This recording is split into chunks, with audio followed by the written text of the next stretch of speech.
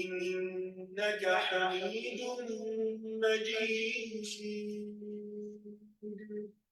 اللهم صل على محمد وعلى آل محمد كما صليت على إبراهيم وعلى آل إبراهيم إنك حميد مجيد. اللهم بارك على محمد وعلى آل محمد كما باركت على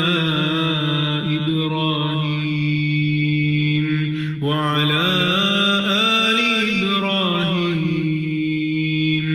إنك حميد مجيد. اللهم صل على محمد وعلى آل محمد كما صليت على إبراهيم وعلى آل إبراهيم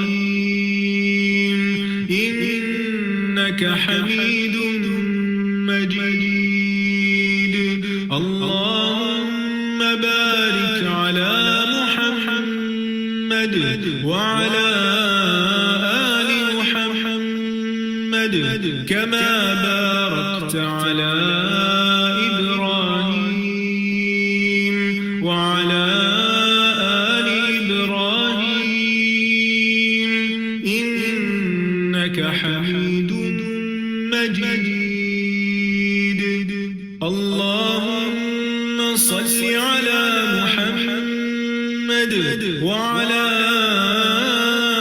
آل محمد كما صليت على إبراهيم وعلى آل إبراهيم إنك حميد مجيد. اللهم بارك على محمد وعلى آل محمد كما باركت على إبراهيم وعلى آل إبراهيم إنك حميد مجيد. اللهم صل على محمد وعلى آل محمد كما صليت على إبراهيم وعلى آل إبراهيم إنك حميد مجيد. اللهم بارك على محمد وعلى آل محمد كما باركت على إبراهيم وعلى آل إبراهيم إنك حميد مجيد. اللهم صل على محمد وعلى آل محمد كما صليت على إبراهيم وعلى آل إبراهيم إنك حميد مجيد. اللهم بارك على محمد وعلى آل محمد كما باركت على إبراهيم وعلى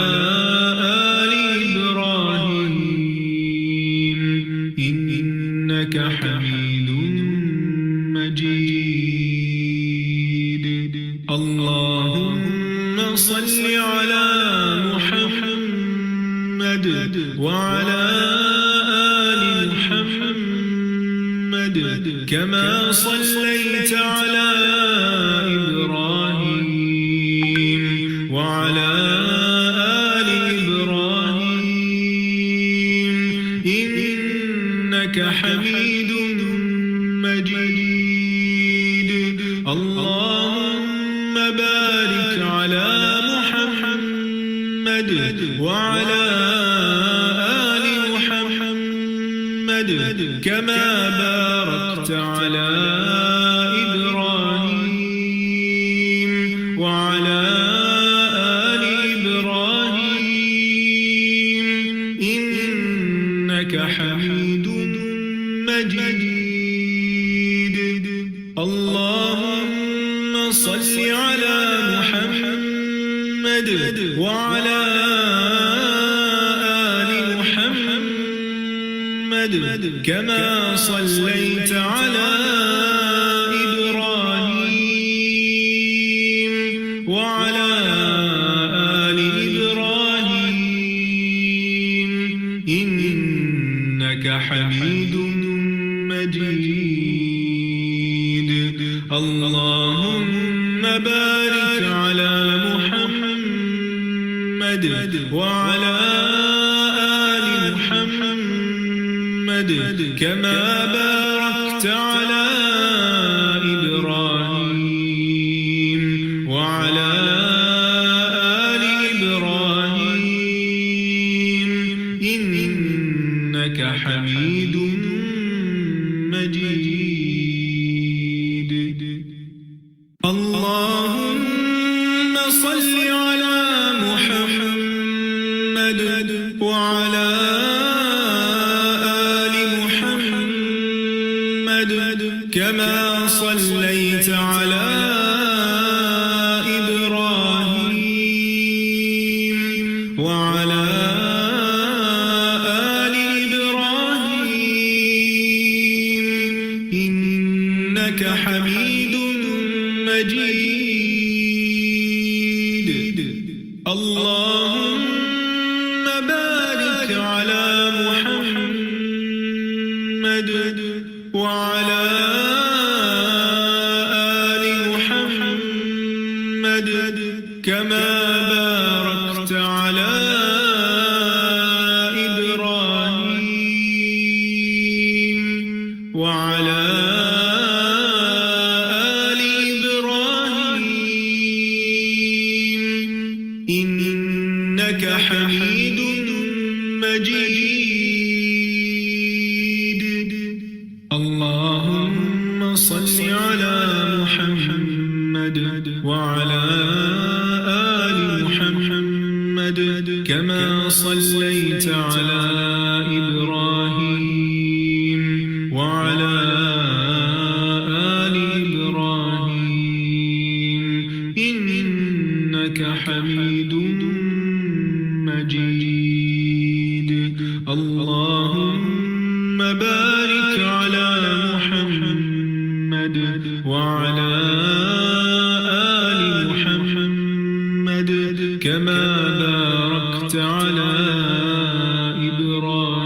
إبراهيم وعلى آل إبراهيم إنك حميد مجيد اللهم صل على محمد وعلى آل محمد كما صليت على إبراهيم وعلى آل إبراهيم إنك حميد مجيد اللهم بارك على محمد وعلى آل محمد كما باركت على إبراهيم وعلى آل إبراهيم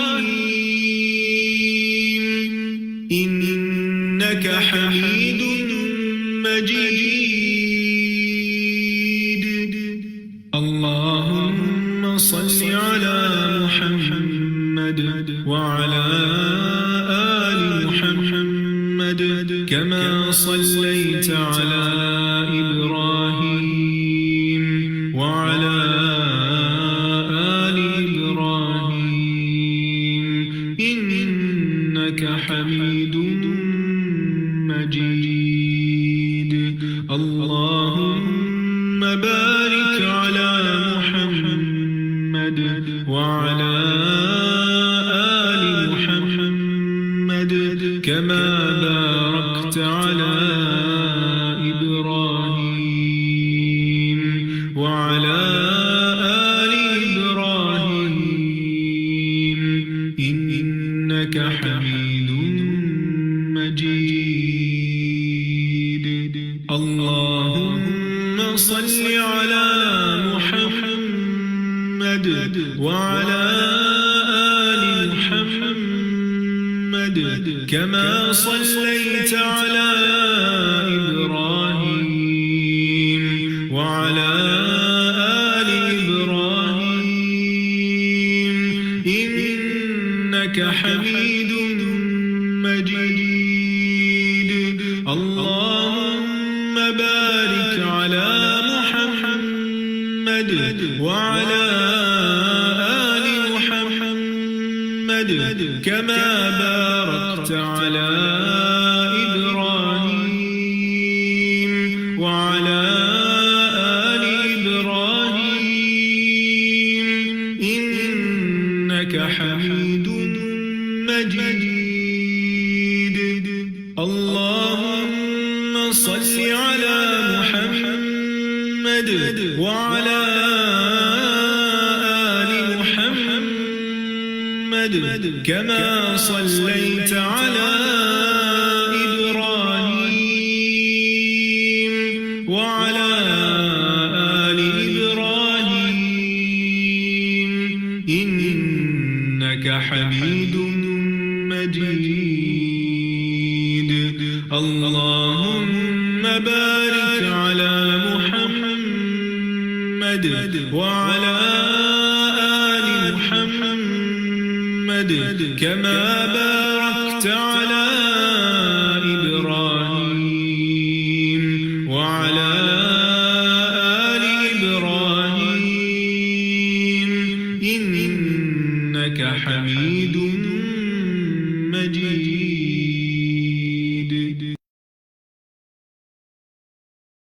شهر رمضان الذي أنزل فيه القرآن هدى للناس وبينات من الهدى والفرقان فمن شهد منكم الشهر فليصم ومن كان مريضا أو على سفر فعدة من أيام أخر يريد الله بكم اليسر ولا يريد بكم العسر ولتكملوا العدة ولتكبروا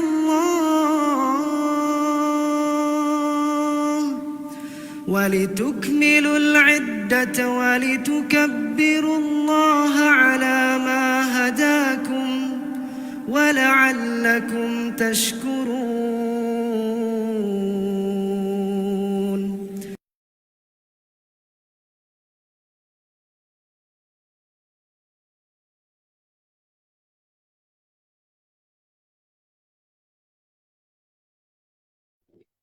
अस्सलामु अलैकुम वरहमतुल्लाहि वबरकातुहू।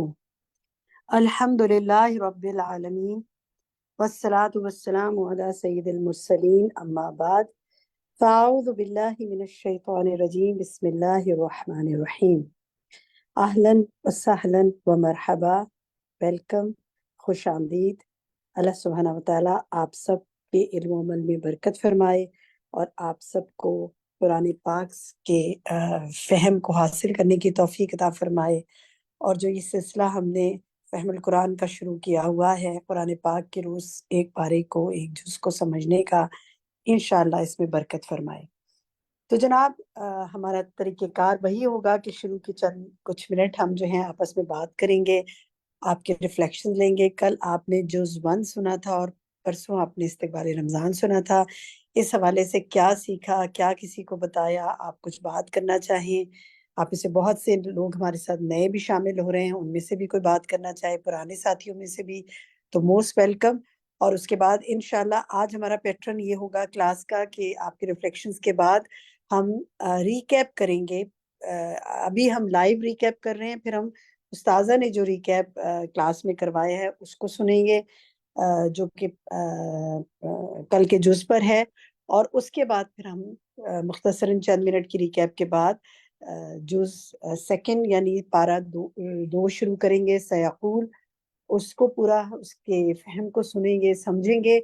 और फिर उसके बाद इंशाअल्लाह आपके साथ आपका डिस्कशन होगा, रिफ्लेक्शंस होंगे और फिर हम क्विज पोल करेंगे। ये है हमारा आज के क्लास का पैटर्न।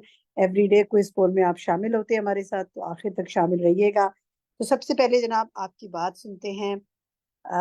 आयशा फैजान, आप अपना माइक खोलिए और बात कीजिए, और आयशा के बाद इंशाल्लाह फिर हम शहनाज को मौका देंगे। आयशा फैजान, आप अपना माइक खोलिए, आप बात करना चाहें तो बात कीजिए। आपने क्या हमारे साथ क्या सीखा? जी चले, आयशा का माइक तो नहीं खुला, शहनाज आपका माइक खुला है, आप जी, कहिए। अस्सलाम वालेकुम वरहमतुल्लाहि वबरकातुहू। वालेकुम अस्सलाम वरहमतुल्लाहि वबरकातुहू। मेरी गुजारिश है कि जी, मेरे साथी ने सलाम कर लिया, बाकी साथियों ने डायरेक्ट बात शुरू करनी है। जी फरमाइए शहनाज। बस मैं ये कह रही थी कि अमल की बात से मैंने ये लिया है कि दुनिया के मफ़ाद की खातिर दीन को फ़रोग़ नहीं करना चाहिए, और शुक्र इबादत की बेहतरीन किस्म है, और रोज़ा तक़वा के हुसूल का बड़ा ज़रिया है, इसलिए रोज़ा शहवत और तकब्बुर को ख़त्म करता है। ये मैंने इससे ये सबक हासिल किया है, अमल की बात ली है अपने लिए। किसी से शेयर भी किया आपने? घर में बात जी, की, जी। बाहर किसी को बताया? अल्हम्दुलिल्लाह, अल्हम्दुलिल्लाह, जब भी मैं करती हूँ ना, मैं शेयर ज़रूर करती हूँ। यहाँ तक कि मैं ये लिंक भी शेयर करती हूँ बार-बार लोगों को, जहाँ तक मुझसे हद तक मुमकिन हो सकता है। जी। जज़ाकल्लाह खैर, बारकल्लाह फ़ीकी। मैं देख रही हूँ मुसलसल हमारे साथ साथी ग्रुप में शामिल हो रहे हैं। बहुत से लोग हमारे साथ फेसबुक से शामिल हो रहे होते हैं, किसी वजह से क्लास ज्वाइन नहीं कर पाते। बहुत से लोग क्लास में ज्वाइन होते हैं और बाज़ उसकी रिकॉर्डिंग्स भी सुनते हैं हम बाद में, और कोई पोल्स भी कर रहे होते हैं। तो जैसे जैसे जिसको सहूलत हो वो कर ले। कि माशाल्लाह 800 प्लस साथी हमारे साथ ग्रुप में है और मुझे उम्मीद है फ़ायदा हासिल कर रहे होंगे। जी जनाब, सैरिश अंसारी आप बात कीजिए। जी बाजी, मैंने अपने अमल के लिए 3 चीज़ें लिखी हैं इसके अंदर।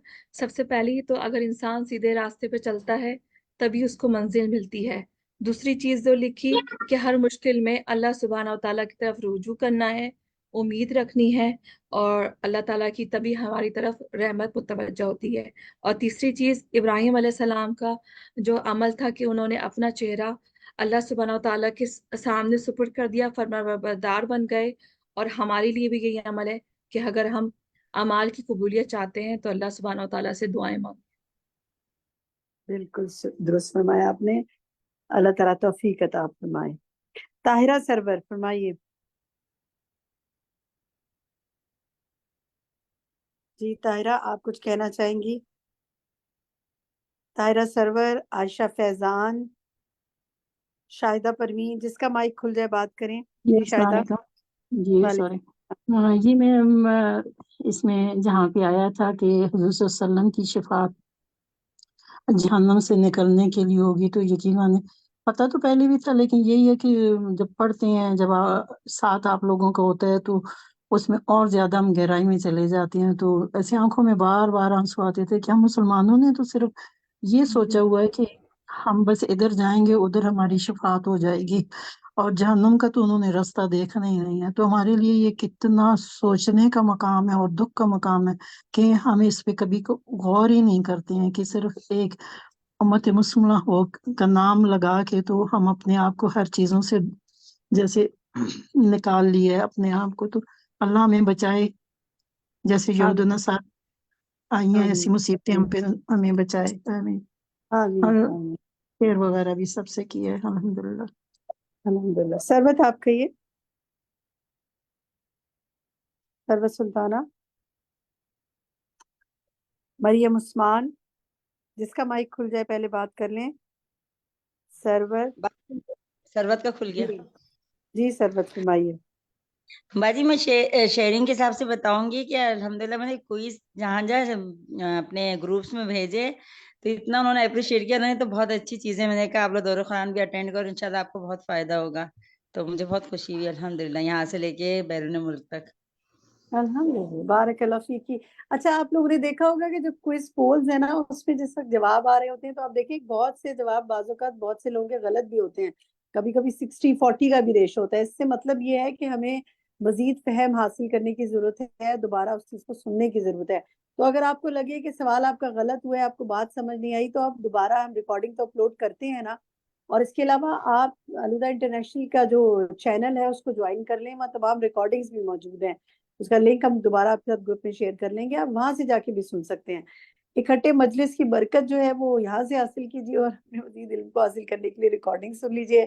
فرحتہاشمی.com پہ بھی مل جائیں گی آپ کو، لیکن فی الحال فوری ریکارڈنگ جو ہے وہ چینل سے آپ کو مل جائیں گی انشاءاللہ. ٹھیک ہے جناب. مریم عثمان فرمائیے. جی السلام علیکم. جی باجی میں نے بھی یہی وعلیکم سیکھا سب السلام. کو. جی آواز آ رہی ہے؟ جی جی آ رہی ہے آپ کی بات. جی میں نے یہی سیکھا کہ ایک تو دعا خود کرنی ہے سب سے پہلے. یہ جو جیسے بنی اسرائیل کہتے تھے کہ اپنے رب سے دعا کرے، تو وہ مجھے بہت زیادہ کلک کی تھی پہلے بھی بات یہ کہ ہم لوگ وہ کتنے متکبرانہ طور پر وہ کہتے تھے کہ آپ اپنے رب سے دعا کریں. تو یہ چیز مجھے بہت زیادہ وہ کلک کی تھی، اور پھر اپنے عمل کے لیے بھی میں نے یہی سوچا کہ خوب زیادہ سے زیادہ خود دعائیں کرنی ہے، اور عمل ایسے ہے کہ لوگ ہمارے لیے دعا کریں. اور گڈ. دوسرا اور اس کے لیے فائدہ مند بنیں گے لوگوں کے لیے تو انشاءاللہ لوگ دعا بھی کریں گے انشاءاللہ. امید ہے، لیکن امید اللہ ہی سے رکھنی ہے انشاءاللہ. جی بالکل امید اللہ تعالیٰ سے گروپس بھی ہیں، تو وہاں پہ پھر میں نے یہ کہ جو اصل میں آڈیو وغیرہ لوگ نہیں سن پاتے ہیں، تو میں پھر بالکل شارٹ فارم میں کر کے اس کو، جو میں نے اپنے عمل کے پوائنٹس یا باتیں تھیں وہ میں نے ریکارڈ کر کے سینڈ کی، پول سینڈ کیا. بس اللہ تعالیٰ ان لوگوں کو بھی توفیق دے جو ساتھ جڑ جائیں اور وہ سیکھیں. کوشش کر رہے ہیں کہ لوگ جڑے آمین ہمارے ساتھ. آمین. بہت برکت کرے اللہ تعالیٰ آپ کی کوششوں میں، قبول فرمائے آپ کی کوششوں کو. طاہرہ سرور آپ فرمائیے، مائک کھلا ہوا ہے آپ کا. مجھے نا جو آپ لوگوں کا سوالات کا جو ہے نا وہ مجھے بہت اچھا لگا، کیونکہ اس طرح سوالات حل کرتے ہوئے ہمیں یہ پتہ چلتا ہے کہ ہمیں دین کا کتنا پتہ ہے، یا دین کی باتوں کو ہم کتنا سمجھنے لگے ہیں، یا دین کتنا سمجھ آ رہا ہے ہمیں. جزاک اللہ خیر. مجھے یہ چیز بہت پسند آئی ہے. اللہ تعالیٰ آپ کے علم میں، ہمارے علم میں اضافہ کرے. آمین. آمین. اچھا ایک بات اور کہوں گی سارے ساتھیوں سے جو جوائن کرتے جا رہے ہیں، اور آخر میں دوبارہ دہراؤں گی کہ ہو سکتا ہے اس وقت تک اور بھی جوائن کر جائیں. آپ سب کو لازمی دورہ قرآن کے گروپ میں شامل ہونا ہے. آپ میں سے ہوئے بھی ہوں گے لوگ، لیکن جو نہیں ہوئے، کیونکہ ہم جب لنک شیئر کرتے ہیں تو ادھر ادھر سے بھی ساتھیوں کو جن کو ملتا ہے وہ آ کے جوائن کرتے ہیں. پھر وہ پوچھتے ہیں کہ یہ جو چیزیں آپ شیئر کریں گے وہ کہاں ملیں گی. تو ہمارا دورہ قرآن کا جو گروپ ہے اس کو ضرور اس میں شامل ہو. ہماری ایڈمن اس کا لنک پھر سے چیٹ باکس میں شیئر کر دیں گے. تو آپ سب اس میں ہوں گے تو انشاءاللہ 30 دن تک 30 پارے جب تک ہم کریں گے بہت سی چیزیں شیئر کرتے جائیں گے انشاءاللہ. اور اب آپ دیکھیں ہم نے آپ کے ساتھ وہ بھی اس کا جو لنک شیئر کرنا شروع کیا ہے جو خلاصہ ہے مائنڈ میپ، اور اس کا بھی انشاءاللہ وہ بھی ہم روز شیئر کریں گے. لکھا ہوا بھی جو اہم پوائنٹس جو استاذہ شیئر کرتی ہیں بعد میں ہر پارے کے بعد وہ آپ تک بھی انشاءاللہ پہنچیں گے. تو اس لنک کے ذریعے آپ اس کو بھی چاہے ڈاؤن لوڈ کریں، پرنٹ آؤٹ نکالیں، پڑھیں، آگے لوگوں کو بھیجیں. ہر چیز آپ لوگوں کے ساتھ شیئر کر سکتے ہیں انشاءاللہ. قندیل آپ کا یہ بس لاسٹ کمنٹ لوں گی میں. جی میں نے جو لاسٹ کلاس کا یہ لیکچر تھا اس میں مجھے سب سے زیادہ دل کو اٹریکٹ کی چیز کہ جب انسان کے پاس واقعی دلیل نہیں ہوتی تو وہ اعتراض کرتا ہے اور پھر لڑائی جھگڑے اور فساد تک پہنچ جاتا ہے. اور اس میں عقیدے کی خرابی کا دوسرا پوائنٹ نوٹ کیا تھا کہ وہ عمل کی خرابی کی وجہ بنتی ہے، اور عمل جو ہے خرابی عمل میں آتی ہے ایمان کی وجہ سے، کہ ایمان ہمارا مضبوط نہیں ہوتا تو ایمان کو مضبوط کرنے کی ضرورت ہے. اتنی یہ دل کو لگی کہ واقعی میں ہم لوگ اس چیز کو نہیں سوچتے کہ یہ ہمارے لیے کتنا ضروری ہے کہ ہم اپنا محاسبہ کرتے رہیں اور چیک کرتے رہیں کہ ہمارا ایمان کتنا مضبوط ہے. تو اللہ کا رنگ مجھے بہت پسند آئی تھی یہ بات کہ یہ اللہ کا رنگ کیا ہے کہ صحابہ اور سنت کے مطابق اپنی زندگی کو ڈھال لینا. تو یہ اللہ کا رنگ ہے کہ اللہ کے احکامات کو مان لینا. انشاءاللہ نبی پاک صلی اللہ علیہ وسلم کے طریقے پہ چلنا اور نبی صلی اللہ علیہ وسلم کے جو پہلے اسٹوڈنٹ صحابہ کرام ہیں ان کے عمل کو دیکھنا. جہاں دلیل ہمیں نبی صلی اللہ علیہ وسلم سے نہیں کوئی بات کی، یعنی کہیں ہمیں ڈائریکٹ جو سمجھ نہیں آ رہی بات، تو ہم دیکھیں کہ صحابہ نے اس پر عمل کیسے کیا. بالکل ٹھیک، آپ ہمارے لیے رول ماڈل ہیں، آپ صلی اللہ علیہ وسلم، اور آپ قرآن کے بعد قرآن کے ساتھ ساتھ سنت کو فالو کریں گے تو انشاءاللہ اللہ کا رنگ ہم حاصل کرتے جائیں گے. اللہ تعالیٰ ہم اس کی توفیق عطا فرمائے. اس سے کہ نبی پاک صلی اللہ علیہ وسلم چلتا پھرتا قرآن تھے، تو آپ کو اور مجھے بھی اللہ تعالیٰ چلتا پھرتا قرآن بنا دے کہ لوگ دیکھیں اور کہیں کہ دیکھو اس نے قرآن پڑھا تو اس کا اخلاق، اس کا عمل کتنا اچھا ہو گیا. اللہ تعالیٰ سے دعائیں کرتے ہیں. تو جناب یہیں تک آج بات کرتے ہیں. انشاءاللہ آپ کے ریفلیکشنز ہم بعد میں لیں گے دوبارہ. ہمارے ساتھ رہیے گا اور آپ سے باتیں کریں گے. تو اب ہم ذرا ریکیپ کرتے ہیں چند منٹ کا کل کے پارے کا، جز 1 کا، اور اس کے بعد ہم جز 2 کی طرف آئیں گے. Over to you admin. السلام علیکم ورحمۃ اللہ وبرکاتہ. الحمدللہ کل ہم نے ایک جز کو ریوائز کیا تھا. کل کے جز سے کوئی اہم بات جو آپ نے سیکھی، جس پر آپ نے جا کر غور و فکر کیا، وہ ہم سے شیئر کریں. جو چیز مجھے بہت اچھی لگی اور جس پہ میں نے غور و فکر کیا وہ تھی آیا نمبر ثم قست قلوبکم من بعد ذالک، کہ علم کے ساتھ بعض دفعہ ہمارے پاس عمل بھی آ جاتا ہے لیکن دلوں کی نرمی نہیں ہوتی. So I was just thinking کہ where do I stand in these all 3 categories. علم حاصل کرنے کے بعد، اللہ تعالیٰ کی قدرت کی نشانیاں دیکھنے کے بعد ہمارے اندر نرمی اور عاجزی آنی چاہیے تاکہ ہم زیادہ سے زیادہ اللہ کے فرما بردار بن سکیں. کوئی مصیبت اگر آئے ہمیں زندگی میں تو ہمیں صبر اور نماز سے مدد لینا ہے. جب کوئی مشکل آئے، تکلیف آئے تو صبر اور نماز سے مدد لینا ہے. اور جو اہم بات میں نے کی تھی وہ یہ کہ سب سے پہلے کس کا خیال آنا چاہیے، ہمیں اس کی پریکٹس کرنی ہے. اور جب سب سے پہلے کسی اور کا خیال ہے اور بعد میں اللہ تعالیٰ کا آئے تو اپنے آپ کو ملامت کرنا ہے اور دعا بھی کرنی ہے کہ یا اللہ آئندہ میں سب سے پہلے آپ ہی کے بارے میں سوچوں. جب تک ہم اپنا محاسبہ خود نہیں کریں گے، خود اپنے آپ کا جائزہ نہیں لیں گے تو اس وقت تک اصلاح نہیں ہو سکتی. ہم اللہ تعالیٰ سے دعا کرتے رہے کہ اللہ تعالیٰ ہمیں ہماری غلطیاں دکھا تاکہ ہم ان پر دنیا میں ہی توبہ کر لیں. یہ نہ ہو کہ کل قیامت کے دن وہ ہمارے اعمال نامے میں نظر آئے اور ہمیں سخت پریشانی اور پشیمانی ہو اور پھر ہم واپس پلٹنے کے قابل بھی نہ ہوں اور اپنی اصلاح بھی نہ کر سکے. آج ہمارے پاس وقت ہے، مہلت ہے، ہمیں آج ہی کچھ کر لینا چاہیے. بہت زیادہ سوال نہیں کرنے چاہیے، بال کی کھال نہیں اتارنی چاہیے، بحثوں میں نہیں پڑنا چاہیے تاکہ ہم عمل زیادہ کریں اور باتیں کم کریں. ہم سب اپنا جائزہ لیں کہ کیا ہم واقعی اللہ کی عبادت کرنے والے ہیں، ہم واقعی اس کے فرما بردار ہیں اور واقعی ہم اس کے لیے مخلص ہیں. تو عبادت، اطاعت، اسلام جو ہے نا اطاعت کا نام ہے، فرما برداری کا نام ہے، اور اخلاص. قرآن مجید کے بعض احکامات کو لینا اور بعض کو چھوڑ دینا یہ درست نہیں ہے. سارا قرآن کس نے نازل کیا ہے؟ اللہ تعالیٰ نے نازل کیا ہے. لہٰذا پھر ہماری اپنی چوائس تو نہیں رہتی نا، پھر تو اللہ ہی کی بات ہے، جو بھی وہ حکم دے، جب بھی دے، جہاں بھی دے. اللہ کے دین کی خدمت کا چھوٹا سا کام بھی محبت اور اخلاص کے ساتھ بہت بڑا بن جاتا ہے. بالکل. اور بڑے سے بڑا کام اور بڑی سے بڑی چیز اخلاص کے نہ ہونے کی وجہ سے اپنا اثر کھو دیتی ہے، اجر کھو دیتی ہے. فَلَا تَمُوتُنَّ إِلَّا وَأَنْتُمْ مُسْلِمُونَ. ہم سب نے اپنے بچوں کو بارہا یہ بات کہنی ہے، فَلَا تَمُوتُنَّ إِلَّا وَأَنْتُمْ مُسْلِمُونَ. اور ان کو یہ بھی کہنا ہے کہ آپ نے اپنے بچوں کو بھی یہی سکھا کے جانا ہے، فَلَا تَمُوتُنَّ إِلَّا وَأَنْتُمْ مُسْلِمُونَ، کہ تمہیں ہرگز موت نہ آئے مگر اس حال میں کہ تم مسلمان ہو. تازہ کل میں نے شکر کا ایک اور مطلب سیکھا. یہاں سے شکر صرف یہ نہیں ہے کہ جب آپ کو سب کچھ مل رہا ہے تو آپ ہیپی ہیں اور آپ شکر ادا کریں. شکر اس جب آپ کو وہ نہیں مل رہا جو آپ کو چاہیے، اسی پوائنٹ کے اوپر اللہ سے شکوے نہیں کرنا، سیڈ بھی نہیں ہونا، اپنی نمازیں بھی نہیں چھوڑنی، اپنی دعا بھی نہیں چھوڑنی، یہ بھی شکر ہے. جزاک اللہ خیر. نیکی کیسی بھی کریں پھر بھی دل میں ڈر ہونا چاہیے. شاباش، ویری گڈ. مجھے بے حد خوشی ہے کہ آپ لوگوں نے بہت اٹینٹیولی سنا ہے اور اس میں سے ہیرے چنے ہیں. اللہ کرے کہ یہ سب باتیں ہمیں زندگی بھر یاد رہیں اور ہماری زندگی ایک خوبصورت زندگی ہو، ہمارا اعمال نامہ خوبصورت ہو، اور ہم جب اللہ کے حضور حاضر ہوں تو اللہ ہم سے راضی ہو جائے اور ہم اس سے راضی ہوں. السلام علیکم ورحمۃ اللہ وبرکاتہ. نحمده ونصلي على رسوله الكريم اما بعد فاعوذ بالله من الشيطان الرجيم بسم الله الرحمن الرحيم رب اشرح لي صدري ويسر لي امري واحلل عقدة من لساني يفقهوا قولي الحمد لله الذي منه بدأ الحمد واليه يعود الحمد لله الذي منه بدأ كل شيء واليه يعود لا اله الا الله خالق كل شيء وهو على كل شيء وكيل۔ ہر قسم کی حمد اللہ کے لیے ہے جس کی طرف سے حمد شروع ہوتی ہے اور جس کی طرف حمد لوٹ کر جاتی ہے۔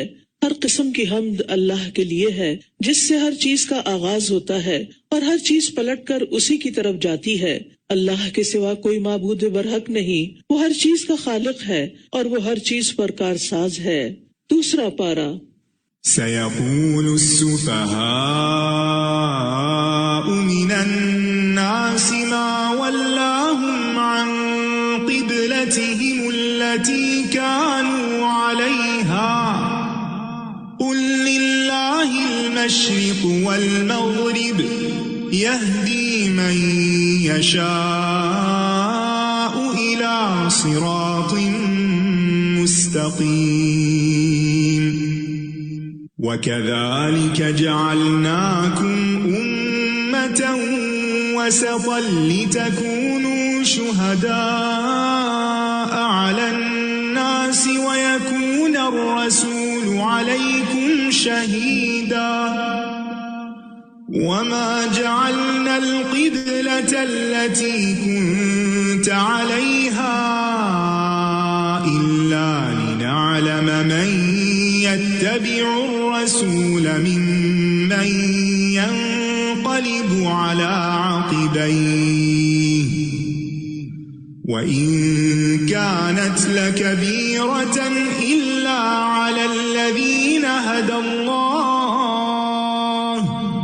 وما كان الله ليضيع إيمانكم إن الله بالناس لرؤوف الرحیم۔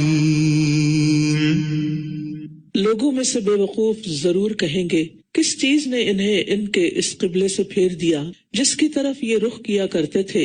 آپ کہہ دیجئے مشرق اور مغرب اللہ ہی کے ہیں، وہ جسے چاہتا ہے سیدھے رستے کی طرف ہدایت دیتا ہے۔ براء ابن عازب کہتے ہیں کہ رسول اللہ صلی اللہ علیہ وسلم ہجرت کر کے مدینہ پہنچے تو 16 یا 17 ماہ تک بیت المقدس کی طرف منہ کر کے نماز پڑھتے رہے۔ پھر آپ کو بیت اللہ کی طرف منہ کرنے کا حکم ہوا۔ اس پر یہود، منافقین، مشرکین سب نے اعتراضات شروع کر دیے کہ اگر وہ پہلا قبلہ درست تھا تو اسے بدلنے کی کیا ضرورت تھی، اور اگر یہ درست ہے تو اتنی دیر بیت المقدس قبلہ کیوں رہا؟ اللہ تعالیٰ نے اس کا جواب دیا کہ یہ لوگ بے وقوفی کی وجہ سے ایسی باتیں کہہ رہے ہیں۔ مشرق یا مغرب کی اپنی کوئی حیثیت نہیں کہ ان کی طرف منہ کرنا باعث ثواب ہو، بلکہ اصل چیز اللہ سبحانہ وتعالیٰ کے حکم کی فرما برداری ہے، کیونکہ مشرق و مغرب کا مالک وہی ہے۔ وہ جب چاہے جدھر چاہے منہ کر کے نماز پڑھنے کا حکم دے سکتا ہے۔ یاد رکھیے عبادت میں اصل چیز اطاعت ہے، فرما برداری ہے۔ ہمارا کام اللہ کا حکم ماننا ہے، کیونکہ صراط مستقیم وہی ہے جس کا وہ حکم دیتا ہے، مگر اس پر چلنے کی توفیق وہ جسے چاہے دیتا ہے، اور جو توفیق سے محروم ہے وہ بے وقوفی سے بیکار باتیں بناتے رہتے ہیں۔ یاد رکھیے اللہ کے حکم پر اعتراض کرنا اللہ کی نگاہ میں بے وقوفی اور جہالت ہے، اور ایسا کام وہی کرتا ہے جو بے وقوف ہو، حق سے عناد رکھتا ہو۔ جو شخص سچا مومن ہو، عقل مند ہو، جو شخص ہدایت یافتہ ہو، وہ اللہ تعالیٰ کے ہر حکم کو خوشی کے ساتھ قبول کر لیتا ہے۔ آج بھی اگر کوئی بڑے سے بڑا مفکر، بڑے سے بڑا فلاسفر، بڑے سے بڑا سائنٹسٹ اللہ کے کسی حکم پر اعتراض کرتا ہے تو وہ دراصل جہالت کا شکار ہے۔ دین کے اعتبار سے بے وقوف لوگ وہی ہوتے ہیں کہ جو اللہ کے حکم کے خلاف چلتے ہیں۔ بعض لوگ دنیا کے معاملات میں بہت مہارت رکھتے ہیں لیکن اللہ کی نگاہ میں وہ حقیر ترین ہوتے ہیں۔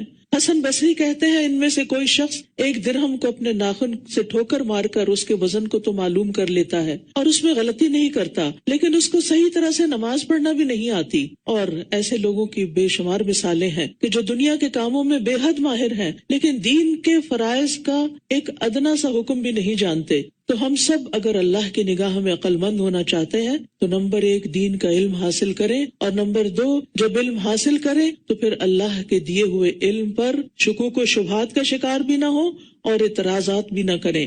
وَكَذَلِكَ جَعَلْنَاكُمْ أُمَّةً وَسَطًا لِتَكُونُوا شُهَدَاءَ عَلَى النَّاسِ وَيَكُونَ الرَّسُولُ عَلَيْكُمْ شَهِيدًا، اور اسی طرح ہم نے تمہیں میانہ رو امت بنا دیا تاکہ تم لوگوں پر گواہ ہو جاؤ اور رسول تم پر گواہ ہوں، اور جس قبلے پر آپ تھے اسے ہم نے اس لیے مقرر کیا تھا تاکہ ہم معلوم کریں کہ کون اس رسول کی پیروی کرتا ہے۔ یعنی یہ تبدیلی کس لیے تھی؟ تبدیلی ایک مشکل کام ہوتا ہے، لیکن تبدیلی کی ایک وجہ تھی کہ یہ ٹیسٹ کرنا تھا، ایک امتحان لینا تھا کہ رسول کی پیروی کون کرتا ہے، رسول کی بات کون مانتا ہے، اس کے برعکس جو اپنی ایڑیوں کے بل پھر جاتا ہے۔ اور بے شک یہ تبدیلی بہت بھاری تھی، بے شک یہ بات بہت بھاری تھی، مگر ان لوگوں پر نہیں جنہیں اللہ نے ہدایت بخشی، اور اللہ ایسا نہیں کہ تمہارا ایمان ضائع کر دے، بے شک اللہ تو لوگوں پر بہت شفقت کرنے والا، نہایت رحم کرنے والا ہے۔ امت وسط کا ایک اہم کام بتایا جا رہا ہے۔ امت وسط امت مسلمہ ہے۔ وسط کا معنی ہوتا ہے درمیانہ، اور افضل چیز کو بھی وسط کہہ دیتے ہیں کیونکہ درمیانی چیز، درمیانی راہ سب سے بہتر ہوتی ہے، اور یہاں مراد بہترین امت، یعنی اے امت محمد صلی اللہ علیہ وسلم، ہم نے تمہیں امت وسط بنایا ہے، چنی ہوئی امت بنایا ہے، اور تمہارا کام ہے لوگوں پر گواہی دینا۔ اس کا ایک معنی یہ ہے کہ اللہ کا پیغام دوسروں تک پہنچانے کی گواہی دینا، لوگوں کے سامنے دین حق کو رکھنا، کیونکہ اس امت کے افضل ہونے کا سبب بھی یہی ہے کہ وہ لوگوں کو نیکی کا حکم دیتے ہیں اور برائی سے منع کرتے ہیں، جیسے آتا ہے کنتم خیر امت اخرجت للناس۔ اور پھر دوسری بات سابقہ امتوں پر گواہی دینا، کیونکہ امت مسلمہ اللہ تعالیٰ کی کتاب میں جو باتیں پڑھتی ہے اس کی بنا پر پچھلی امتوں پر بھی گواہی دے گی کہ ان کے انبیاء نے انہیں اللہ تعالیٰ کے پیغامات پہنچا دیے تھے، اور یہ قیامت کے دن ہوگا۔ اور تیسری گواہی کیا ہے؟ ایک مسلمان کی دوسرے مسلمان کے حق میں گواہی، کسی کے نیک ہونے کی یا بد ہونے کی۔ نبی صلی اللہ علیہ وسلم نے فرمایا فرشتے آسمان میں اللہ کے گواہ ہیں اور تم لوگ زمین میں اللہ کے گواہ ہو۔ لہذا ہم سب کو اس بات کی فکر بھی ہونی چاہیے کہ ہمارا امپریشن لوگوں میں کیا ہے، ایک نیک انسان کے طور پر یا ایک برے انسان کے طور پر۔ اس کا یہ مطلب نہیں کہ ہم ایکٹنگ شروع کر دیں اور ہم لوگوں کے سامنے اچھے بننے کی کوشش کریں اور دکھاوا اور ریاکاری شروع کر دیں، لیکن اس بات کی فکر ضروری ہے کہ ہم اپنے آثار کیا چھوڑ کے جا رہے ہیں، ہمارے امپریشنز کیا ہیں، لوگ ہمیں دیکھتے ہی ہمارے بارے میں کیا سوچتے ہیں۔ اور پھر یہاں رسول صلی اللہ علیہ وسلم کی اتباع کا وجوب بھی پتہ چلتا ہے، لِنَعْلَمَ مَن يَتَّبِعُ الرَّسُولَ، کیونکہ آپ کی اطاعت کرنے والے، آپ کا اتباع کرنے والے اللہ کے محبوب بندے ہوتے ہیں۔ رسول اللہ صلی اللہ علیہ وسلم نے فرمایا میری ساری امت جنت میں جائے گی سوائے اس کے جس نے انکار کیا۔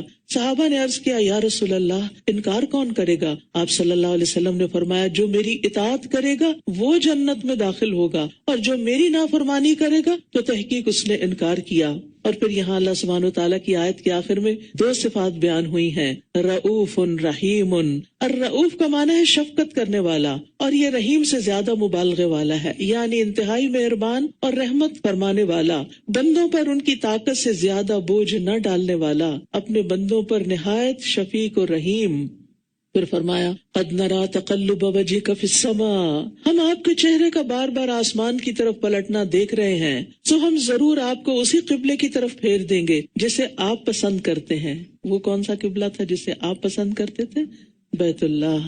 تو آپ اپنا چہرہ مسجد حرام کی طرف پھیر لیں، اور تم جہاں کہیں ہو نماز میں بس اسی کی طرف اپنے چہرے کو پھیر لو۔ اور بے شک جن لوگوں کو کتاب دی گئی ہے وہ خوب جانتے ہیں کہ یقیناً ان کے رب کی طرف سے یہی حق ہے، اور اللہ ان اعمال سے ہرگز غافل نہیں جو یہ کرتے ہیں۔ تو اس سے یہ پتہ چلتا ہے کہ نماز کی ادائیگی کے لیے قبلے کو فالو کرنا ضروری ہے، اور جب قبلہ معلوم نہ ہو سکے تو پھر کیا کریں؟ سفر میں جیسے کشتی میں بیٹھے ہیں یا جہاز میں بیٹھے ہیں یا کسی ایسی جگہ پر ہیں کہ جہاں کوئی کلو ہی نہیں ہے، کہ آج کل کے دور میں تو خیر یہ مشکل نہیں رہی، لیکن پہلے زمانے میں تو لوگوں کے پاس آئی فون نہیں تھے کہ وہ جہاں بیٹھے جھٹ سے قبلہ معلوم کر لیں۔ تو اس صورت میں فَأَيْنَمَا تُوَلُّوا فَثَمَّ وَجْهُ اللَّهِ، جدھر بھی منہ آئے پھر نماز پڑھ لو۔ سواری پر نفل نماز پڑھتے ہوئے اگر ممکن ہو تو قبلہ رخ کر لینا چاہیے، لیکن اگر ممکن نہ ہو تو جدھر منہ آئے پھر فثم وجہ اللہ، اسی طرف رخ کر کے آپ نماز پڑھ سکتے ہیں۔ رسول اللہ صلی اللہ علیہ وسلم جب سفر کرتے اور نفل پڑھنے کا ارادہ کرتے تو اپنی اونٹنی کا رخ قبلے کی طرف کر کے تکبیر کہتے، پھر سواری آپ کا رخ جدھر کو بھی کرتی نماز پڑھتے رہتے۔ لیکن فرض نماز کے لیے ضروری ہے کہ قبلہ رخ ہی ہو، الا یہ کہ نماز کا وقت نکل رہا ہے اور آپ کے پاس کوئی چوائس نہیں، یا یہ کہ آپ کسی بھی طرح اس طرف منہ کر ہی نہیں پاتے کسی بھی مجبوری کے تحت، ورنہ 2 نمازیں سفر میں جمع کی جا سکتی ہیں کہ آپ ظہر اور عصر، مغرب اور عشاء، اگر جلدی نکلنا ہو تو مغرب کے ساتھ ہی عشاء پڑھ کے نکل جائیں، اور اگر تاخیر جب پڑھنا ہو تو ظہر کو بھی عصر کے ساتھ ملا کر ڈیسٹینیشن پہ پڑھ لیں، لیکن قبلے کی طرف ضرور رخ کریں۔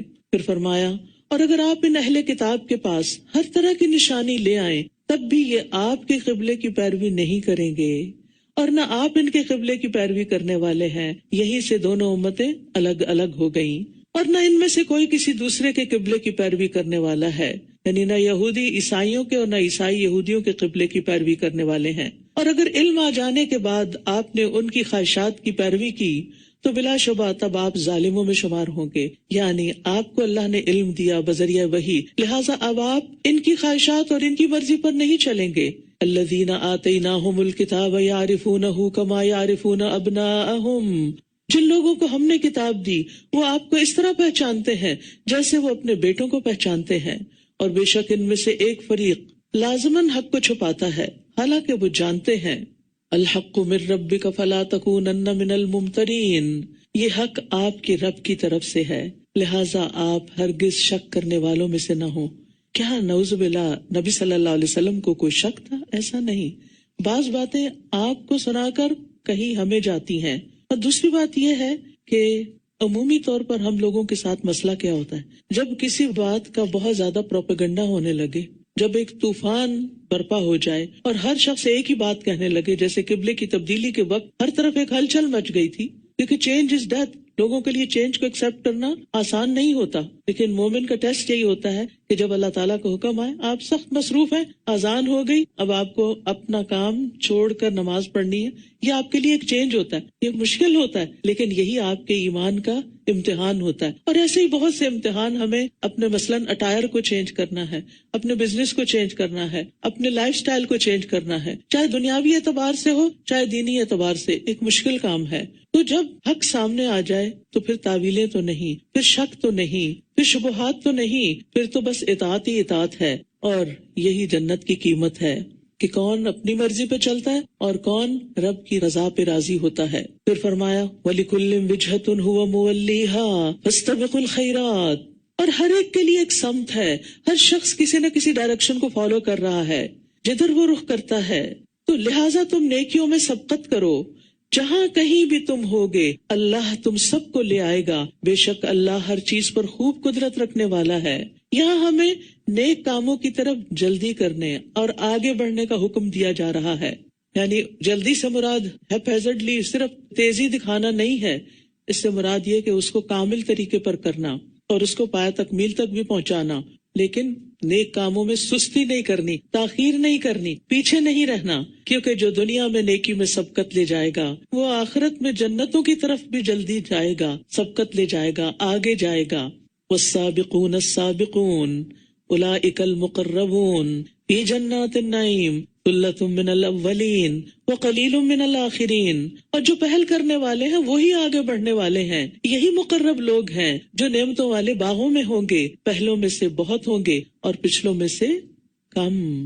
پھر خطاب ہے، اور آپ جہاں کہیں سے بھی نکلیں نماز میں اپنا چہرہ مسجد حرام کی طرف پھیر لیا کریں، اور بے شک یہ آپ کے رب کی طرف سے یقیناً حق ہے، اور جو کچھ تم کرتے ہو اللہ اس سے ہرگز غافل نہیں ہے۔ اور آپ جہاں کہیں سے بھی نکلیں نماز کے لیے اپنا چہرہ مسجد حرام کی طرف پھیر لیں، اور تم جہاں کہیں بھی ہو اپنے چہرے اسی کی طرف پھیر لیا کرو، تاکہ لوگوں کے پاس تمہارے خلاف کوئی حجت باقی نہ رہے سوائے ان لوگوں کے جنہوں نے ان میں سے ظلم کیا ہے، سو تم ان سے نہ ڈرو، فلا تخشوہم واخشونی، اب مجھ سے ڈرتے رہو، وَلِأُتِمَّ نِعْمَتِي عَلَيْكُمْ وَلَعَلَّكُمْ تَهْتَدُونَ، تاکہ میں تم پر اپنی نعمت تمام کر دوں اور تاکہ تم ہدایت پا جاؤ۔ اصل نعمت تو دین کی ہدایت ہے، دین کی نعمت ہے جو اللہ تعالیٰ نے اپنا رسول بھیج کر اور اپنی کتاب نازل کر کے ہمیں عطا کی ہے.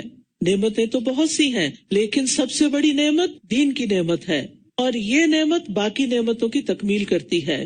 ورنہ نعمتیں کتنی ہیں آپ گن نہیں سکتے. کما ارسلنا فیکم رسولا منکم یتلو علیکم آیاتنا ویزکیکم ویعلمکم الکتاب والحکمت ویعلمکم ما لم تکونوا تعلمون. جیسا کہ ہم نے تمہارے درمیان تم ہی میں سے ایک رسول بھیجا ہے جو تم پر ہماری آیات کی تلاوت کرتا ہے اور تمہارا تزکیہ کرتا ہے اور تمہیں کتاب و حکمت کی تعلیم دیتا ہے اور تمہیں وہ کچھ سکھاتا ہے جو تم نہیں جانتے تھے. اور یہاں پر آپ دیکھیے کہ نعمتوں کا ذکر ہو رہا تھا نا، تو پھر نعمتوں میں سے بڑی نعمتیں کیا ہیں؟ کون سی نعمت؟ رسول اللہ صلی اللہ علیہ وسلم کا آنا اور آپ کا ہم پر آیات کی تلاوت کرنا، تزکیہ کرنا، کتاب اور حکمت کی تعلیم دینا. یہ نعمتیں ہیں، اور اس وقت جو آپ کو مل رہا ہے یہ بھی کیا ہے؟ ایک نعمت ہے. اس پر ہمیں کیا کرنا ہے؟ شکر ادا کرنا ہے. اور شکر کا فائدہ کیا ہے کہ اللہ تعالیٰ اس نعمت میں اور اضافہ فرماتا ہے. پھر اس نعمت کے حصول میں رکاوٹیں نہیں آتی. لہٰذا جب نعمت ملے تو کیا کرو؟ وَاذْكُرُونِي أَذْكُرْكُمْ وَاشْكُرُوا لِي وَلَا تَكْفُرُونَ. بس تم مجھے یاد کرو، میں تمہیں یاد کروں گا، اور تم میرا شکر ادا کرو اور میری ناشکری نہ کرو. وَاذْكُرُونِي یعنی میں نے اپنے رسول اور قرآن کے ذریعے سے نعمت پوری کرنے کا انعام تم پر کیا، لہٰذا تم پر لازم ہے کہ اب تم مجھے یاد رکھو، مجھے مت بھولو. ذکر کا معنی یاد کرنا بھی ہے، دل سے بھی اور عمل سے بھی، اور یہ نسیان کی ضد ہے. ذکر کرنے والے سے اللہ کا وعدہ کیا ہے کہ اللہ بھی اس کو یاد کرے گا، اللہ بھی اس کا ذکر کرے گا.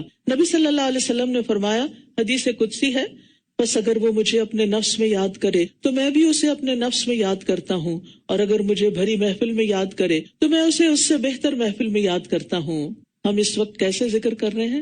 محفل میں. تو ہمیں پورا یقین ہے انشاءاللہ اللہ تعالیٰ اس سے بہترین محفل میں ہمارا ذکر بھی کر رہا ہوگا. اور سب سے بہترین عمل یہ ہے کہ جب تم دنیا سے رخصت ہو تو تمہاری زبان اللہ کے ذکر سے تر ہو. اللہم اجعلنا منہم. اور علم کی مجالس ذکر کی مجالس ہیں، اور یہ جنت کے باغ ہیں. رسول اللہ صلی اللہ علیہ وسلم نے فرمایا، جب تم لوگ جنت کے باغوں کے پاس سے گزرو تو کچھ کھا پی لیا کرو. کسی نے پوچھا جنت کے باغوں سے مراد کیا ہے؟ فرمایا مجالس ذکر، جن میں بیٹھ کر لوگ مل کر اللہ کو یاد کرتے ہیں. پھر فرمایا، یا ایھا الذین آمنوا استعینوا بالصبر والصلاۃ ان اللہ مع الصابرین. دوسری دفعہ تلقین آ گئی ہے، دوسری دفعہ پھر یاد دہانی ہو گئی. اے لوگو جو ایمان لائے ہو، صبر اور نماز سے مدد طلب کرو. مشکلات سے نکلنے کا یہی راستہ ہے. بے شک اللہ صبر کرنے والوں کے ساتھ ہے. اور جو لوگ اللہ کی راہ میں مارے جائیں انہیں مردہ مت کہو، بلکہ وہ زندہ ہیں لیکن تم شعور نہیں رکھتے. اور اب مصائب خمسہ کا ذکر ہے، 5 مصیبتیں. وَلَنَبْلُوَنَّكُمْ بِشَيْءٍ مِّنَ الْخَوْفِ وَالْجُوعِ وَنَقْصٍ مِّنَ الْأَمْوَالِ وَالْأَنفُسِ وَالثَّمَرَاتِ وَبَشِّرِ الصَّابِرِينَ. اور ہم تمہیں کسی نہ کسی چیز کے ساتھ ضروری آزمائیں گے، خوف اور بھوک سے، اور مالوں اور جانوں اور پھلوں میں کمی کر کے، اور صبر کرنے والوں کو خوشخبری دے دیجئے. گویا آزمائش کا آنا بھی باعث خیر ہے، کیونکہ آزمائش پر ہی صبر ہوتا ہے، اور صبر والوں کے لیے خوشخبریاں ہیں، کیونکہ صبر کرنے والوں کو ان کا اجر بے حساب دیا جائے گا. نبی صلی اللہ علیہ وسلم نے فرمایا، مومن مرد یا مومن عورت پر اس کے جسم کی طرف سے یا اس کے مال کی طرف سے یا اس کی اولاد کی طرف سے مستقل پریشانیاں آتی رہتی ہیں. یہ ہمارے نبی نے 1400 سال پہلے بتا دیا تھا کہ یہ تو ہوگا، امتحان تو ہوگا، آزمائشیں تو آتی ہی رہیں گی، یہاں تک کہ جب وہ اللہ سے ملتا ہے تو اس کا ایک گناہ بھی باقی نہیں رہتا. گویا یہ آزمائشیں گناہوں کے دھو ڈالنے کا سبب بنتی ہیں. نبی صلی اللہ علیہ وسلم نے فرمایا، مسلمان پر کوئی مصیبت، بیماری، رنج و غم یا تکلیف یا پریشانی ایسی نہیں آتی یہاں تک کہ اسے کانٹا بھی چبھتا ہے، کہیں کٹ لگ جاتا ہے تو اللہ اس کے بدلے اس کے گناہ دور کر دیتا ہے. کتنی بڑی خوشخبری ہے. تو کون ہے یہ آزمائش میں مبتلا لوگ اور جن کے لیے اجر کی خوشخبریاں ہیں؟ الذین اذا اصابتهم مصیبۃ قالوا انا للہ وانا الیہ راجعون. یہ صبر کی علامت ہے. وہ لوگ کہ جب انہیں کوئی مصیبت پہنچتی ہے تو کہتے ہیں کہ بے شک ہم اللہ ہی کے ہیں، ہم بھی تو اللہ کے ہی ہیں نا، اور بے شک ہم اسی کی طرف لوٹ کر جانے والے ہیں. یعنی اگر ہمارا کوئی عزیز پیارا چلا گیا یا ہمارا مال چلا گیا یا ہماری کوئی پسندیدہ چیز ہم سے جدا ہو گئی تو کوئی بات نہیں، ایک دن ہم بھی اس دنیا کو چھوڑ جائیں گے، لہٰذا ہم اللہ کے فیصلے پر صبر کرتے ہیں، اللہ کی رضا پر راضی ہیں۔ مصیبت ہر اس چیز کو کہتے ہیں جس سے انسان کو تکلیف پہنچتی ہے، خواہ وہ چھوٹی ہو یا بڑی ہو۔ اب آپ دیکھیے کہ بعض اوقات لوگوں کی باتوں سے تکلیف پہنچتی ہے، اس وقت انسان صبر کرتا ہے، برداشت کرتا ہے۔ بعض اوقات اللہ تعالیٰ کی کوئی ایسی تقدیر نافذ ہو جاتی ہے کہ جس کے آگے انسان بے بس ہوتا ہے، کوئی ایسی بیماری آ جاتی ہے کہ جس سے انسان کو نبرد آزما ہونا ہوتا ہے۔ تو ایسی صورت میں انسان کے لیے اگر اللہ کی رضا پہ وہ راضی ہے تو بہت بڑی خوشخبری ہے۔ لہٰذا تکلیف پہنچتے ہی، کسی بھی قسم کی تکلیف، ہم نے اس کو صرف مخصوص کر لیا فوتگی کے ساتھ، یہ صرف فوت ہونے کے لیے نہیں ہے، یہ کسی بھی تکلیف، جان مال پھلوں کی کسی طرح کی بھی کمی۔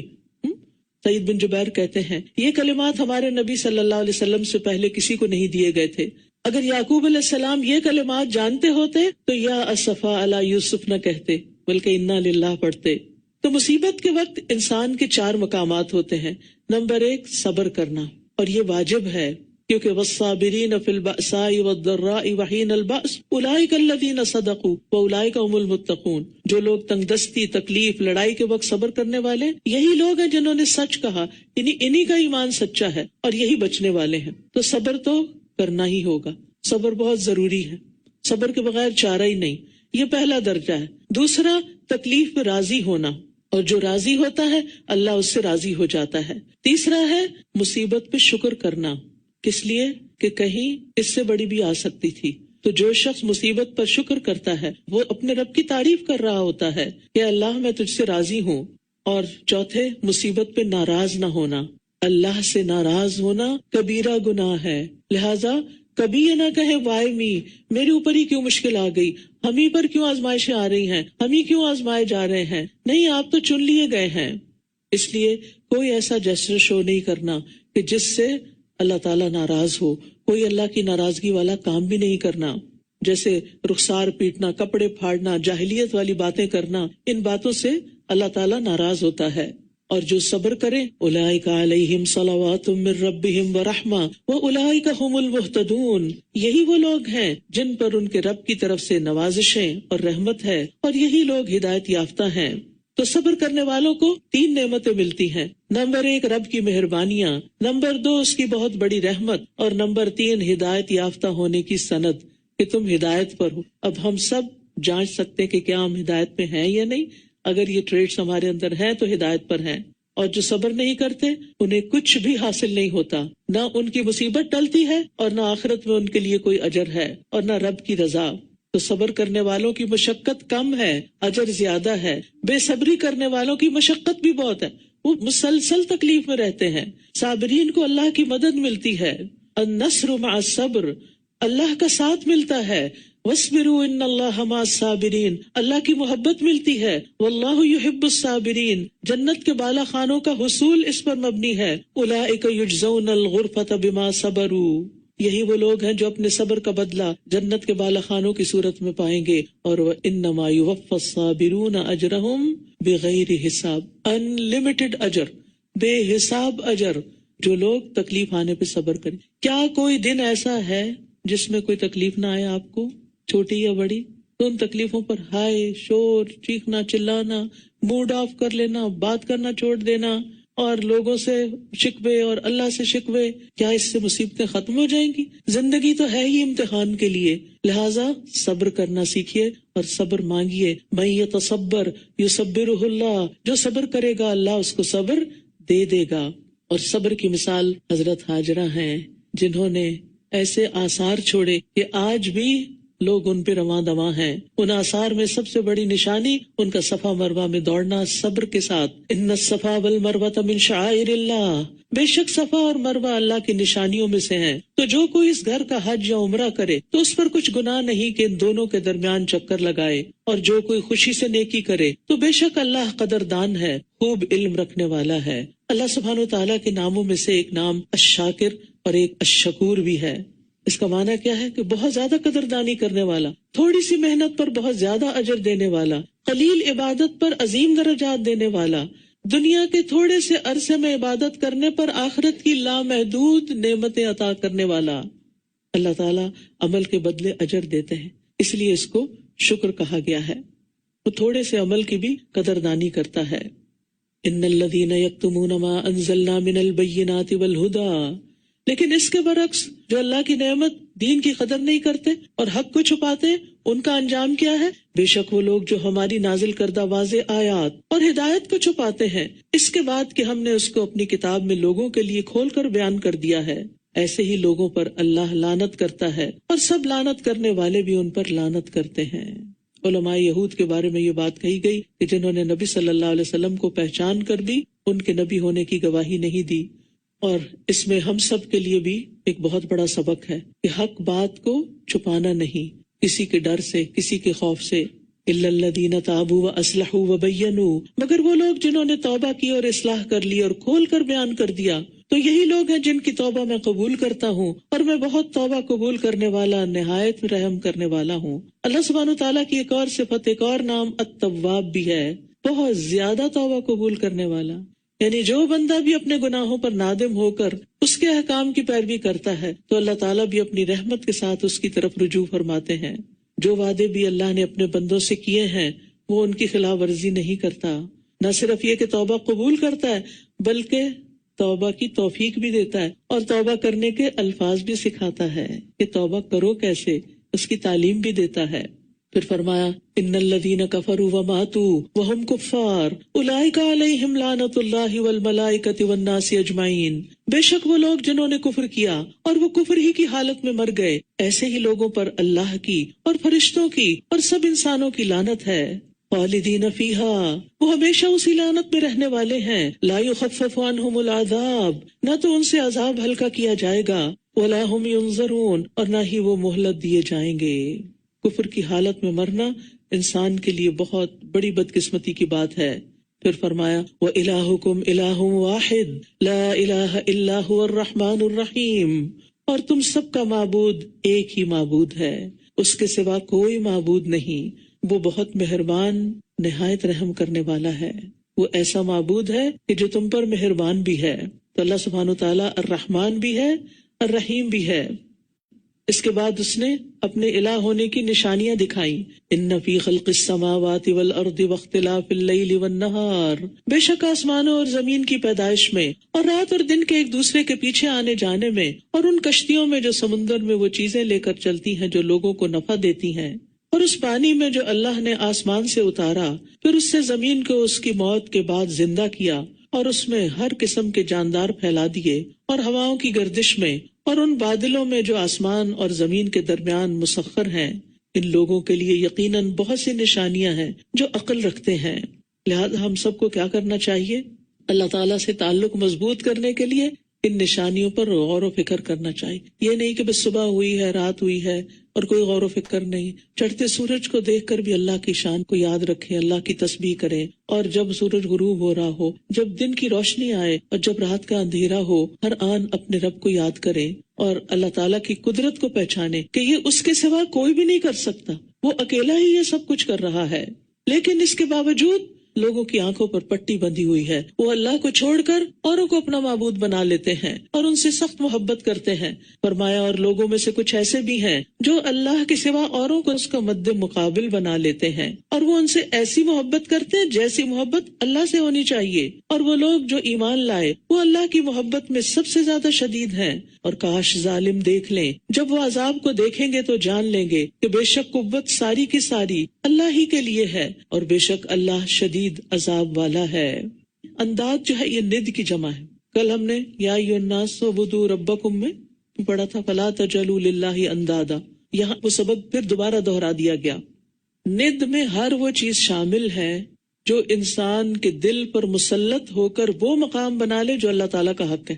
بت پرست جو ہیں وہ ان ہستیوں کی مورتیاں بنا کے ان کو پوجا کرتے تھے جن سے وہ محبت کرتے تھے. قبر پرست ان ہستیوں کی قبروں پر عمارتیں بنا کے ان کی پوجا کرتے ہیں جن سے وہ محبت کرتے ہیں، جن کی عظمت ان کے دلوں پہ چھائی ہوئی ہوتی ہے، بزرگوں کی، اور انہیں پھر نفع نقصان کا مالک سمجھتے ہیں اور ان کی قبروں پر جا کر اپنی حاجتیں پیش کرتے ہیں. مصیبت کے وقت ان کو پکارتے ہیں اور ان سے فریادیں کرتے ہیں. غوث کا کیا مطلب ہے؟ فریاد رسی کرنے والا. کیا اللہ کے علاوہ بھی کوئی فریاد رسی کر سکتا ہے؟ ہمیں تو یہ سکھایا گیا یا حیو یا قیوم برحمتک استغیث، ہمیں تو کسی اور کو غوث بنانا ہی نہیں. اور پھر صرف غوث نہیں، غوث اعظم، نعوذ باللہ، یہ لفظ کبھی بولنا بھی نہیں چاہیے. ان کا نام عبد القادر جیلانی بولنا چاہیے، نہ کہ غوث اعظم. یہ بولنا بھی شرک ہو جاتا اگر ذہن میں وہی ہیں، لیکن ہم کبھی سوچتے ہی نہیں کہ ہم کیا کہہ رہے ہیں. پھر اسی طرح باقی بھی بہت سی مثالیں آپ کے سامنے اپنے معاشرے کی موجود ہیں کہ جن کی طرف توجہ دینے کی ضرورت ہے، کیونکہ شرک ایسا گناہ ہے جو قابل معافی نہیں. اور پھر آپ دیکھیں کہ پچھلی قوموں کے اندر بھی ایسی خرابیاں پیدا ہو گئی. اب دیکھیں تقریباً کئی سو سال کعبہ کے اندر بت رکھ دیے گئے اور لوگ ان بتوں کے ساتھ کعبہ کا طواف کرتے. اللہ جو ایک ہے اور جس کو اپنے ساتھ کسی کو شریک بنانے پر اتنا غصہ آتا ہے، اتنا اس کا غضب بھڑکتا ہے کہ قریب ہے کہ آسمان پھٹ پڑے اور زمین شق ہو جائے اور پہاڑ بھربھرے ہو جائیں، لیکن اس کے باوجود اللہ نے برداشت کیا، اس شرک کو برداشت کیا اور پھر اس کے خاتمے کے لیے ایک رسول بھیجا. ہم جب کسی کے اندر کوئی خرابی دیکھتے ہیں، شرک ہی دیکھتے ہیں، تو ہمارا حال کیا ہو جاتا ہے؟ ہمیں برداشت نہیں ہوتا. ہاں ہمیں غصہ آنا چاہیے، ہمارے دل کو تکلیف ہونی چاہیے، لیکن طریقہ وہی اختیار کریں اصلاح کا جو نبی صلی اللہ علیہ وسلم کا تھا. اور آپ نے دیکھی کتنے دلوں کو مسخر کر لیا. اس سیرت کی پیروی کی ضرورت ہے، اس سنت کی پیروی کی ضرورت ہے. صرف یہ کہہ دینا کہ میں تو بس سچ کہتی ہوں، ٹھیک ہے آپ مانے سچے لوگ ہیں، لیکن سچ کہنے کا مطلب یہ تو نہیں ہوتا کہ سچ بات کو آپ بد اخلاقی اور بدتمیزی کے ساتھ کہتے رہیں. اس کا تو اختیار نہیں دیا گیا نا، اس کا تو حق نہیں دیا گیا آپ کو. تو اللہ کے نزدیک سب سے بڑا گناہ یہ ہے کہ کسی کو اللہ کے ساتھ برابر کیا جائے. حتیٰ کہ نبی صلی اللہ علیہ وسلم کو بھی اللہ کا شریک نہیں بنا سکتے. کسی فرشتے کو، جبریل علیہ السلام یا اور مقرب فرشتوں کو بھی اللہ کا شریک نہیں قرار دے سکتے. اسی لیے اللہ کے علاوہ کسی اور کے نام کی قسم بھی نہیں کھا سکتے. اب ہوگا کیا قیامت کے دن جب وہ لوگ جن کی پیروی کی گئی تھی ان لوگوں سے بیزار ہو جائیں گے جنہوں نے پیروی کی تھی، اور یہ سب عذاب دیکھ لیں گے اور ان کے آپس کے تعلقات منقطع ہو جائیں گے. اور جن لوگوں نے پیروی کی تھی وہ کہیں گے کہ کاش ہمارے لیے ایک بار دنیا میں واپسی کا موقع ہو تو ہم بھی ان سے اسی طرح بیزار ہوں جس طرح یہ ہم سے بیزار ہو رہے ہیں. اس طرح اللہ ان کے اعمال ان پر حسرتیں بنا کر دکھائے گا اور وہ آگ سے ہرگز نکلنے والے نہیں. کیوں؟ اس لیے کہ اللہ شرک کے گناہ کو کبھی بھی معاف نہیں کرے گا. پھر فرمایا یا ایھا الناس کلوا مما فی الارض حلالا طیبا. کتنا پیارا ہے نا ہمارا دین، ہمیں کھانے پینے کے بارے میں بھی آگاہی دیتا ہے. اے لوگو، زمین میں جو بھی حلال اور پاکیزہ چیزیں ہیں صاف ستھری کھاؤ اور شیطان کے قدموں کی پیروی نہ کرو، بے شک وہ تمہارا کھلا دشمن ہے. شیطان دشمن ہے. اس کی دشمنی کہاں سے آتی ہے؟ انما یأمرکم بالسوء والفحشاء وان تقولوا علی اللہ ما لا تعلمون. وہ تو تمہیں برائی اور بے حیائی کا ہی حکم دیتا ہے اور یہ کہ تم اللہ کے بارے میں ایسی بات کہو جو تم جانتے ہی نہیں ہو. سو سے مراد کوئی بھی برائی، کوئی بھی بری چیز، اور فحشاء سے مراد وہ برائی جو حد سے بڑی ہوئی ہوتی ہے. مثلا حد سے بڑا ہوا بخل، زنا، چوری، شراب، قتل، یہ سب فحشاء میں آتی ہیں. شیطان انسان سے یہ دونوں کام کرواتا ہے اور شیطان کا کام ہی یہ ہے کہ وہ لوگوں سے اللہ کی نافرمانی کے کام کروائے. نیکی کے رستے میں بیٹھ کر خیر کے کاموں سے روکتا ہے اور پھر اور کس چیز کا حکم دیتا ہے کہ اللہ کے بارے میں ناحق باتیں کہو. اس لیے کبھی بھی یہ نہ کہیں اللہ تعالیٰ نے فرمایا جس کے بارے میں آپ کو یقین نہ ہو کہ وہ قرآن کی آیت ہے یا کوئی حدیث قدسی ہے.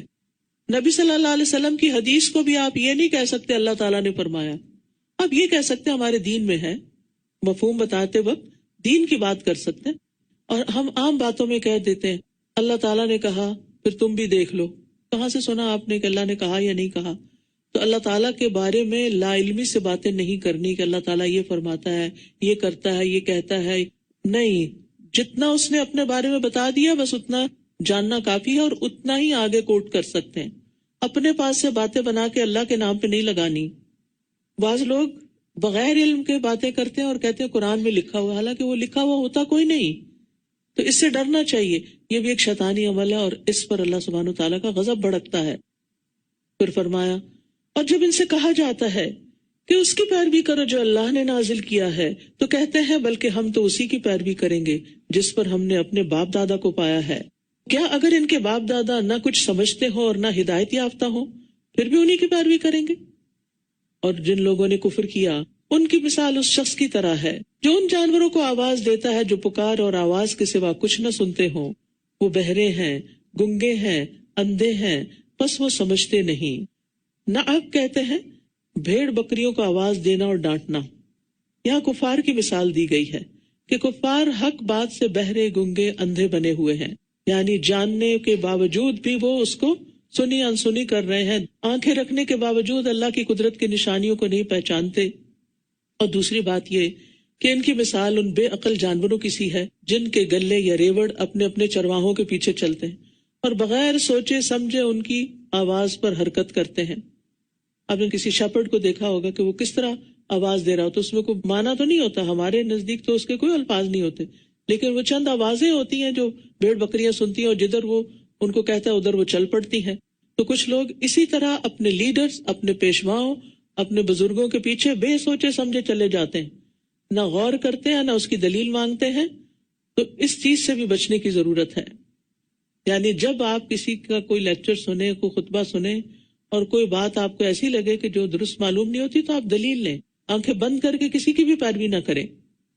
یا ایھا الذین آمنوا کلوا من طیبات ما رزقناکم واشکروا للہ ان کنتم ایاہ تعبدون. اے لوگوں جو ایمان لائے ہو، جو پاکیزہ چیزیں ہم نے تمہیں عطا کی ہیں ان میں سے کھاؤ اور اللہ کا شکر ادا کرو اگر تم واقعی اسی کی عبادت کرتے ہو. پھر حکم آ گیا، ایمان کا تقاضا ہے کیا؟ نمبر 1، پاکیزہ چیزیں کھاؤ جو ہم نے رزق دی ہیں تمہیں، اللہ کا رزق ہے، اس میں سے پاکیزہ کا انتخاب کرو. کھانے کے بعد کیا کرو؟ شکر ادا کرو. یہ شکر کیا ہے؟ یہ عبادت کی ایک بہترین قسم ہے. حدیث میں آتا ہے کہ جب کوئی شخص پانی کا گھونٹ پیتا ہے یا لقمہ کھاتا ہے اور اس کے بعد الحمدللہ کہتا ہے تو اس کے لیے اس پر بھی اجر لکھ دیا جاتا ہے. ابراہیم نخعی کہتے ہیں کھانے کا شکر یہ ہے کہ جب کھانا کھایا جائے تو اللہ کا نام لیا جائے، بسم اللہ، اور جب فارغ ہو تو اللہ کی تعریف کریں. نبی صلی اللہ علیہ وسلم نے فرمایا کھانا کھا کر شکر ادا کرنے والا صابر روزہ دار کا درجہ پا لیتا ہے. گویا آپ نے آج روزہ رکھ کے افطار کیا. طیب کھانا اور شکر ادا کرنا یہ عبادت ہے. انما حرم علیکم المیتۃ والدم ولحم الخنزیر وما اہل بہ لغیر اللہ. اس نے تو تم پر صرف مردار اور خون اور سور کا گوشت حرام کیا ہے، اور جس چیز پر اللہ کے سوا کسی اور کا نام پکارا جائے، پھر جو مجبور کر دیا جائے، نہ تو وہ خواہش رکھنے والا ہو اور نہ ہی حد سے بڑھنے والا، تو اس پر کوئی گناہ نہیں. بے شک اللہ بہت بخشنے والا، نہایت رحم کرنے والا ہے. بے شک جو لوگ اس ہدایت کو چھپاتے ہیں جو اللہ نے کتاب میں نازل کی ہے اور اس کے بدلے تھوڑی سی قیمت لے لیتے ہیں، یہ لوگ اپنے پیٹوں میں محض آگ بھر رہے ہیں. ایسے لوگوں سے اللہ قیامت کے دن نہ کلام کرے گا اور نہ ان کو پاک کرے گا، اور ان کے لیے دردناک عذاب ہے. تو اس سے پتہ چلتا ہے کہ دنیا کے مفاد کی خاطر دین کو فروخت نہیں کرنا چاہیے. اولئک الذین اشتروا الضلالۃ بالہدی والعذاب بالمغفرہ فما اصبرهم علی النار. یہی وہ لوگ ہیں جنہوں نے ہدایت کے بدلے میں گمراہی اور مغفرت کے بدلے میں عذاب خریدا ہے، بس کتنا صبر ہے ان کا آگ پر. ہدایت کی بات چھوڑ کر گمراہی کی طرف چلے جانا اور مغفرت کے کاموں کو چھوڑ کر عذاب والے کاموں کو اختیار کرنا انتہائی ناسمجھی کی علامت ہے. فرمایا یہ اس لیے ہے کہ اللہ نے حق کے ساتھ کتاب نازل فرمائی، اور جن لوگوں نے اس کتاب میں اختلاف کیا یقیناً وہ ضد میں حق سے دور جا پڑے ہیں. لیس البر ان تولوا وجوہکم قبل المشرق والمغرب ولکن البر من آمن باللہ والیوم الآخر والملائکۃ والکتاب والنبیین وآتى المال على حبه ذوي القربى واليتامى والمساكين وابن السبيل والسائلين وفي الرقاب وأقام الصلاة وآتى الزكاة والموفون بعهدهم إذا عاهدوا والصابرين في البأساء والضراء وحين البأس أولئك الذين صدقوا وأولئك هم المتقون. قرآن مجید کی آیت نہایت جامع آیت ہے، اسے آیت البر کہا جاتا ہے. اس میں عقائد، عبادات اور نیکی کے باقی کاموں کو جمع کر دیا گیا ہے. سفیان ثوری اس آیت کے بارے میں کہتے ہیں کہ اس آیت میں نیکی کی تمام انواع و اقسام کو بیان کر دیا گیا ہے. ابن کثیر کہتے ہیں ثوری رحمہ اللہ نے سچ فرمایا، جو شخص اس آیت میں موجود نیکیوں سے متصف ہو گیا گویا وہ سارے کا سارا اسلام میں داخل ہو گیا. وہ حکم آیا نا یا ایھا الذین آمنوا ادخلوا فی السلم کافہ، اس نے تمام نیکیوں کو اپنا لیا. لہٰذا ان میں سے ایک ایک نیکی کو آپ نے نوٹ کرنا ہے اور اپنا جائزہ لینا ہے کہ کیا میرے اندر یہ چیزیں ہیں یا نہیں. فرمایا نیکی یہ نہیں کہ تم اپنے رخ مشرق اور مغرب کی طرف پھیر لو، یعنی صرف کسی ایک خاص سمت ڈائریکشن کو فالو کرو، بلکہ نیکی تو اس کی ہے جو اللہ پر اور آخرت کے دن پر اور فرشتوں پر اور کتابوں پر اور نبیوں پر ایمان لائے اور مال سے محبت کے باوجود اسے رشتہ داروں اور یتیموں اور محتاجوں اور مسافر اور سوال کرنے والوں کو اور گردنیں چھڑانے میں دے، اور نماز قائم کرے اور زکوٰۃ ادا کرے، اور وہ جو اپنا عہد پورا کرنے والے ہیں جب وہ عہد کریں، اور وہ جو تنگ دستی اور تکلیف میں اور جنگ کے وقت صبر کرنے والے ہیں. یہی وہ لوگ ہیں جو سچے ہیں اور یہی وہ لوگ ہیں جو متقی ہیں. اس آیت میں ایمانیات کی بات بھی ہو گئی، اور اس کے بعد اللہ کی محبت میں اور مال کی محبت کے باوجود رشتہ داروں، یتیموں، محتاجوں، مسافروں، سوالیوں اور گردنیں چھڑانے میں مال خرچ کرے. اپنا جائزہ لیجئے، احتساب کیجئے کہ کیا ہم ان ساری جگہوں پہ مال لگاتے ہیں. پھر عبادات کی طرف توجہ، نماز اور زکوٰۃ، اور پھر اپنے حقوق العباد، وعدے پورے کرنا، اور پھر صبر اور سچائی. یا ایھا الذین آمنوا کتب علیکم القصاص فی القتلی، اے لوگو جو ایمان لائے ہو، تم پر مقتولوں کے بارے میں قصاص لینا فرض کر دیا گیا ہے. آزاد کے بدلے آزاد، اور غلام کے بدلے غلام، اور عورت کے بدلے عورت. پھر جس قاتل کو اس کے بھائی یعنی مقتول کے وارث کی طرف سے کچھ معاف کر دیا جائے تو مقتول کے وارث کے لیے معروف طریقے سے پیروی کرنا اور قاتل کو اچھے طریقے سے اس کی دیت ادا کرنا لازم ہے. یہ تمہارے رب کی طرف سے تخفیف اور رحمت ہے. پھر جو اس کے بعد زیادتی کرے تو اس کے لیے دردناک عذاب ہے. یہاں اہل جاہلیت کے ایک ظلم کا خاتمہ مقصود ہے، کیونکہ ان کے ہاں اگر کمزور قبیلے کی کوئی عورت کسی طاقتور قبیلے کے مرد کو قتل کر دیتی تو وہ قتل کرنے والی عورت کی بجائے اس قبیلے کے کسی بے گناہ مرد یا بہت سے مردوں کو قتل کر دیتے تھے. اسی طرح کسی کمزور قبیلے کا کوئی غلام کسی زور آور قبیلے کے کسی آزاد آدمی کو قتل کر دیتا تو وہ اس قاتل غلام کی جگہ اس قبیلے کے کسی بے گناہ آزادی کو قتل کرنے پر اصرار کرتے. تو اللہ تعالیٰ نے واضح کر دیا کہ نہیں، قتل کرنے والے کے بدلے میں قاتل ہی کو قتل کیا جائے گا، کسی دوسرے کو نہیں. قاتل خواہ آزاد ہے، غلام ہے، مرد ہے یا عورت. یہاں ایک دلچسپ بات یہ ہے کہ مقتول کے وارث کو قاتل کا بھائی کہا گیا، یعنی قتل ہو گیا، جرم بہت بڑا ہے، لیکن رشتہ ایمانی نہیں ختم ہوا. اور ایک طرح سے سفارش بھی کی گئی کہ اب جو ہونا تھا ہو گیا، اب تم اسے کچھ نہ کچھ رعایت دے دو، کچھ معافی دے دو. معافی کی دو صورتیں ہیں، ایک تو یہ کہ صدقہ کرتے ہوئے دیت کے بغیر معاف کر دیں، اور دوسرا یہ کہ دیت لیں، پوری لیں یا اس میں سے کچھ معاف کر دیں. اور اگر معاف کرتے ہوئے قصاص کی جگہ دیت قبول کر لیں تو پھر دینے والوں پہ لازم ہے کہ اچھی طرح اس کو ادا کریں، اور دیت کا تقاضا کرنے والے اچھے طریقے سے کریں. استطاعت ہوتے ہوئے دیت ادا نہ کرنا ظلم ہے، اور دیت میں دیر بھی نہیں کرنی چاہیے.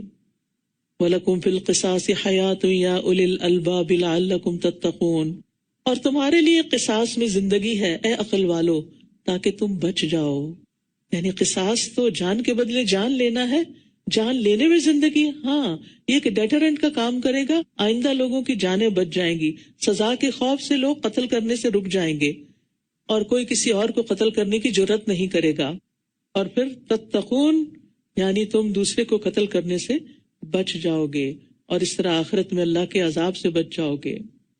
علماء کہتے ہیں کہ یہ آیت اختصار اور جامعیت میں بے نظیر ہے، بے مثال ہے. اتنا بڑا حکم چند لفظوں میں دے دیا گیا. پھر فرمایا کتب علیکم اذا حضر احدکم الموت، تم پر فرض کیا گیا کہ جب تم میں سے کسی کو موت آنے لگے، یعنی ایسی بیماری ہے کہ اب زندگی کے آثار کم ہی ہیں، یعنی جان بچنا مشکل ہے، تو اگر وہ کچھ مال چھوڑ دے تو والدین اور رشتہ داروں کے لیے معروف طریقے سے وصیت کر جائے. یہ حق ہے متقی لوگوں پر. اب ایسا ہے کہ والدین اور رشتہ داروں کے حصے تو اللہ تعالیٰ نے سورۃ النساء میں خود مقرر کر کے بتا دیے، لیکن کچھ والدین اور رشتہ داروں کے حصے مقرر نہیں بھی ہوتے.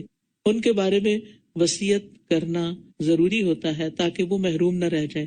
مثلا وہ والدین جو مسلم ہی نہیں، کافر والدین وارث تو نہیں بن سکتے، تو ان کے لیے وصیت کی جا سکتی. یا غلام ہے، غلام بھی وارث نہیں بنتا لیکن وہ غلام مسلمان ہے، تو ایسی صورت میں اس کے لیے بھی کچھ نہ کچھ وصیت کی جا سکتی.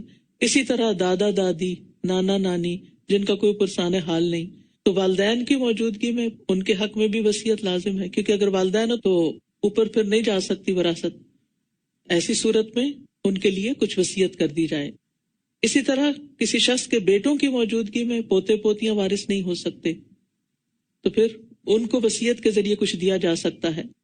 یعنی ایسے پوتوں کے حق میں وصیت فرض ہے جن کا والد فوت ہو چکا ہو اور ان کا جائیداد میں حصہ نہ بنتا ہو، تو ان کے لیے کچھ نہ کچھ وصیت کے طور پر مختص کر دیا جائے. وَمَن بَدَّلَهُ بَعْدَ مَا سَمِعَهُ فَإِنَّمَا إِثْمُهُ عَلَى الَّذِينَ يُبَدِّلُونَهُ إِنَّ اللَّهَ سَمِيعٌ عَلِيمٌ. پھر جو شخص اس وصیت کو سننے کے بعد اسے بدل ڈالے تو بے شک اس کا گناہ ان لوگوں پر ہے جو اس کو بدلیں گے. بلا شبہ اللہ بہت سننے والا، بہت جاننے والا ہے. السمیع، بہت سننے والا، اس کی سماعت سے کوئی چیز بھی دور نہیں. چونٹی کے چلنے کی آواز ہو یا کسی اور چیز کی، اس سے بھی کم. کوئی اللہ کی تعریف کرے، حمد پکارے یا کوئی شکوہ کرے، سب کی باتیں سن رہا ہوتا ہے. اور سم بمانا اجابت یعنی قبول کرنے کے بھی آئے ہیں. پھر اگر کسی کو وصیت کرنے والے کی طرف سے کسی طرفداری یا گناہ کی وصیت کرنے کا اندیشہ ہو تو وہ ان میں باہم اصلاح کرا دے تو اس پر کچھ گناہ نہیں. بے شک اللہ بے حد بخشنے والا، نہایت رحم کرنے والا ہے. یا ایھا الذین آمنوا کتب علیکم الصیام، اے لوگو جو ایمان لائے ہو، تم پر روزے رکھنا فرض کر دیا گیا ہے جیسے تم سے پہلے لوگوں پر فرض کیا گیا تھا. کیوں روزے رکھو؟ تاکہ تم متقی بن جاؤ. یہ ہے اصل مقصود. تو روزہ تقوی کے حصول کا، یعنی تقوی کے اتنے فوائد اور بے شمار ثواب اور اجر بتائے جاتے ہیں تو سوچتا ہے انسان، کیونکہ انسان کی نجات کا نثار تقوی حاصل کیسے ہو؟ تقوی روزے سے حاصل ہوتا ہے اور بہت بڑا ذریعہ ہے، کیونکہ اس میں نفس کو کنٹرول کیا جاتا ہے. روزہ شہوت کو توڑتا ہے، انسان کے تکبر کو ختم کرتا ہے. تو جتنا زیادہ تقوی ہوگا اتنا زیادہ مقام ہوگا، کیونکہ نبی صلی اللہ علیہ وسلم سے پوچھا گیا لوگوں میں سب سے زیادہ معزز کون ہے؟ آپ نے فرمایا لوگوں میں سب سے زیادہ معزز وہ ہے جو سب سے زیادہ تقوی والا ہو. اللہ کی نگاہ میں ان اکرمکم عند اللہ اتقاکم، لہذا تقوی کا حصول ضروری ہے. اور یہ رمضان کا مہینہ جو آنے والا ہے نا، انشاءاللہ لگتا ہے پورا مہینہ روزے رکھنے ہوں گے. جی ہاں، پورا مہینہ، لیکن چند دن ہے بس گنتی کے. ایام معدودات، گنتی کے چند دن ہیں. پھر جو کوئی تم میں سے بیمار ہو یا سفر پر ہو تو وہ دوسرے دنوں سے گنتی پوری کر لے، اور جو لوگ طاقت رکھتے ہوں وہ ایک مسکین کا کھانا فدیے میں دے دیں. بس جو کوئی خوشی سے نیکی کرے تو وہ اسی کے لیے بہتر ہے، اور یہ کہ تم روزہ رکھو تمہارے حق میں بہتر ہے اگر تم جانتے ہو. شہر رمضان الذی انزل فیہ القرآن ھدی للناس وبینات من الھدی والفرقان. رمضان وہ مہینہ ہے جس میں قرآن نازل کیا گیا ہے، اللہ کی بہت بڑی نعمت جو لوگوں کے لیے سراپا ہدایت ہے، اور اس میں حق و باطل میں فرق کرنے کے واضح دلائل ہیں. تو جو کوئی تم میں سے اس مہینے کو پائے اسے چاہیے کہ اس کے روزے رکھے، اور جو بیمار ہو یا سفر میں ہو تو دوسرے دنوں میں گنتی پوری کر لے. اللہ تمہارے ساتھ آسانی چاہتا ہے اور وہ تمہارے ساتھ تنگی کا ارادہ نہیں رکھتا. اور تاکہ تم گنتی پوری کر لو، اور تاکہ جو اس نے تمہیں ہدایت بخشی تم اس پر اللہ کی بڑائی بیان کرو، اور تاکہ تم شکر ادا کرو. اس بات پر شکر کہ اللہ نے ہمارے لیے سہولت بھی رکھی ہے. اور پھر جب رمضان ختم ہو جائے تو تکبیرات کہہ کے اللہ کی بڑائی بیان کرو کہ اللہ نے رمضان کا مہینہ اچھا گزار دیا، روزے پورے ہو گئے اور اب عید منانے کا وقت ہے. اور عید کے دن بوسٹنگ نہیں، تکبر اور فخر نہیں کہ ہم نے پورے روزے رکھے اور ہم نے 10 قرآن ختم کیے، بلکہ بڑائی اللہ کی ہے جس نے ہمیں توفیق دی ہے. وَإِذَا سَأَلَكَ عِبَادِي أَنِّي فَإِنِّي قَرِيبٌ، اور جب میرے بندے آپ سے میرے بارے میں سوال کریں تو بے شک میں قریب ہی ہوں، میں پکارنے والے کی پکار کا جواب دیتا ہوں جب بھی وہ مجھے پکارے. لہٰذا انہیں چاہیے کہ یہ بھی میری بات قبول کریں اور مجھ پر ایمان لائیں تاکہ یہ ہدایت پائیں. یاد رکھیے روزہ دار کی دعا رد نہیں ہوتی، خصوصاً رمضان میں روزے کی حالت میں دعا کی قبولیت زیادہ بڑھ جاتی ہے. اور افطار کا وقت تو قبولیت کا وقت ہوتا ہے. اس وقت گھر میں ہنگامہ مچانے کی بجائے دعا مانگنے پر توجہ رکھنی چاہیے. نبی صلی اللہ علیہ وسلم نے فرمایا 3 آدمیوں کی دعا رد نہیں کی جاتی، ان میں سے ایک روزے دار کی، یہاں تک کہ وہ اس کو افطار کر لے. نبی صلی اللہ علیہ وسلم نے یہ بھی فرمایا کہ رمضان کے ہر دن اور ہر رات اللہ تبارک و تعالیٰ کی طرف سے کچھ لوگوں کو جہنم سے خلاصی نصیب ہوتی ہے، اور ہر دن رات میں مسلمان کی ایک دعا ایسی ضرور ہوتی ہے جو قبول ہو جائے. لہٰذا خوب دعائیں کرنی ہے. اپنی دعاؤں کی لسٹ بنا کے رکھ لیں, اور قرآنی اور مسنون دعاؤں کی کتاب بھی آپ کے پاس ہونی چاہیے, تاکہ آپ کوئی چیز نہ چھوڑیں جو نبی صلی اللہ علیہ وسلم نے مانگی. اور دعائیں ایپ تو آپ سب کے پاس ہوگی ہی انشاءاللہ, کیونکہ اس میں ہم نے پوری کوشش کی ہے کہ زیادہ سے زیادہ دعائیں جمع کر سکیں. تو انشاءاللہ آپ کو بے حد فائدہ ہوگا, کیونکہ موبائل تو جگر کا ٹکڑا ہے, ہر جگہ ساتھ ہوتا ہے, اس لیے کچھ مس نہیں ہونے والا. جہاں بھی خیال آئے فوراً دعا کرنا شروع ہو جائے. پھر فرمایا احل لکم لیلۃ الصیام الرفث الی نسائکم ہن لباس لکم وانتم لباس لہن. روزوں کی راتوں میں تمہارے لیے اپنی عورتوں کے پاس جانا حلال کر دیا گیا ہے, وہ تمہارے لیے لباس ہیں اور تم ان کے لیے لباس ہو. لباس کیا کرتا ہے؟ زینت بخشتا ہے, پروٹیکشن دیتا ہے, کمفرٹ دیتا ہے, عیب چھپاتا ہے, خوبصورتی بخشتا ہے. لہذا شوہر اور بیوی کا رشتہ بہت ہی پیارا رشتہ ہوتا ہے. دونوں ایک دوسرے کی کمی بیشی کو دور کرتے ہیں, ایک دوسرے کے لیے کمپلیمنٹری رول ادا کرتے ہیں, ایک دوسرے کی خطاؤں کو معاف کرتے ہیں, ایک دوسرے کے ساتھ رہتے ہیں جیسے لباس اور جسم ساتھ رہتا ہے. اللہ جانتا ہے کہ تم اپنے نفسوں سے خیانت کر رہے تھے, تو اس نے تم پر مہربانی کی اور تمہیں معاف کر دیا. یعنی پہلے جب ابھی حکم نہیں آیا تھا پاس جانے کا, فزیکل ریلیشن شپ کا, تو کچھ لوگ ایسا کچھ کر لیتے تو پھر وہ گلٹی فیل کرتے تھے. فرمایا پس اب تم ان سے مباشرت کرو, اور جو اللہ نے تمہارے لیے لکھ رکھا ہے اسے تلاش کرو. یعنی عورت صرف ایک پلیزر کی چیز نہیں, بلکہ اولاد بھی اس کا حق ہے.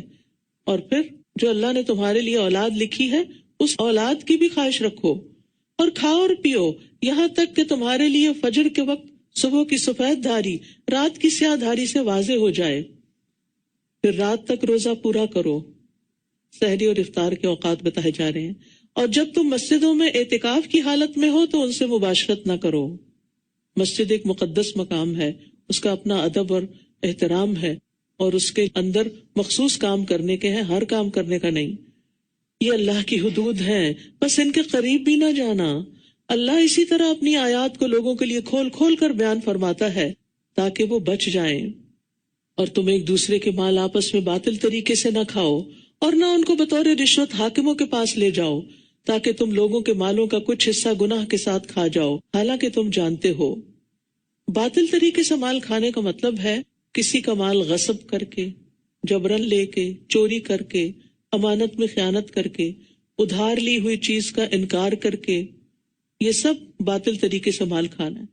اسی طرح اس میں وہ معاوضہ بھی شامل ہے جو حرام ہے, جیسے سودی لین دین, ہر قسم کے جوئے سے حاصل شدہ مال. کہ کوئی لاٹری نکل آئی ہے, کوئی خوش ہونے کی ضرورت نہیں, اول تو اس میں جانا ہی نہیں چاہیے تھا, نکل بھی آئی ہے تو اس کا ایک پیسہ بھی حلال نہیں آپ کے لیے, کیونکہ یہ مال کسی کام کے معاوضے کے طور پر نہیں آپ کو ملا. پھر اسی طرح خرید و فروخت کے معاملات, بزنس میں دھوکہ دینا, ملاوٹ کے ذریعے مال حاصل کرنا, مزدوروں سے کام لینا پھر ان کی اجرت کھا جانا, یہ بھی باطل طریقے سے مال کھا جانا ہے. اسی طرح لوگوں کا زکوٰۃ, صدقات, اوقاف اور وصیتوں کا مال کھا جانا, یعنی کرپشن کے ذریعے بیت المال کے اندر کرپشن, یہ بھی اسی میں داخل ہے. تو جو اس مال کے مستحق نہیں یا مستحق تھے مگر اپنے حق سے زیادہ وصول کر لیا, یہ بھی درست نہیں.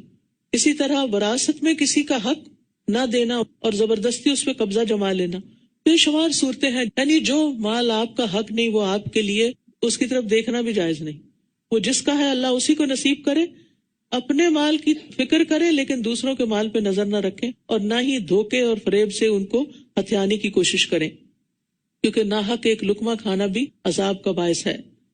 پھر فرمایا یسألونک عن الأہلہ, وہ آپ سے نئے چاندوں کے بارے میں سوال کرتے ہیں. اب نیا چاند نکلنے والا ہے, کوشش کیجیے رمضان کا چاند دیکھیں.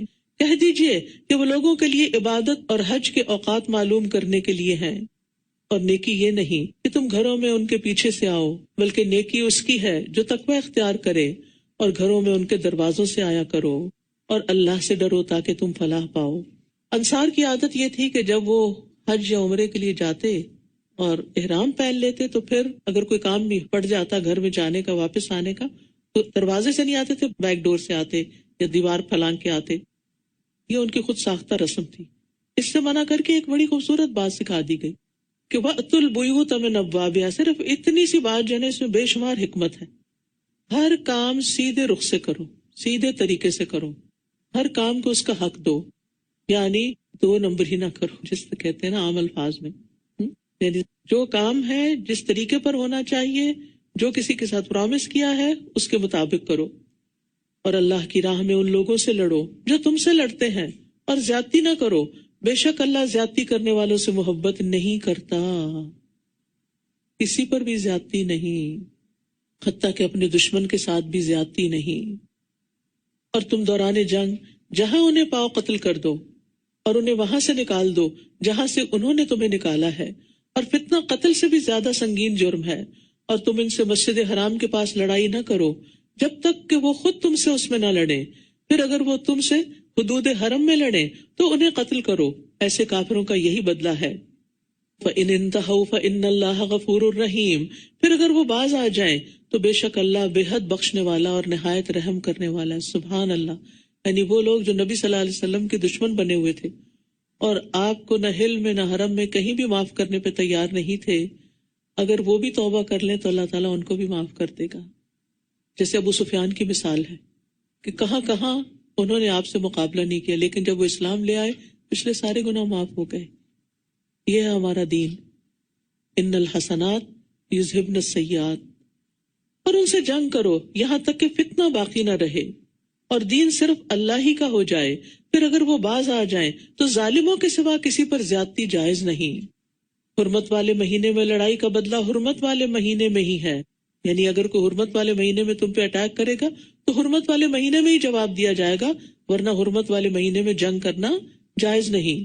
اور حرمتوں کی پامالی کا بھی قصاص ہے، بس جو کوئی تم پر زیادتی کرے تو جیسی زیادتی وہ تم پر کرے ویسی ہی تم اس پر کرو، اور اللہ سے ڈرتے رہو اور جان لو کہ اللہ متقی لوگوں کے ساتھ ہے۔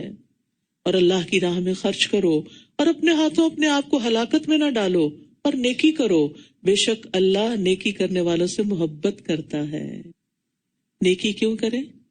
اللہ کی محبت حاصل کرنے کے لیے، اور یہاں اللہ کی راہ میں مال خرچ کر کے، اللہ کے دین کے لیے مال خرچ کر کے، اور مال کو سینت سینت کے نہ رکھو، ورنہ یہ مال ہی ہلاکت کا سبب بن جائے گا۔ بخل جو ہے وہ ہلاکت کا سبب ہوتا ہے۔ اور نیکی کرتے رہو، یعنی اپنے مال کے ذریعے بھی نیکی کرتے رہو۔ پھر ایک اور حکم ہے، اور حج اور عمرہ اللہ ہی کے لیے پورا کرو، کوئی اور غرض اور مقصد نہ ہو، نہ کوئی دکھاوا، نہ کوئی شہرت، اور نہ نیک کہلانا، نہ حاجی صاحب کہلانا، بلکہ صرف اللہ کی رضا کے لیے۔ پھر اگر تم روک دیے جاؤ، یعنی احرام پہننے کے بعد، تو جو قربانی میسر ہو کر لو، اور اپنے سر نہ منڈواؤ جب تک قربانی اپنے ٹھکانے پر نہ پہنچ جائے۔ پھر تم میں سے جو بیمار ہو یا اس کے سر میں کوئی تکلیف ہو اور وہ سر منڈوا لے تو روزے یا صدقے یا قربانی میں سے کوئی ایک فدیہ دے دے۔ پھر جب تم امن میں آ جاؤ تو جو کوئی حج کا وقت آنے تک عمرے کا فائدہ اٹھائے تو جو قربانی میسر ہو کر لے۔ پھر جو نہ پائے تو 3 دن کے روزے حج کے دوران اور 7 دن کے روزے اس وقت رکھو جب تم گھروں کو واپس لوٹ جاؤ۔ یہ پورے 10 ہو گئے۔ یہ 10 روزوں کا حکم کس کے لیے؟ یہ حکم اس شخص کے لیے ہے جس کے اہل و عیال مسجد حرام مکہ کے رہنے والے نہ ہوں۔ اور اللہ سے ڈرتے رہو اور جان لو کہ بے شک اللہ سخت سزا دینے والا ہے۔ الحج اشہر معلومات فمن فرض فیہن الحج فلا رفث ولا فسوق ولا جدال فی الحج وما تفعلوا من خیر یعلمہ اللہ وَتَزَوَّدُوا فَإِنَّ خَيْرَ الزَّادِ التَّقْوَى وَاتَّقُونِ يَا أُولِي الْأَلْبَابِ۔ حج کے مہینے معلوم ہیں یعنی مقرر ہیں، تو جو شخص ان مہینوں میں حج لازم کر لے تو حج کے دوران نہ کوئی بے حیائی کی بات کرے یعنی احرام پہننے کے بعد، اور نہ کوئی گناہ کرے اور نہ لڑائی جھگڑا کرے۔ الحمدللہ بہت سے لوگ بے حیائی سے بھی بچ جاتے ہیں، گناہ کے کام بھی نہیں کرتے، لیکن حج کے موقع پر، عمرے کے موقع پر لڑائی جھگڑا، حتیٰ کہ نماز کی جگہ لینے کے لیے لڑائی شروع کر دیتے ہیں۔ طواف کرتے ہوئے رش ہے تو کونیاں مار کے، دھکے مار کے رستہ بناتے ہیں۔ یہ چیزیں احرام کی حالت میں جائز نہیں۔ احرام کی حالت میں تو ناخن کاٹنا جائز نہیں، کسی اور کو کاٹنا کہاں سے جائز ہے کہ آپ اس کی چونٹیاں کاٹ رہے ہیں؟ اور جو بھی نیک کام تم کرو گے اللہ اس کو جانتا ہے۔ اس کا مطلب یہ ہے کہ حج اور عمرے کے دوران اور بھی نیکیوں کے کام کرنے چاہیے۔ وہ آیت البر پڑھ لی نا آپ نے، جو بھی نیک کام تم کرو گے اللہ اس کو جانتا ہے۔ اور تم زیادہ راہ لے لو، یعنی اپنا سامان سفر تیار کر کے ساتھ لے جاؤ، لوگوں سے بھیک نہ مانگتے پھرو۔ بے شک بہترین زیادہ راہ تقویٰ ہے، یعنی صرف کھانے پینے کے سامان اور کپڑے اور باقی تیاریوں میں وقت نہ لگاؤ، بلکہ اللہ کا تقویٰ، جانے سے پہلے خوب تیاری کر کے، علم حاصل کر کے کیا کرنا اور کیا نہیں کرنا، یہ سب بھی لے جاؤ۔ اور اے عقل والو، مجھے سے ڈرتے رہو، واتقون یا اولی الالباب۔ ابو ہریرہ کہتے ہیں کہ نبی صلی اللہ علیہ وسلم نے فرمایا، جس شخص نے اس گھر کا حج کیا اور شہوانی چھیڑ چھاڑ کی، نہ بدکاری ہی کا مرتکب ہوا، تو وہ گناہوں سے ایسا صاف ہو کر واپس ہوگا جیسا کہ آج ہی اس کی ماں نے اسے جنم دیا ہے۔ لہذا حج اور عمرے کا پروگرام ہو تو پوری تیاری کے ساتھ جائیں، علم حاصل کر کے جائیں کہ کیا کرنا وہاں جائز اور کیا نہیں کرنا چاہیے۔ پھر فرمایا، لیس علیکم جناح ان تبتغوا فضلا من ربکم فاذا افضتم من عرفات فاذکروا اللہ عند المشعر الحرام واذکروہ کما ہداکم وان کنتم من قبلہ لمن الضالین۔ تم پر کچھ گناہ نہیں کہ حج کے دوران اپنے رب کا فضل تلاش کرو، یعنی بزنس بھی ساتھ ساتھ کر سکتے ہو، کسی کو تکلیف نہیں دینا، کسی کو چھیڑ چھاڑ نہیں کرنا، لیکن بزنس کر سکتے ہو حلال طریقے سے۔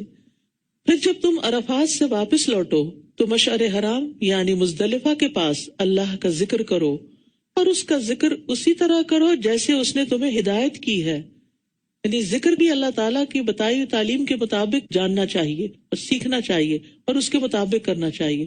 ذکر کے خود ساختہ طریقے درست نہیں ہیں، اور بے شک تم لوگ اس سے قبل یقیناً گمراہوں میں سے تھے، اللہ نے تمہیں ہدایت دی، لہٰذا اس ہدایت پر شکر ادا کرو۔ اور شکر کا طریقہ کیا ہے کہ جیسے وہ کہتا ہے ویسے ہی کرو۔ ثم افیضوا من حیث افاض الناس واستغفروا اللہ ان اللہ غفور الرحیم۔ پھر تم بھی وہیں سے واپس لوٹو جہاں سے سب لوگ واپس لوٹیں، اور اللہ سے بخشش مانگو، بے شک اللہ بے حد بخشنے والا، نہایت رحم کرنے والا ہے۔ اس سے پتہ چلتا ہے کہ ہمارے دین میں ایک مساوات ہے، کسی کے لیے کوئی اسپیشل ٹریٹمنٹ نہیں۔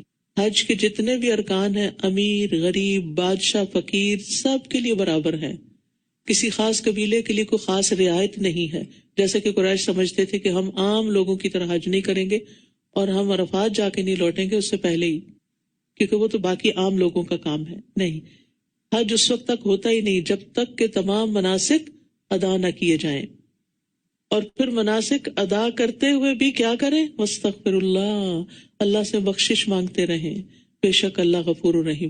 ہوتا ہے نا ایسے، جب ہم کوئی نیکی کا کام کرتے ہیں تو ہمارے اندر ہوتا ہے پتہ نہیں ٹھیک کیا ہے یا نہیں، پتہ نہیں درست ہے یا نہیں۔ اور آپ دیکھیں کہ حج ہو یا عمرہ ہو یا رمضان کا مہینہ ہو، ہمارے لیے علم حاصل کرنا بے حد ضروری ہے۔ مثلا آج ہم نے رمضان کی آیتیں پڑھی ہیں، تو یہ شہر رمضان کتاب آپ میں سے ہر ایک کے پاس ہونی چاہیے کہ اس سے کرنے کے کام آپ کو پتہ چلیں گے کہ کیا کیا کرنا لازم ہے۔ اور رمضان میں کوشش کریں کہ اپنے بچوں کے ساتھ بیٹھ کر ایک ایک صفحہ ان کے ساتھ دہرا لیں تاکہ وہ رمضان کی ریکوائرمنٹ سے مانوس ہو جائیں کہ انہیں کیا کرنا ہے اور کیا نہیں کرنا۔ کیونکہ بعض اوقات ہم نماز پڑھ رہے ہوتے ہیں، ہمیں یہ نہیں پتا ہوتا کیا کرنا اور کیا نہیں کرنا، اس میں کرنے کے بہت سے مستحب کام جس سے نماز کی کوالٹی بہت بہتر ہو سکتی ہے وہ ہمیں نہیں پتا ہوتی، اور اس میں کئی ایسی چیزیں ہوتی ہیں جو ہم کر رہے ہوتے ہیں جس سے نماز باطل ہو جاتی ہے، وہ نہیں پتا ہوتا، تو اس کے لیے جاننا بہت ضروری ہے۔ فَإِذَا قَضَيْتُم مَّنَاسِكَكُمْ فَاذْكُرُوا اللَّهَ كَذِكْرِكُمْ آبَاءَكُمْ أَوْ أَشَدَّ ذِكْرًا۔ پھر جب تم اپنے حج کے مناسک پورے کر چکو تو اللہ کو ایسے یاد کرو جیسے تم پہلے اپنے باپ دادا کو یاد کرتے تھے، بلکہ اس سے بھی زیادہ یاد کرو۔ پھر لوگوں میں سے کوئی ایسا ہے جو کہتا ہے، اے ہمارے رب ہمیں دنیا میں ہی بھلائی دے دے، اور اس کے لیے آخرت میں کوئی حصہ نہیں ہوتا۔ کچھ لوگ حج عمرے پر صرف دنیا مانگتے ہیں، آخرت کی دعا نہیں کرتے۔ وَمِنْهُمْ مَنْ يَقُولُ رَبَّنَا آتِنَا فِي الدُّنْيَا حَسَنَةً وَفِي الْآخِرَةِ حَسَنَةً وَقِنَا عَذَابَ النَّارِ۔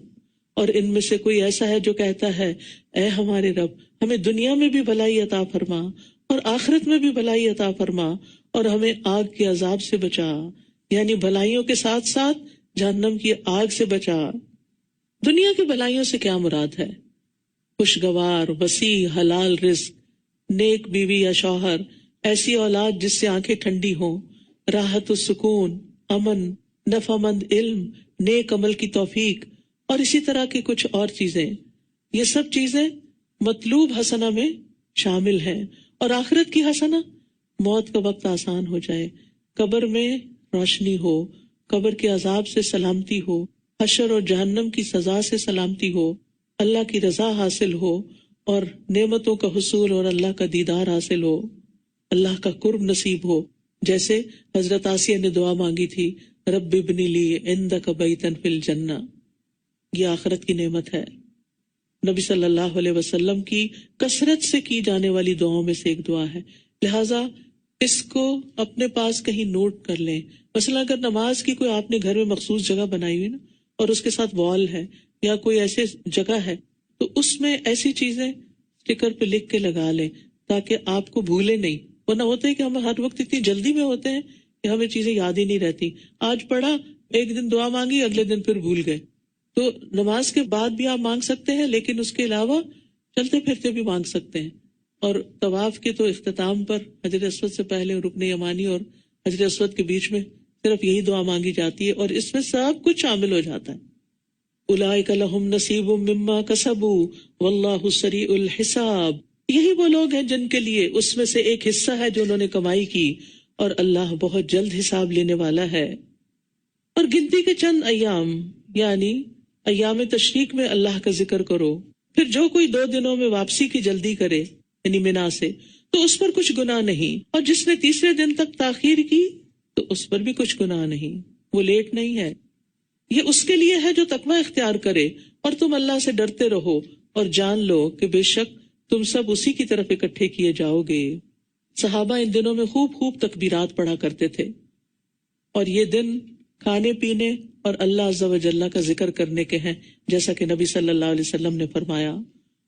اور لوگوں میں سے کوئی ایسا بھی ہے جس کی گفتگو دنیا کی زندگی میں آپ کو بہت بھلی لگتی ہے، اور جو اس کے دل میں ہے اس پر وہ اللہ کو گواہ بناتا ہے، یعنی قسمیں کھاتا ہے، حالانکہ دراصل وہ کج بحثی کرنے میں شدید جھگڑالو ہے.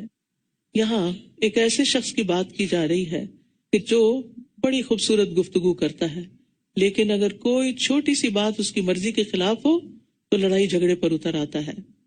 منافقین کی صفت میں سے ایک صفت یہ بھی ہے کہ وہ دنیا کی زندگی کے بارے میں بہت معلومات رکھتے ہیں. کسی بھی ٹاپک پہ بات کریں تو انسان حیران ہو جاتا ہے، لیکن اس کی باتوں میں نہ آخرت کی بات ہوتی ہے اور نہ ہی اس کا کچھ علم ہوتا ہے اس کے بارے میں. دین کی کوئی بات نہیں ہوتی. ابو ہریرہ کہتے ہیں رسول اللہ صلی اللہ علیہ وسلم نے فرمایا، اللہ تعالیٰ ہر سخت دل، متکبر، بخیل اور پیٹو انسان سے بغض رکھتا ہے، جو بازاروں میں شور کرنے والا، رات کو مردار اور دن کو گدھا ہے، دنیا کے معاملات کا عالم ہے، آخرت کے معاملات سے جاہل ہے. آخرت کے معاملات سے جہالت اللہ سبحانہ وتعالیٰ کو ناپسند ہے. اللہ تعالیٰ ایسے لوگوں سے نفرت کرتا ہے. دوسری بات جو اس آیت میں بتائی گئی کہ وہ اللہ کی قسمیں کھا کر اپنے ایمان اور اخلاص کا یقین دلاتا ہے تاکہ لوگ اس پر اعتبار کریں. تیسری بات یہ بتائی گئی کہ وہ الد الخصام ہے. الد کا معنی ہوتا ہے سخت جھگڑالو، اور خصام کا معنی جھگڑے میں سخت جھگڑالو. مطلب یہ کہ جب جھگڑے کا وقت آتا ہے تو بہت جھگڑا کرتا ہے. حضرت عائشہ کہتی ہے کہ رسول اللہ صلی اللہ علیہ وسلم نے فرمایا، اللہ کے ہاں سب آدمیوں سے زیادہ مبغوض الد الخصم ہے، یعنی سخت جھگڑالو انسان. اور رسول اللہ صلی اللہ علیہ وسلم نے منافق کی 4 نشانیوں میں سے ایک نشانی کیا بتائی کہ جب وہ جھگڑتا ہے تو بد زبانی کرتا ہے، گالیاں دیتا ہے. اللہ اکبر. اللہ تعالی ہم سب کو اس بد زبانی سے محفوظ رکھے. اصل میں یہ باتیں سن کے ہم اوروں کے بارے میں سوچنے لگتے ہیں کہ فلاں شخص میں یہ بات پائی جاتی ہے اور نہیں، ہم اپنے بارے میں سوچا کریں کہ کہیں ان میں سے کوئی بات میرے اندر تو نہیں. پھر مزید اس کے بارے میں فرمایا، وَإِذَا تَوَلَّى سَعَى فِي الْأَرْضِ لِيُفْسِدَ فِيهَا، اور جب وہ پلٹ کر جاتا ہے، یعنی باتیں خوب بنا کے جب واپس جاتا ہے تو زمین میں فساد پھیلانے اور کھیتی اور نسل کو ہلاک کرنے کے لیے دوڑ دھوپ کرتا ہے، اور اللہ فساد کو پسند نہیں کرتا. اور جب اس سے کہا جاتا ہے کہ اللہ سے ڈرو تو جھوٹی عزت اسے گناہ پر آمادہ کرتی ہے، تو اس کو جہنم ہی کافی ہے، اور یقیناً وہ بہت برا ٹھکانہ ہے. اس کے برعکس ایک اور کردار ہے، اس کے بالکل اپوزٹ. وَمِنَ النَّاسِ مَن يَشْرِي نَفْسَهُ ابْتِغَاءَ مَرْضَاتِ اللَّهِ وَاللَّهُ رَءُوفٌ بِالْعِبَادِ. اور لوگوں میں سے کوئی ایسا بھی ہوتا ہے جو اللہ کی رضا پانے کے لیے اپنی جان بیچ ڈالتا ہے، جان کا سودا کر لیتا ہے، اور اللہ بندوں پر بہت شفقت کرنے والا ہے. یعنی اوپر والا شخص دنیا حاصل کرنے کے لیے اپنے دین ایمان کو بیچ دیتا ہے، اور یہاں وہ شخص ہے جو اللہ کی رضا حاصل کرنے کے لیے جان و مال کا سودا کر لیتا ہے. کیونکہ ان اللہ اشتری من المؤمنین انفسهم واموالهم بان لهم الجنہ، بے شک اللہ نے مومنوں سے ان کی جانیں اور ان کے مال خرید لیے ہیں کیونکہ ان کے لیے جنت ہے. تو اس آیت کے اولین مصداق مہاجر صحابہ ہیں جنہوں نے اپنی جانیں خطرے میں ڈالی، اپنی جائیدادیں چھوڑی، اپنا وطن چھوڑا اور مدینہ چلے گئے، اور انصار جنہوں نے اپنی جان و مال سے مہاجرین کو مدد دی اور انہیں خوش آمدید کہا. تو یہ اللہ کی رضا حاصل کرنے والوں کی فضیلت بیان ہوئی ہے. نبی صلی اللہ علیہ وسلم نے فرمایا، انسان اللہ کی رضا حاصل کرتا ہے اور مسلسل اس میں لگا رہتا ہے. اللہ عز و جل جبریل سے فرماتا ہے، میرا فلاں بندہ میری رضا کی تلاش میں ہے، آگاہ رہو کہ اس پر میری رحمت ہے. جبریل علیہ السلام کہتے ہیں کہ فلاں آدمی پر اللہ کی رحمت ہو. حاملین عرش بھی یہی کہتے ہیں، ان کے آس پاس کے فرشتے بھی یہی کہنے لگتے ہیں، حتیٰ کہ ساتوں آسمانوں والے بھی یہی کہنے لگتے ہیں. پھر یہ بات زمین پر اتار دی جاتی ہے.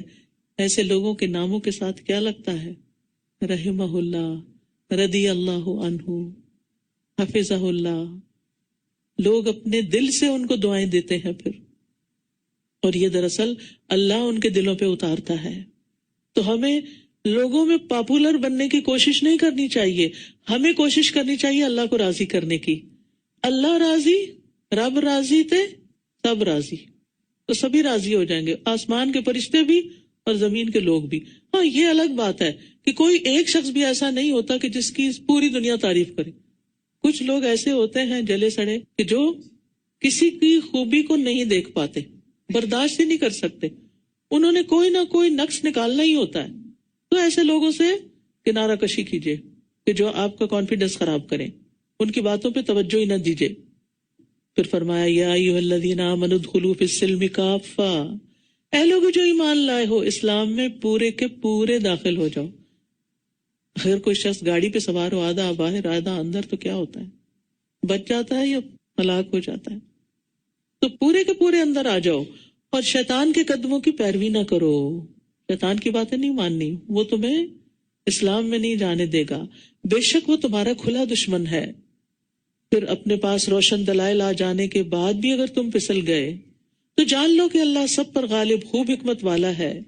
کیا یہ لوگ اس بات کا انتظار کر رہے ہیں کہ اللہ ان پر بادل کے سائبانوں میں آ جائے اور فرشتے بھی آ جائیں اور کام تمام کر دیا جائے، اور سب کام اللہ ہی کی طرف لوٹائے جاتے ہیں؟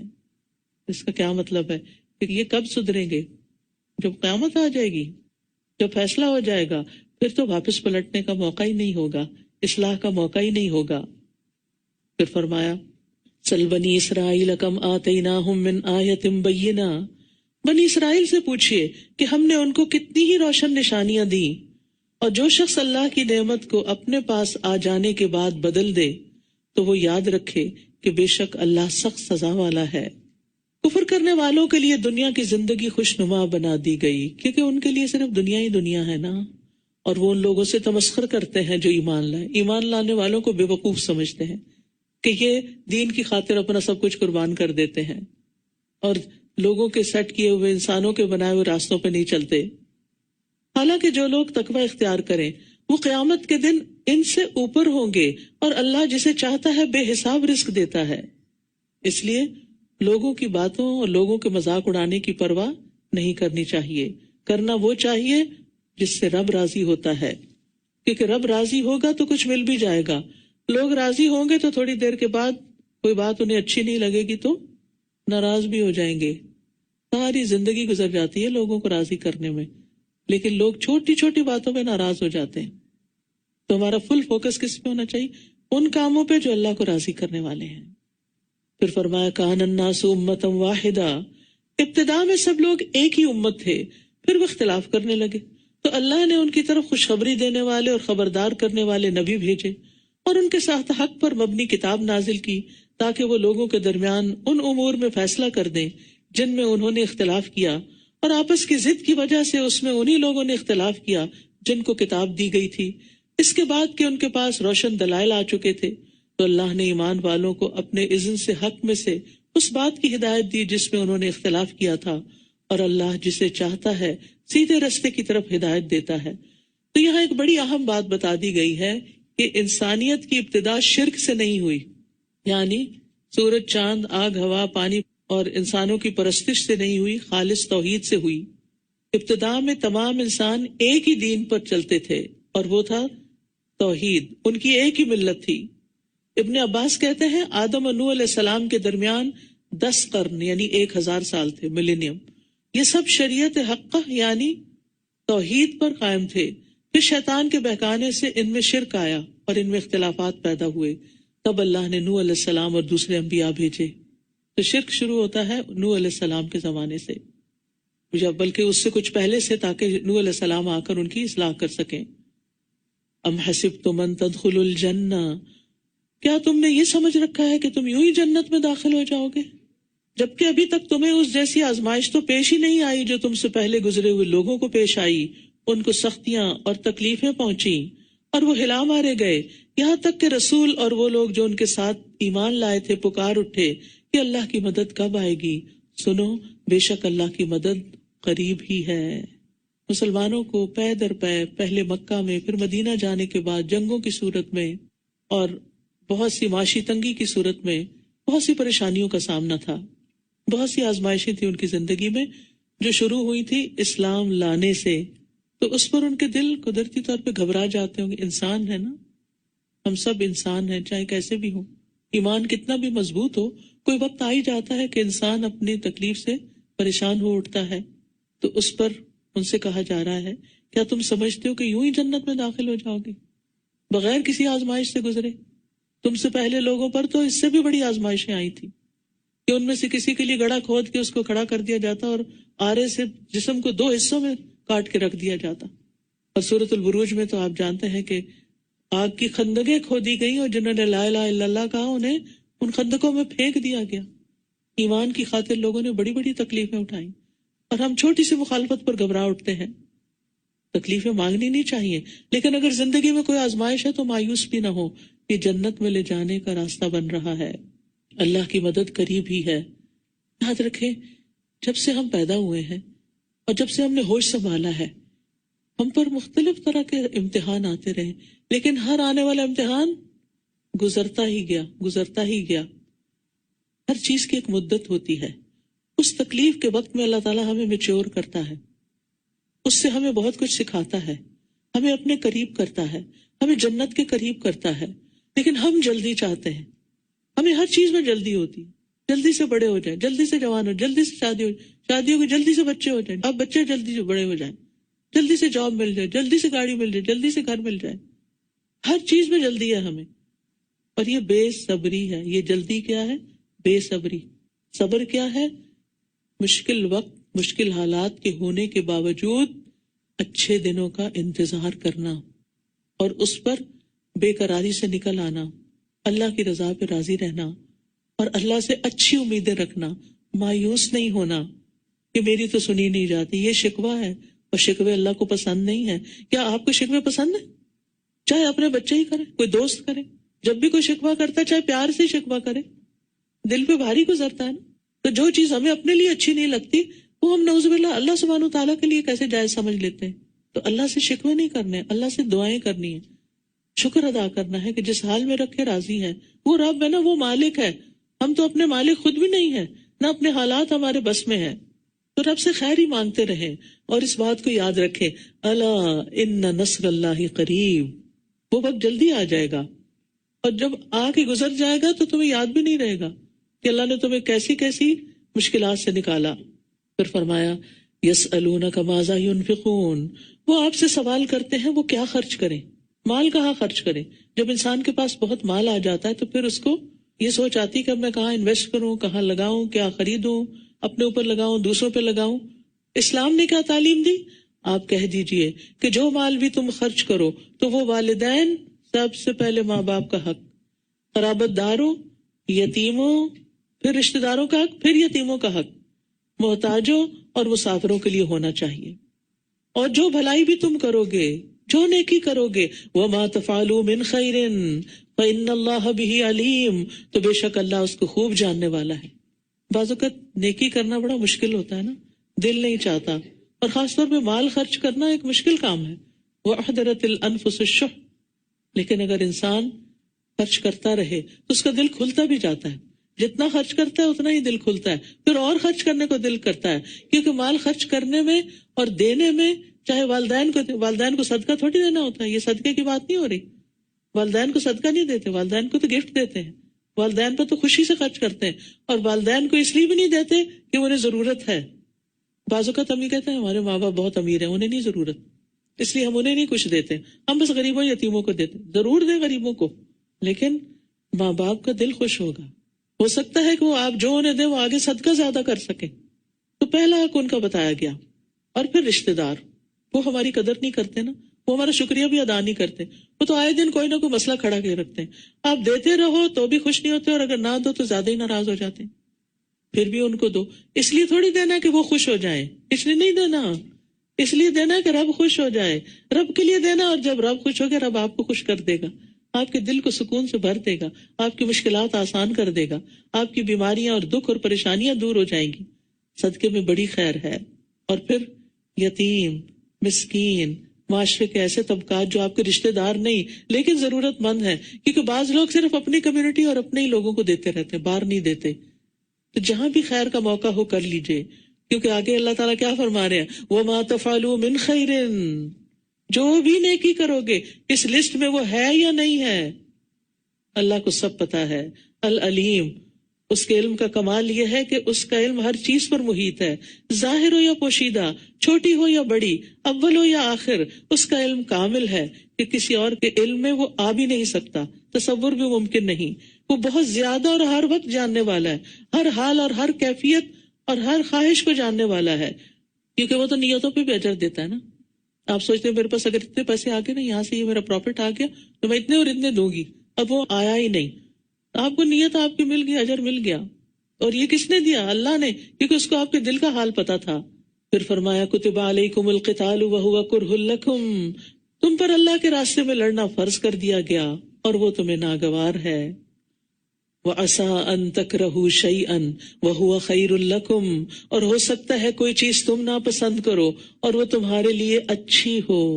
آزمائشیں کس کو پسند ہیں؟ کسی کو بھی نہیں، لیکن بعض آزمائشیں انسان کو سونا بنا دیتی ہیں، بہت میچور کر دیتی ہیں، بہت کچھ سکھا دیتی ہیں۔ وَعَسَىٰ أَن تُحِبُّوا شَيْئًا وَهُوَ شَرٌّ لَكُمْ، اور ہو سکتا ہے کوئی چیز تم پسند کرو اور وہ تمہارے لیے بری ہو۔ کھانے میں کتنی چیزیں ہوتی ہیں جن کے بغیر ہمارا گزارا نہیں، لیکن وہ ہمارے لیے سخت نقصان دہ ہوتی ہیں، اور ہمیں پتا ہوتا ہے کہ یہ کھاؤں گی تو بیمار پڑ جاؤں گی، پھر بھی نہیں باز آتے۔ اسی طرح کمفرٹ میں رہنا، زیادہ سونا، آرام کرنا، کام نہ کرنا، یہ بھی بڑا پسند ہوتا ہے لوگوں کو، محنت مشقت سے جی چراتے ہیں۔ وہ شر لکم، دنیا کمانے کی جگہ ہے، آخرت کمانے کی جگہ ہے، کیوں سستی میں مبتلا ہو، کیوں پیچھے رہ رہے ہو؟ واللہ یعلم وانتم لا تعلمون، اللہ جانتا ہے تم نہیں جانتے، اس لیے اللہ کے فیصلوں پہ ناراض نہ ہو، اللہ کے فیصلوں پہ راضی ہو، جو جس حال میں رکھے راضی رہو۔ تکلیف سے جان نکل رہی ہو پھر بھی کہا کرے اللہ میں راضی، تو ہی اس کو دور کرنے والا ہے، میں تجھ سے راضی، ہر حال میں راضی، کیونکہ اس کو پتا ہے کہ ہمیں کتنا آزمانا ہے، کہاں تک آزمانا ہے۔ یسألونک عن الشہر الحرام قتال فیہ، وہ آپ سے حرمت والے مہینے میں لڑائی کرنے کے بارے میں سوال کرتے ہیں، کہہ دیجئے ان میں لڑائی کرنا بہت بڑا گناہ ہے، اور اللہ کے راستے سے روکنا اور اس سے کفر کرنا اور مسجد حرام سے روکنا اور اس کے رہنے والوں کو اس سے نکال دینا اللہ کے نزدیک اس سے بھی بڑا گناہ ہے، اور فتنہ قتل سے بھی کہیں بڑھ کر ہے، اور یہ لوگ ہمیشہ تم سے لڑتے رہیں گے، یہاں تک کہ اگر وہ استطاعت رکھتے ہو تو تمہیں تمہارے دین سے پھیر دیں، اور جو کوئی تم میں سے اپنے دین سے پھر گیا پھر کفر کی حالت میں ہی مر گیا، جو کوئی تم میں سے اپنے دین سے پھر گیا پھر کفر کی حالت میں ہی مر گیا، تو ایسے لوگوں کے اعمال دنیا اور آخرت میں ضائع ہو گئے، ان کی کوئی نیکی قبول نہیں، اور یہی لوگ آگ کے ساتھی ہیں، یہ اس میں ہمیشہ رہنے والے ہیں۔ جو بچے قرآن کی آیتیں پڑھ لیں، اپنے ماں باپ سے بھی پڑھ لیں، کیا وہ دین سے پھر سکتے ہیں؟ لیکن آج کل یہ مسئلہ کتنا عام ہوتا جا رہا ہے، اور کتنی بھیانک سزا ہے اس کی، اس اویئرنیس کی کتنی ضرورت ہے۔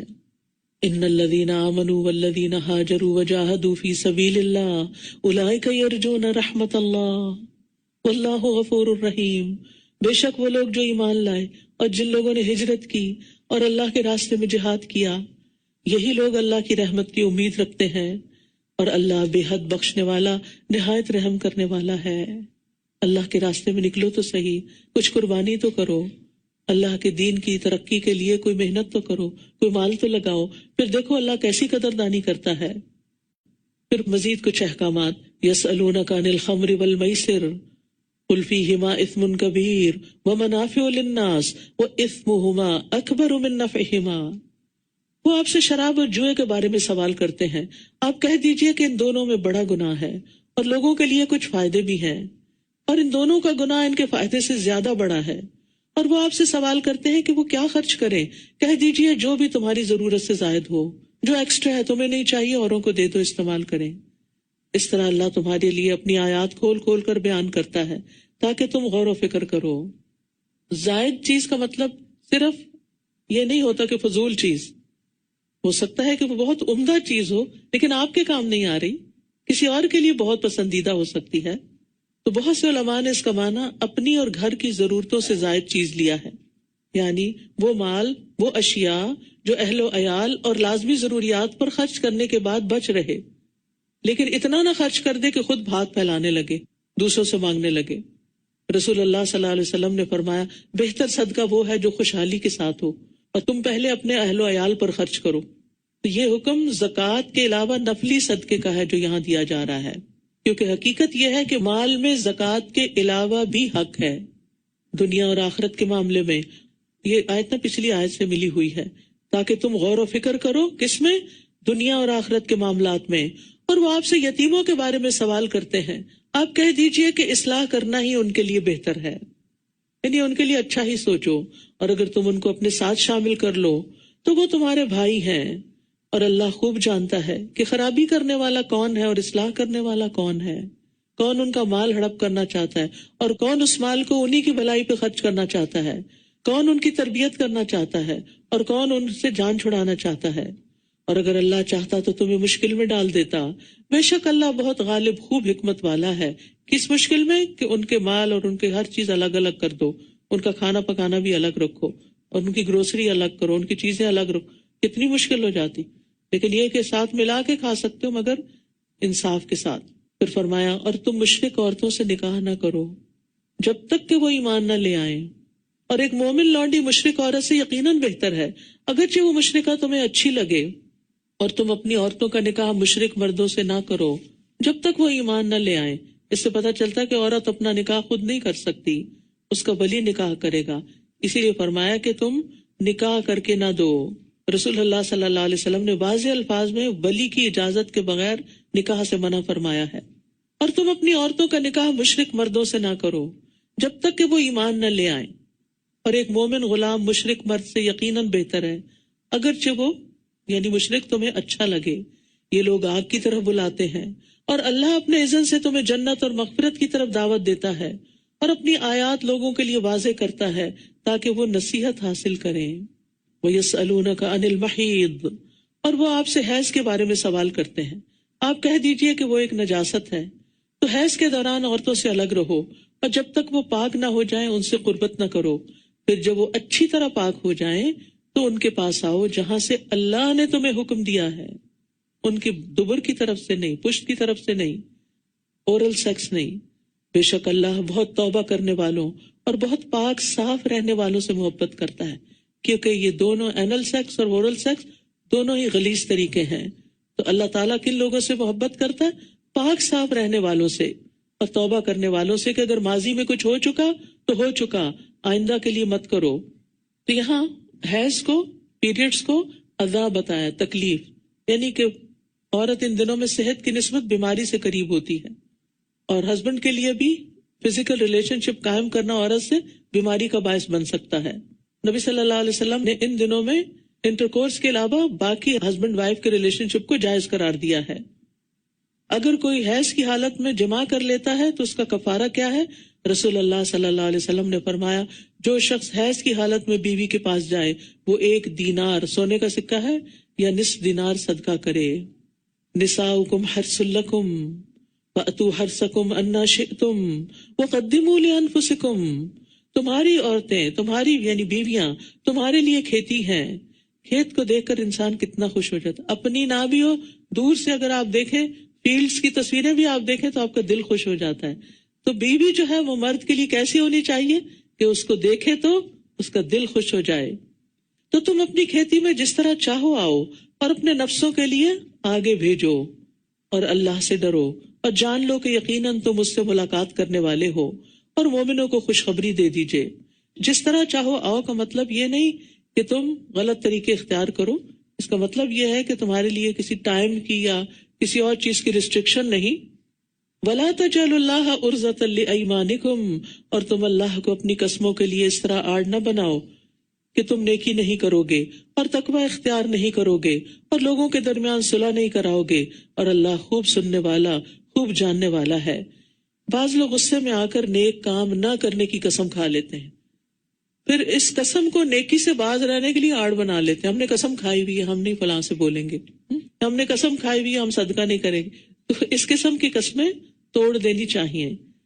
یعنی ایسی قسمیں نہیں کھانی چاہیے کہ جس میں انسان نیکی، پرہیزگاری اور صلح کرانے والے کاموں سے باز رہے.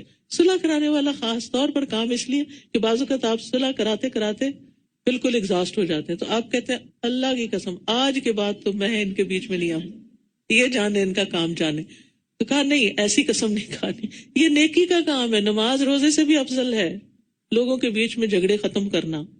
تو اگر تمہیں اللہ نے صلاحیت دی ہے، کوئی اسٹیٹس ہے آپ کا، آپ کی بات سنتے ہیں لوگ، تو تھوڑا تکلیف میں ڈالیں اپنے آپ کو، کوئی حرج نہیں. اور نبی صلی اللہ علیہ وسلم نے فرمایا جب تم کسی بات پر قسم کھا لو، یعنی غصے میں آ کے کھا لی قسم، پھر دیکھو کہ دوسرا کام اس سے بہتر ہے تو اپنی قسم کا کفارہ دے دو اور وہ کام کرو جو بہتر ہے. اللہ تمہاری لغو قسموں پر تمہارا مواخذہ نہیں کرے گا، لیکن وہ ان قسموں پر تمہارا مواخذہ کرے گا جن کا ارادہ تمہارے دلوں نے کیا، اور اللہ بہت بخشنے والا بہت علم والا ہے. لغو قسموں سے مراد وہ قسمیں جو نیت کے بغیر عادتاً یوں ہی زبان سے نکل جاتی ہیں تقیہ کلام کے طور پر. تو لغو قسموں کا کفارہ اور سزا نہیں ہے. ہاں، جو پکے ارادے سے قسم کھائی جائے کہ یہ کام کروں گا یا نہیں کروں گا، اس کا کفارہ ہے. لیکن ایک اور قسم بھی ہوتی ہے قسم کی، اور جھوٹی قسم، یمین غموس. جھوٹی قسم کھانا کبیرہ گناہ ہے. آپ نے کوئی کام کیا اور آپ نے اللہ کی قسم میں نے نہیں کیا، یہ نہیں ہونا چاہیے. پھر فرمایا جو لوگ اپنی بیویوں سے ترک تعلق کی قسم کھا لیتے ہیں ان کے لیے 4 ماہ کی مہلت ہے. پھر اگر وہ رجوع کر لیں تو یقیناً اللہ بہت بخشنے والا نہایت رحم کرنے والا ہے. یعنی 4 مہینے سے زیادہ ہسبینڈ وائف کو آپس میں ناراض نہیں رہنا چاہیے، یا تو پھر صلح کر لیں اور یا پھر طلاق دے دیں. اور اگر وہ طلاق دینے کا پختہ ارادہ کر لیں تو بے شک اللہ خوب سننے والا خوب جاننے والا ہے.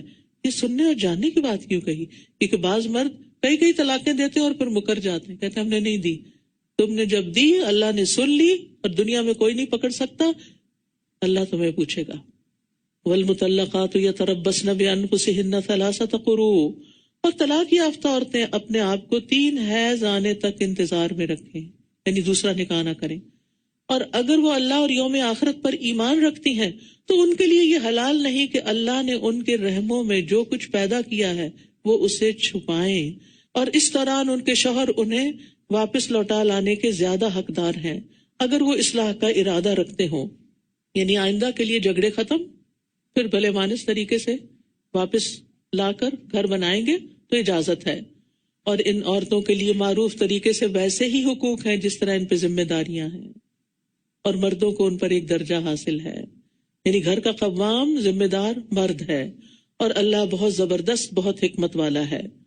تو طلاق کے بعد عورت کو عدت گزارنی چاہیے، اور اس عدت میں خاوند دوبارہ رجوع کر سکتا ہے، اس کا حق ہے، ابھی تک وہ اس کی بیوی ہے. عدت گزر جائے پھر وہ آزاد ہے، چاہے تو کہیں اور نکاح کرے اور چاہے تو اسی خاوند سے دوبارہ نکاح کرے اگر ایک طلاق ہوئی ہے. پھر فرمایا الطلاق مرتان، طلاق 2 بار ہے، یعنی رجعی طلاق جس میں رجوع ہو سکتا ہے. پھر یا تو بھلے طریقے سے بیوی کو روک لینا ہے یا احسان کے ساتھ رخصت کر دینا ہے. احسان کے ساتھ، کتنی ڈگنیٹی ہے اس بات میں، اور کتنی رسپیکٹ دی گئی ہے عورت کو. اور تمہارے لیے حلال نہیں کہ تم نے جو کچھ انہیں دیا ہے یعنی مہر سمیت اس میں سے کچھ بھی واپس لو، کوئی گفٹ وغیرہ کوئی اور چیز. مگر یہ کہ دونوں کو اس بات کا ڈر ہو کہ وہ اللہ کی حدود کو قائم نہ رکھ سکیں گے تو پھر عورت وہ واپس کر کے خلا لے لے. پھر اگر تمہیں اس بات کا ڈر ہو کہ وہ دونوں اللہ کی حدود قائم نہ رکھ سکیں گے تو ان دونوں پر اس بات میں کوئی گناہ نہیں کہ وہ عورت علیحدگی حاصل کرنے کے لیے خامند کو بدلے میں کچھ دے دے، مہر واپس کر دے یا گفٹ واپس کر دے. یہ اللہ کی حدود ہیں، سو ان سے تجاوز نہ کرو، اور جو لوگ اللہ کی حدود سے تجاوز کریں تو یہی دراصل ظالم ہے. یہاں جاہلیت کے دستور کو روکا گیا کیونکہ جاہلیت میں مرد عورت کو بے شمار طلاقیں دیتا تھا، نہ اسے چھوڑتا تھا اور نہ اس کو رکھتا تھا بڑے طریقے سے. مقصد بیوی کو تنگ کرنا ہوتا تھا، ذلیل کرنا ہوتا تھا، اس لیے اللہ سبحانہ تعالیٰ نے اس کی حد بندی کر دی. اور دوسری طرف ایک ہی وقت میں 3 طلاقیں دینے سے بھی منع کیا، کیونکہ اگر کوئی ایک دفعہ بھی طلاق دیتا تو طلاق ہو جاتی ہے، عدت گزارنے کے بعد عورت آزاد ہو جاتی ہے.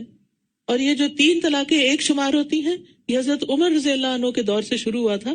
ابن عباس کہتے ہیں کہ رسول اللہ صلی اللہ علیہ وسلم اور ابو بکر کے زمانے میں اور عمر رضی اللہ عنہ کی خلافت کے ابتدائی 2 سالوں میں 3 طلاقیں ایک ہی طلاق شمار ہوتی تھی. پھر لوگوں نے اس کام میں جلدی شروع کر دی تو عمر رضی اللہ عنہ نے فرمایا لوگوں نے ایسے کام میں جلدی کرنا شروع کر دیا جس میں ان کے لیے مہلت تھی، تو اب ہم ان پر کیوں نہ 3 طلاقیں نافذ کر دیں. یعنی بطور سزا انہوں نے یہ کام شروع کیا تھا، تعزیر اس کو کہتے ہیں. لیکن اصل حکم کیا ہے کہ ایک وقت میں ایک ہی طلاق ہوتی ہے. پھر اگر وہ اسے تیسری بار طلاق دے دے تو وہ عورت اس کے بعد اس کے لیے حلال نہیں ہوگی جب تک کہ وہ کسی اور مرد سے نکاح نہ کر لے. اس کا یہ مطلب نہیں کہ جان بوجھ کے نکاح کیا جائے اور پھر زبردستی طلاق لی جائے تاکہ پہلا شوہر دوبارہ نکاح کرے. اس کو حلالہ کہتے ہیں اور کرنے والے اور کرانے والے پر لعنت ہے، حدیث سے ثابت ہے. پھر اگر وہ دوسرا خاوند اس کو طلاق دے دے تو ان دونوں پر کوئی گناہ نہیں کہ وہ باہم رجوع یعنی دوبارہ نکاح کر لیں. اگر وہ دونوں سمجھیں کہ وہ اللہ کی حدود قائم رکھ سکیں گے پھر دوبارہ نکاح کریں، ورنہ نہیں. اور یہ اللہ کی حدود ہیں جنہیں وہ ان لوگوں کے لیے واضح کرتا ہے جو علم رکھتے ہیں.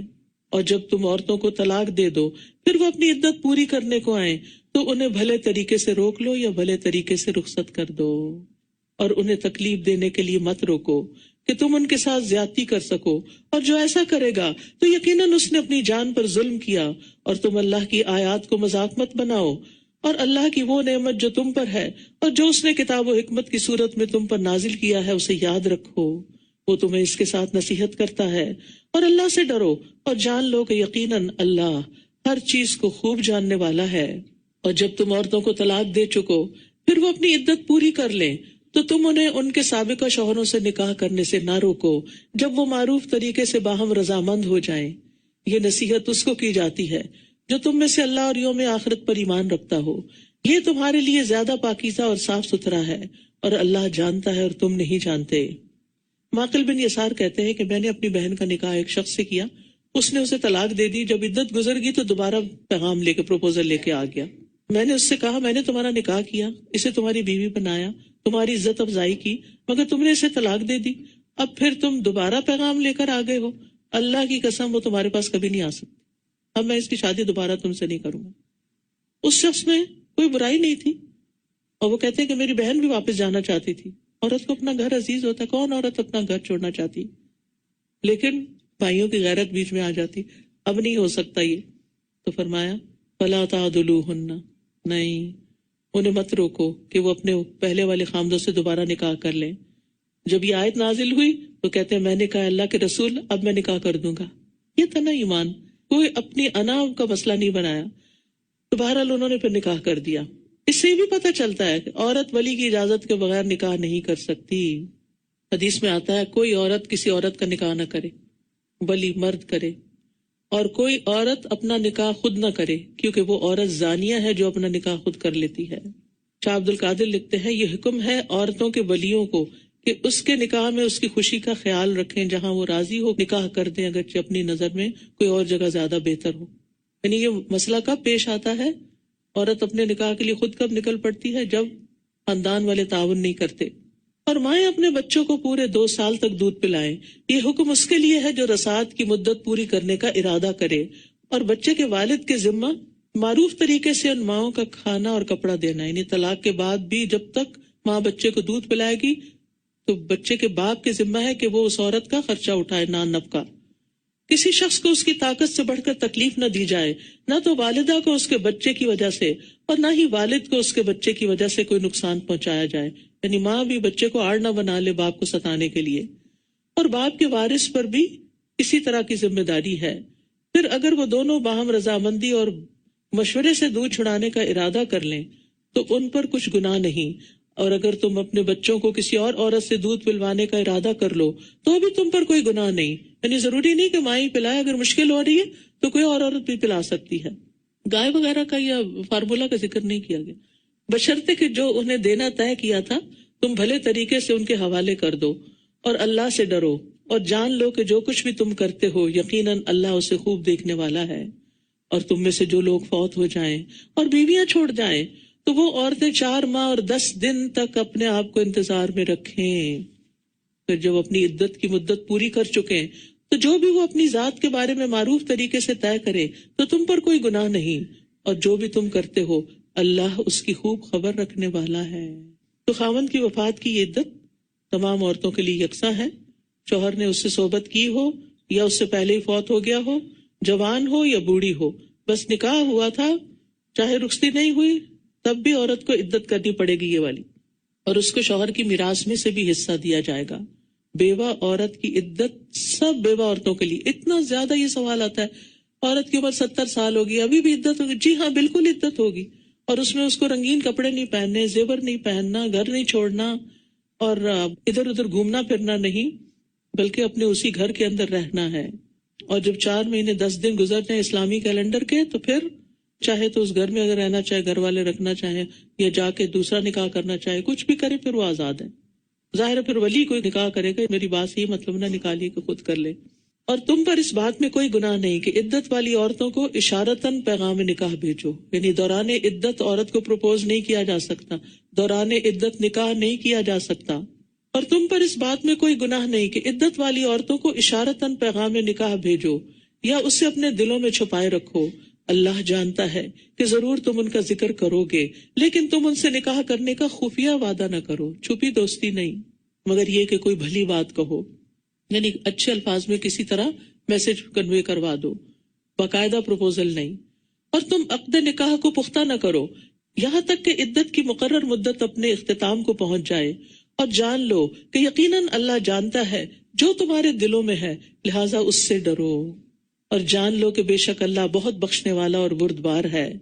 تم پر کوئی گناہ نہیں اگر تم ان عورتوں کو طلاق دے دو جنہیں تم نے ہاتھ نہیں لگایا، یعنی پیپر میرج ہوئی تھی، لڑکا کسی ملک میں تھا، لڑکی کہیں اور تھی، امیگریشن نہیں ہوئی، آخر کار طلاق دینی پڑی، لڑکی جانے کو تیار نہیں تھی 3rd ورلڈ کنٹری میں، اور لڑکا آ نہیں سکتا تھا، اب کیا ہے طلاق ہو گئی، اب کیا ہوگا؟ یعنی کہ اس کے ساتھ ٹائم ہی نہیں اسپینڈ کیا تو پھر کیا ہوگا؟ ایسی صورت میں عدت نہیں ہوگی لڑکی پر۔ تم پر کوئی گناہ نہیں اگر تم ان عورتوں کو طلاق دے دو جنہیں تم نے ہاتھ نہیں لگایا یا جن کے مہر تم نے مقرر نہیں کیے، اور انہیں کچھ نہ کچھ فائدہ یعنی تحفہ دو۔ سبحان اللہ، تم نے کوئی فائدہ نہیں اٹھایا لیکن اس بچی کا تو بہرحال ایک نقصان ہو گیا۔ وسعت والا اپنی وسعت کے مطابق، تنگ دست اپنی حیثیت کے مطابق دے، بھلے طریقے سے فائدہ پہنچانا ہے، یعنی خوبصورتی سے الگ ہوں۔ نیکی کرنے والوں پر یہ لازمی حق ہے، ایسا لازمی کرنا چاہیے، یہ متع طلاق کہلاتا ہے۔ اور اگر تم ان منکوحہ عورتوں کو ہاتھ لگانے سے پہلے طلاق دے دو جبکہ تم نے ان کے لیے مہر بھی مقرر کر دیا ہو تو مقررہ مہر کا آدھا حصہ ادا کرنا ہوگا، مگر یہ کہ وہ عورتیں مہر معاف کر دیں یا وہ شخص معاف کر دے جس کے ہاتھ میں نکاح کی گرہ ہے، اور یہ کہ تم معاف کر دو تو یہ تقویٰ کے زیادہ قریب ہے۔ اور تم آپس میں احسان کرنا نہ بھولو، جو کچھ بھی تم کرتے ہو یقیناً اللہ اس کو خوب دیکھنے والا ہے۔ حافظوا علی الصلوات والصلاة الوسطی وقوموا للہ قانتین، سب نمازوں کی حفاظت کرو اور خصوصاً درمیانی نماز کی، اور اللہ کے لیے فرما بردار بن کر کھڑے ہو جاؤ۔ نمازوں کی حفاظت دنیا اور آخرت کی اصلاح کا باعث ہے۔ نمازوں کی حفاظت کرنے والے سے اللہ کا وعدہ ہے کہ اللہ تعالیٰ ان کو بخش دے گا، اور صلاۃ الوسطیٰ سے مراد عصر کی نماز لی گئی ہے۔ پھر اگر تمہیں دشمن کا خوف ہو تو پیدل یا سواری پر ہی نماز پڑھ لو، چلتے چلتے بھی نماز ہو جاتی ہے میدان جنگ میں۔ پھر جب تم امن کی حالت میں آ جاؤ تو اللہ کو اس طرح یاد کرو جیسے اس نے تمہیں وہ سکھایا ہے جو تم نہیں جانتے تھے، اور تم میں سے جو لوگ وفات پا جائیں اور بیویاں چھوڑ رہے ہوں وہ اپنی بیویوں کے لیے 1 سال تک بغیر گھر سے نکالے فائدہ پہنچانے یعنی نان نفقہ دینے کی وصیت کر جائیں. ہاں اگر وہ خود نکل جائیں تو تم پر کوئی گناہ نہیں، جو بھی وہ اپنی ذات کے بارے میں بھلے طریقے سے فیصلہ کریں، اور اللہ بہت زبردست خوب حکمت والا ہے. اور طلاق یافتہ عورتوں کو بھلے طریقے سے کچھ فائدہ یعنی متع طلاق پہنچانا لازم ہے. متقی لوگوں پر عورتوں کا یہ حق ہے. ہمارے ہاں کیسے ہوتی ہے طلاق، اور ہمارے ہاں کتنی ظلم و کتنی زیادتی کی جاتی ہے، کھڑے کھڑے گھر سے نکال دیا جاتا ہے. اسی طرح اللہ تمہارے لیے اپنی آیات کو واضح کرتا ہے تاکہ تم عقل سے کام لو. الم تر الی الذین خرجوا من دیارہم وہم الوف حذر الموت فقال لهم اللہ موتوا ثم احیاہم ان اللہ لذو فضل علی الناس ولکن اکثر الناس لا یشکرون. اللہ کا شکوہ، اکثر لوگ شکر نہیں کرتے. کیا آپ نے ان لوگوں کے حال پر غور نہیں کیا جو ہزاروں کی تعداد میں تھے، وہ موت سے بچنے کے لیے اپنے گھروں سے نکل پڑے. کوئی وبا آ گئی ہوگی تو لوگوں نے سوچا ہوگا یہ علاقہ چھوڑ جائیں، اور 1 نہیں 2 نہیں ہزاروں. تو اللہ نے ان سے فرمایا مر جاؤ. جہاں نکل کے گئے وہیں موت آ گئی تو وہ مر گئے. پھر اس نے انہیں زندہ کر دیا. بے شک اللہ لوگوں پر بہت فضل فرمانے والا ہے، لیکن اکثر لوگ شکر ادا نہیں کرتے. یعنی ایسی آزمائشیں اور ایسے خوف کے اوقات بھی اس کے پیچھے بھی حکمت ہوتی. جیسے کووڈ آیا تھا، اس میں بہت سی پریشانی تو تھی لیکن اس کے کئی فائدے بھی ہوئے، کئی نئی جہتیں بھی نکلی. وَقَاتِلُوا فِي سَبِيلِ اللَّهِ وَاعْلَمُوا أَنَّ اللَّهَ سَمِيعٌ عَلِيمٌ. اور اللہ کے راستے میں جنگ کرو اور جان لو کہ اللہ خوب سننے والا خوب جاننے والا ہے. کون ہے وہ جو اللہ کو قرض حسنہ دے تاکہ وہ اسے اس کے لیے کئی گنا زیادہ بڑھا دے. اور اللہ ہی تنگی پیدا کرتا ہے اور وہی کشادگی دیتا ہے، اور اسی کی طرف تم لوٹائے جاؤ گے. قرض حسنہ سے کیا مراد ہے؟ وہ مال جو خالص اللہ کی رضا اور ثواب حاصل کرنے کے لیے خرچ کیا جائے، اس میں کوئی ریاکاری نہ ہو، کسی کو ستانا نہ ہو، کسی پر احسان رکھنے کی نیت نہ ہو. تو اللہ سبحانہ وتعالیٰ کا کرم دیکھیے، خود ہی سب کچھ بندوں کو دے کے خود مانگ رہا ہے، اپنے ذمہ اسے قرض قرار دے رہا ہے. اور یہاں اللہ کے راستے میں خرچ کرنے کی بات ہو رہی ہے، یعنی اللہ کے دین کی خاطر. پیچھے اللہ کی خاطر جنگ کرنے کا حکم ہوا، اب اللہ کی خاطر مال خرچ کرنے کا حکم ہو رہا ہے. رسول اللہ صلی اللہ علیہ وسلم نے فرمایا جس نے اللہ کی راہ میں کوئی چیز خرچ کی اس کے لیے اس کا 700 گنا لکھا جاتا ہے. اللہ کے راستے میں کیا ہوتا ہے؟ اللہ کے دین کی خدمت کے لیے، لوگوں کے اندر خیر پھیلانے کے لیے. الم تر الی الملأ من بنی اسرائیل من بعد موسیٰ. کیا آپ نے موسیٰ کے بعد بنی اسرائیل کے سرداروں کے حال پر غور نہیں کیا جب انہوں نے اپنے نبی سے کہا کہ آپ ہمارے لیے ایک بادشاہ مقرر کر دیں تاکہ اس کی قیادت میں ہم اللہ کے راستے میں لڑیں. اس نے کہا ممکن ہے کہ اگر تم پر جنگ کرنا فرض کر دیا جائے تو تم نہ لڑو. انہوں نے کہا اور ہمیں کیا ہے کہ ہم اللہ کے راستے میں نہ لڑیں جبکہ ہم اپنے گھروں اور بیٹوں سے نکال دیے گئے ہیں. پھر جب ان پر جنگ کرنا فرض کر دیا گیا تو ان میں سے چند ایک کے سوا سب منہ موڑ گئے، اور اللہ ان ظالموں کو خوب جانتا ہے. اور ان کے نبی نے ان سے کہا بے شک اللہ نے تمہارے لیے طالوت کو بادشاہ مقرر کر دیا ہے. تو وہ کہنے لگے اس کی بادشاہت ہم پر کیسے ہو سکتی ہے جبکہ ہم بادشاہت کے اس سے زیادہ حقدار ہیں، اور اسے تو کوئی مالی وسعت بھی عطا نہیں کی گئی. اس نبی نے کہا بے شک اللہ نے اسے تم پر چن لیا ہے اور اسے علم اور جسم کے اعتبار سے زیادہ وسعت دی ہے، اور اللہ جسے چاہتا ہے اپنی بادشاہت عطا کرتا ہے، اور اللہ وسعت والا خوب جاننے والا ہے. تو علمی قوت جسمانی قوت پر مقدم ہے. علم والے اور لا علم ان میں کوئی نسبت نہیں. قل هل يستوي الذين يعلمون والذين لا يعلمون. علم مال سے بہتر ہے، کیونکہ یہاں انہوں نے کیا اعتراض کیا کہ اس کے پاس تو کوئی مال نہیں، اس کو کیسے بادشاہ بنا دیا گیا ہے. لیکن اس کے پاس کیا تھا؟ علم. اور کیا تھا؟ قوت. اور اسی طرح انسان کے اندر جو ایسی فضیلت ہوتی ہے، یعنی علمی فضیلت، علمی قوت، وہ باقی قوتوں پر حاوی ہو جاتی. علم کے ذریعے آپ باقی چیزیں بھی حاصل کر لیتے، لیکن اگر آپ جاہل ہیں تو آپ اپنا مال بھی ضائع کر دیں گے، اپنی زندگی بھی ضائع کر دیں گے. جہالت عیب ہے، جہالت سے نکلنا ہے. چاہے دنیا کے علم ہو، چاہے دین کے جو بھی نفع مند علم ہو، ان کی طرف توجہ کرنی چاہیے. اور یہاں اللہ تعالیٰ کی صفت الواسع آئی ہے کہ جس کی جود و سخا مخلوق کے اندازوں سے کہیں بڑھ کر ہے، اور اس کی رحمت اور علم ہر چیز پر محیط ہے. اس کا رزق سب کے لیے کافی ہے۔ اور ان کے نبی نے ان سے کہا بے شک اس کی بادشاہت کی علامت یہ ہوگی کہ تمہارے پاس وہ تابوت واپس آ جائے گا جس میں تمہارے رب کی طرف سے سکینت بھی ہے اور آل موسیٰ اور آل ہارون کے چھوڑے ہوئے بقیہ جات بھی ہیں، فرشتے اسے اٹھائے ہوئے ہوں گے، یقیناً اس میں تمہارے لیے ایک نشانی ہے اگر تم ایمان والے ہو۔ پھر جب طالوت لشکروں کے ساتھ روانہ ہوا تو اس نے اپنی فوج سے کہا یقیناً اللہ تمہیں ایک نہر کے ذریعے آزمانے والا ہے۔ آپ نیکی کے کام کے لیے نکلتے ہیں تو راستے میں کوئی رکاوٹ آ جاتی ہے، یہ دیکھنے کے لیے کہ کتنا شوق ہے، واقعی دل میں کتنی سچائی ہے اس کام کو کرنے کی۔ تو کہا اللہ تمہیں یقیناً ایک نہر کے ذریعے آزمانے والا ہے، تو جس نے اس میں سے پی لیا تو وہ مجھ سے نہیں، اور جس نے اس کو نہیں چکھا تو وہ یقیناً مجھ سے ہے، مگر وہ جو اپنے ہاتھ سے ایک چلو بھر لے، یعنی تھوڑا بہت پی لو۔ تو سوائے چند ایک کہ انہوں نے اس میں سے پی لیا، یعنی خوب پیٹ بھر کے پیا۔ پھر جب اس نے اور ان لوگوں نے جو اس کے ساتھ ایمان لائے تھے اس نہر کو پار کر لیا تو وہ کہنے لگے آج ہمارے پاس جالوت اور اس کے لشکروں سے مقابلہ کرنے کی کوئی طاقت نہیں۔ اس موقع پر جو لوگ اس بات کا یقین رکھتے تھے کہ وہ اللہ سے ملاقات کرنے والے ہیں کہنے لگے کتنی ہی بار ایسا ہوا کہ چھوٹی جماعت بڑی جماعت پر اللہ کے اذن سے غالب آ گئی، اور اللہ صبر کرنے والوں کے ساتھ ہے۔ اللہ کی خاص معیت حاصل ہوتی ہے ان لوگوں کو جو مشکل وقت میں اسی پر بھروسہ کرتے ہیں اور بے قرار نہیں ہوتے اور اپنا کام کیے جاتے ہیں۔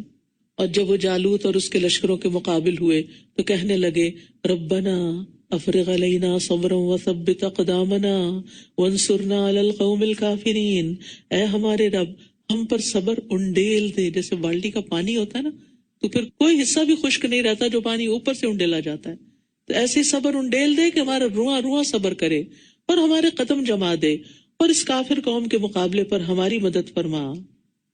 تو اللہ سے جب انسان التجا کرتا ہے تو مدد بھی آ جاتی ہے، دعا بھی قبول ہو جاتی ہے۔ اب یہی ہوا تو انہوں نے اللہ کے اذن سے ان دشمنوں کو شکست دے دی، اور داؤد نے جالوت کو قتل کر دیا، اور اللہ نے اسے بادشاہت اور حکمت عطا کی اور جو چاہا اسے سکھایا۔ اور اگر اللہ بعض لوگوں کے ذریعے بعض کو نہ ہٹائے تو زمین میں فساد پھیل جائے، لیکن اللہ جہان والوں پر فضل فرمانے والا ہے۔ یہ اللہ تعالیٰ کی ایک سنت ہے کہ مفسدین کو وہ اپنی طاقت سے ختم کرتا رہتا ہے۔ تلک آیات اللہ نتلوہا علیک بالحق وانک لمن المرسلین، یہ اللہ کی آیات ہیں جنہیں ہم آپ پر حق کے ساتھ پڑھ رہے ہیں، اور یقیناً آپ رسولوں میں سے ہیں۔ یہ سب وحی کے ذریعے علم آپ کو ملا ہے، اللہ کی طرف سے ایک رحمت کے طور پر آپ کے پاس آیا ہے، لہٰذا آپ کبھی بھی شک میں نہ پڑیں۔ آپ نے بھی جو کچھ سنا وہ یقینی حق ہے اور اس میں شک کی گنجائش نہیں۔ جو بھی آیات اور ترجمہ ان کا آپ نے سنا، ان پر یقین ہی عمل کی راہیں استوار کرتا ہے۔ اللہ تعالیٰ سے دعا ہے کہ وہ ہم سے اس کوشش کو قبول کرے، ہمارا پڑھانا اور پڑھنا اور سیکھنا سکھانا قبول فرمائے، اور سب سے بڑھ کر ہمیں عمل کی توفیق دے۔ وآخر دعوانا ان الحمد للہ رب العالمین، سبحانک اللہم وبحمدک، اشہد ان لا الہ الا انت، استغفرک واتوب الیک۔ السلام علیکم ورحمۃ اللہ وبرکاتہ۔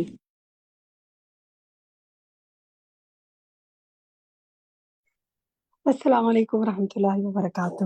الحمدللہ، اللہ سبحانہ وتعالیٰ کی توفیق سے ہم نے آج سیکنڈ پارہ سنا، اور مجھے پوری امید ہے کہ آپ کو بہت ایمان آپ کا تازہ ہوا ہوگا، اور آپ کے علم میں اضافہ ہوا ہوگا، اور آپ کے دل میں عمل کا شوق پیدا ہوا ہوگا۔ الحمدللہ۔ تو جناب دیکھتے ہیں آج آپ نے کیا سیکھا۔ کافی سارے ہینڈ میرے سامنے ریز ہیں۔ سب سے پہلا ہینڈ میرے پاس جن کا ہے ریز، ان کا نام تو نہیں لکھا، اوپو کر کے کچھ نمبر ہے۔ اپنا مائک کھولیں آپ، اور پلیز میری گزارش آپ لوگوں سے یہ بھی ہے کہ جب آپ جوائن کیا کریں تو اپنے نام کو ری نیم کر لیا کریں، ٹھیک ہے؟ تو نور شمع آپ بولیے، اور بشرا یاسمین آپ، اور فرسٹ نمبر پہ جو ساتھی ہیں جنہوں نے ہینڈ ریز کیا ہے وہ بھی اپنا نام بتائیں اور بات کریں۔ جی نور شمع۔ جی السلام علیکم ورحمۃ اللہ وبرکاتہ۔ جی بہت پیاری باتیں تھی الحمدللہ آج۔ جی کل میرا پارا 1 تھوڑا سا مس ہو گیا تھا، مجھے بہت تکلیف ہوئی تھی۔ آج الحمدللہ میں نے پورے پارے کو بہت دھیان سے بہت اچھے سے میں نے سنا ہے الحمدللہ۔ باتیں تو کافی ساری، جتنی بھی باتیں سب تو اللہ ہی کی باتیں، سبھی اچھی ہے، لیکن جو تھوڑی بہت باتیں جو مجھے اچھی لگی وہ یہ ہے کہ अल्लाह की तरफ से कोई भी हुक्म आए तो ये नहीं देखना है कि वो काम कौन सा है या कैसा काम है, बस ये देखना है कि हर हाल में अल्लाह के हुक्म की तामील हो, बस अल्लाह के हुक्म पे हम अमल कर ले, यही हमारा सबसे बड़ा काम हो। फिर और भी आगे हमने सीखा कि इल्म सीखना है और शक व शुबहात से हट कर खालिस अमल करना है, सिर्फ अल्लाह ही के लिए अमल करना है और इल्म को सीख कर दूसरों को भी बताना है, और सिर्फ अल्लाह से डरना है। और असल नामत जो है वो दीनी इल्म की नेमत होनी चाहिए, उसको हासिल करने की कोशिश करनी है और शुक्र अदा करना है। अल्हम्दुलिल्लाह, बहुत अच्छी बातें सीखी और आप वो नेमत हासिल करेंगे। अल्लाह ताला आपको आगे बताने की तौफीक अता फरमाए और आमीन। आप साथ में असर भी पैदा करे और आपका अमल बेहतर फरमाए। आमीन। बुशरा यास्मीन, आप फरमाइए। जी मैम, आज का बड़ा हार्ट टचिंग पारा था हज़ारा, इसमें बहुत सारे अहकामात बयान किए गए हैं और सबसे बड़ी बात ये कि इस पारे की हर आयत और हर आयत की हर लाइन जो है वो हमारी माशरती और उखरवी यानी निजात का और हमारी हिदायत का ये जरिया है। लेकिन रमज़ान आने वाला है तो मैं ज़ाहिर बात है रमज़ान के हवाले से ही बात करना चाहूँगी कि गालिबन आयत नंबर 183 है शायद, तो उसमें रोजे के बारे में बात की गई है। तो मैं ये देख रही थी और अपना जायजा ले रही थी कि अभी रमजान आने वाला है और कितने रमजान हमने पहले भी गुजार दिए हैं। तो हर इबादत की अपनी सिफात हैं और उसका यानी अपना एक मकसद है, तो जो कि तमाम इबादत का जारी एक जो मुश्तरका सिफत है वो तकवा है। तो हम रोजा रख लेते हैं, लेकिन ये कि उसके अंदर जो एक मकसद पोशीदा है तकवा की, तो आया वो हमें वदियत होती है या नहीं होती। तो ये हमें अपना जायजा लेना चाहिए इबादत के बाद कि जो उसके अंदर खसूसियात हैं वो हमें पैदा हो रही हैं या नहीं।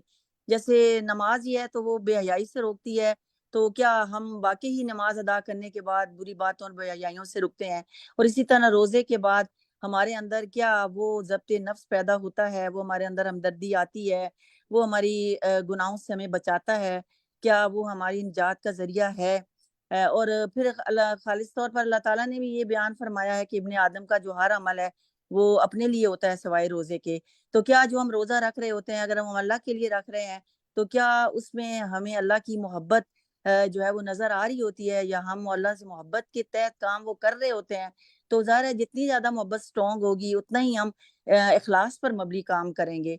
तो जज़ाकल्लाह बस मैं खैर ये अपना बुशरा, जायजा ले रही बहुत थी कि शुक्रिया। हमारे रोजे के अंदर कितना इखलास पोशीदा होता है। जज़ाकल्लाह खैर बुशरा, बहुत शुक्रिया, काफ़ी अमली पॉइंट बताए आपने और मुझे उम्मीद है बाकी साथी भी गौर करेंगे। अब क्योंकि मेरे पास काफ़ी सारे साथी बात करना चाहते हैं तो मेरी गुजारिश है कि बस एक बात बताएं जो आपने सीखी। आपने क्या एक बात आज सीखी? ठीक है, बातें तो बहुत सी होंगी लेकिन हम कोशिश करेंगे ज़्यादा से ज़्यादा साथियों को मौका दें। फातिमा, आप बताइए क्या एक चीज़ सीखी आज? हाँ जी, अस्सलाम वालेकुम जी। जो पारा नंबर 1 में कल के जुज़ में हमने एक चीज़ पढ़ी थी कि सब्र और नमाज से जो है वो मदद मांगनी चाहिए, आज वो फिर रिपीट हुई है।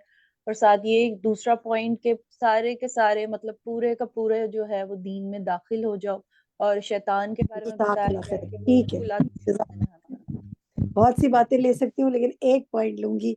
बहुत शुक्रिया। खालिदा खानम, आप बताइए क्या एक बात आज सीखी जो आज, देखिए हर पारे में कोई एक चीज ऐसी है जो किसी और पारे में शायद रिपीट ना हो। आज क्या आपने पाया? जी खालिदा कहिए। खालिदा, अरीबा, यास्मीन, माइक खोलते जी हैं। मैम। जी खालिदा। मैम, इल्म के बारे में बहुत बात हुई कि आलिम को जो है ना आबिद पर तक वो फोकियत हासिल है, लेकिन अगर हम इल्म हासिल कर लेते हैं खुसूसन दीन का इल्म, तो वो अमल के बगैर जो है वो बिल्कुल नाकारा हो जाता है। और अगर हम अमल करना छोड़ देंगे तो इस हाल में मरे, अगर कोई इस हाल में मरे कि वो काफिर हो, तो वो उसकी बख्शिश नामुमकिन है। इसलिए हमेशा ये दुआ करते रहना चाहिए, रब्बना ला तुज़िग़ क़ुलूबना बअद इज़ हदैतना व हब लना मिन लदुनका इल्ला रहमा। मिन लदुनका रहमा इन्नका मिन लदुनका रहमा, मिन लदुनका रहमा। जज़ाकल्लाह खैर। जज़ाकल्लाह। अल्लाह ताला आपकी दुआ कबूल फरमाए। अरीबा, आप फरमाइए क्या एक बात सीखी आज? अस्सलाम वालेकुम वरहमतुल्लाहि वबरकातुहू। जो मुझे जो बहुत एक प्रैक्टिकल वाली बात, मतलब मेरा खुद का जो एक्सपीरियंस रहा है वो बात मैं शेयर करूँगी। जो आज पारे में था, इन्ना लिल्लाहि व इन्ना इलैहि राजिऊन। तो एक पर्सनल एक्सपीरियंस है इस दुआ का कि ये वाक़ई सब्र देती है ये दुआ ना। आज से तकरीबन 2 साल पहले मेरी बेटी का इंतकाल हुआ था, तकरीबन 2 साल हो गए इसको ना, 1.5 साल तकरीबन। تو آج بھی اس ٹائم پہ مجھے کسی نے ایک بات کہی تھی کہ جب جب وہ غم تازہ ہونے لگے یا غم واپس ریپیٹ ہونے لگے تو اس دعا کو ضرور پڑھنا. اور یہ ایکسپیرینس ہے کہ جب کوئی چیز چھن جاتی ہے یا کوئی چیز کھو جاتی ہے، کوئی چیز چلی جاتی ہے، کوئی بھی چیز ہے جس میں ہمارے پاس تو مصائب خمسہ کا ذکر ہوا ہے، جب ہم اس ٹائم پہ یہ دعا فوری طور پہ پڑھ لیتے ہیں تو اللہ تعالیٰ اسی ٹائم پہ سنبھال لیتے ہیں اور اسی ٹائم پہ صبر آ جاتا ہے. انا للہ و انا الیہ راجعون. اللہ تعالیٰ آپ کو صبر جمیل عطا فرمائے اور اللہ تعالیٰ آپ کو صبر پر تھامے رکھے. ربنا افرغ علینا صبرا وثبت اقدامنا وانصرنا علی القوم الکافرین. ربنا افرغ علینا صبروں کی بھی دعا مانگتی رہیں. اور بالکل درست کہا آپ نے کہ اللہ ہی ہے جو کام سکتا ہے. تو یہ بہت اہم ذکر ہے اور ہمیں لوگوں کو بھی بتانا چاہیے، کیونکہ کوئی بھی ایون فوتگی کے علاوہ کوئی چیز بھی ہماری گم ہو جاتی ہے، کوئی ہم سے چیز چلی جاتی ہے، ہم کوئی بات بھول جاتے ہیں تو وہ گم ہو گئی نا، تو یہ دعا مانگ لینی، یہ ذکر کر لینا چاہیے کہ گم ہو گئی یہ چیز، اللہ ہی واپس، اللہ کی تھی اللہ نے لے لی، اور اللہ تعالیٰ چاہے تو دوبارہ اس سے بہتر عطا فرما دے. جزاک اللہ خیر. جی یاسمین آپ فرمائیے. جی اللہ تعالیٰ کی اطاعت ہر حال میں کرنی ہے، چاہے کس کو ایسی بھی مشکل ہو، کیسا بھی برا وقت ہو، آپ کو بحث اور شکوہ وغیرہ نہیں کرنا ہے، اور جو اللہ تعالیٰ نے فرمایا ہے اس کے اوپر عمل کرنا ضروری ہے. اور میرے خیال میں یہ بہت ہی مطلب انسان کی آزمائش کا وقت ہے کہ وہ اس وقت یہ بات یاد رکھے اور عمل کر سکے. جی کرنٹ حالات بھی دیکھیں، اور ہمیشہ ہی کوئی نہ کوئی زندگی میں حالات ایسے ہوتے ہیں کہ انسان سوچتا ہے کہ کیا بنے گا، مایوسی آنے لگتی ہے. توکل اللہ پہ کرنا ہے اور بھروسہ رکھنا ہے اور اس سے مانگنا ہے انشاءاللہ. عاشی آپ فرمائیے. میم یہ جو ابھی دعا پڑھی تھی نا، ربنا افرغ علینا صبرا وثبت اقدامنا وانصرنا علی القوم الکافرین، تو یہ مجھے بہت اچھی لگی اس بارے میں، اور میں نے اس لیے اس کو اور بھی لیا ہے کیونکہ ہمارے ساتھ ایک دشمن ہر وقت رہتا ہے، ایک تو شیطان، دوسرا ہمارا نفس. تو جہاں پر علی القوم الکافرین آتا ہے تو وہاں پر مجھے ایسا لگتا ہے جو جالوت کا لشکر تھا نا، وہ ہمارا نفس اور وہ جو شیطان جو ہمارے ساتھ رہتا ہے وہ ہے. تو یہ دعا مجھے بہت اچھی لگتی ہے اور اس کے لیے میں اللہ تعالیٰ سے اس کو بہت مانگتی ہوں.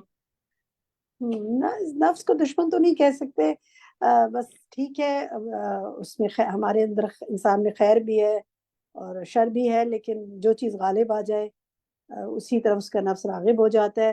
ہاں دشمن ہمارا جو ہے وہ شیطان ہے، اس سے ہماری مسلسل جنگ ہے. اللہ تعالیٰ ہمیں سرخرو فرمائے اور عباد الرحمن میں شامل فرمائے.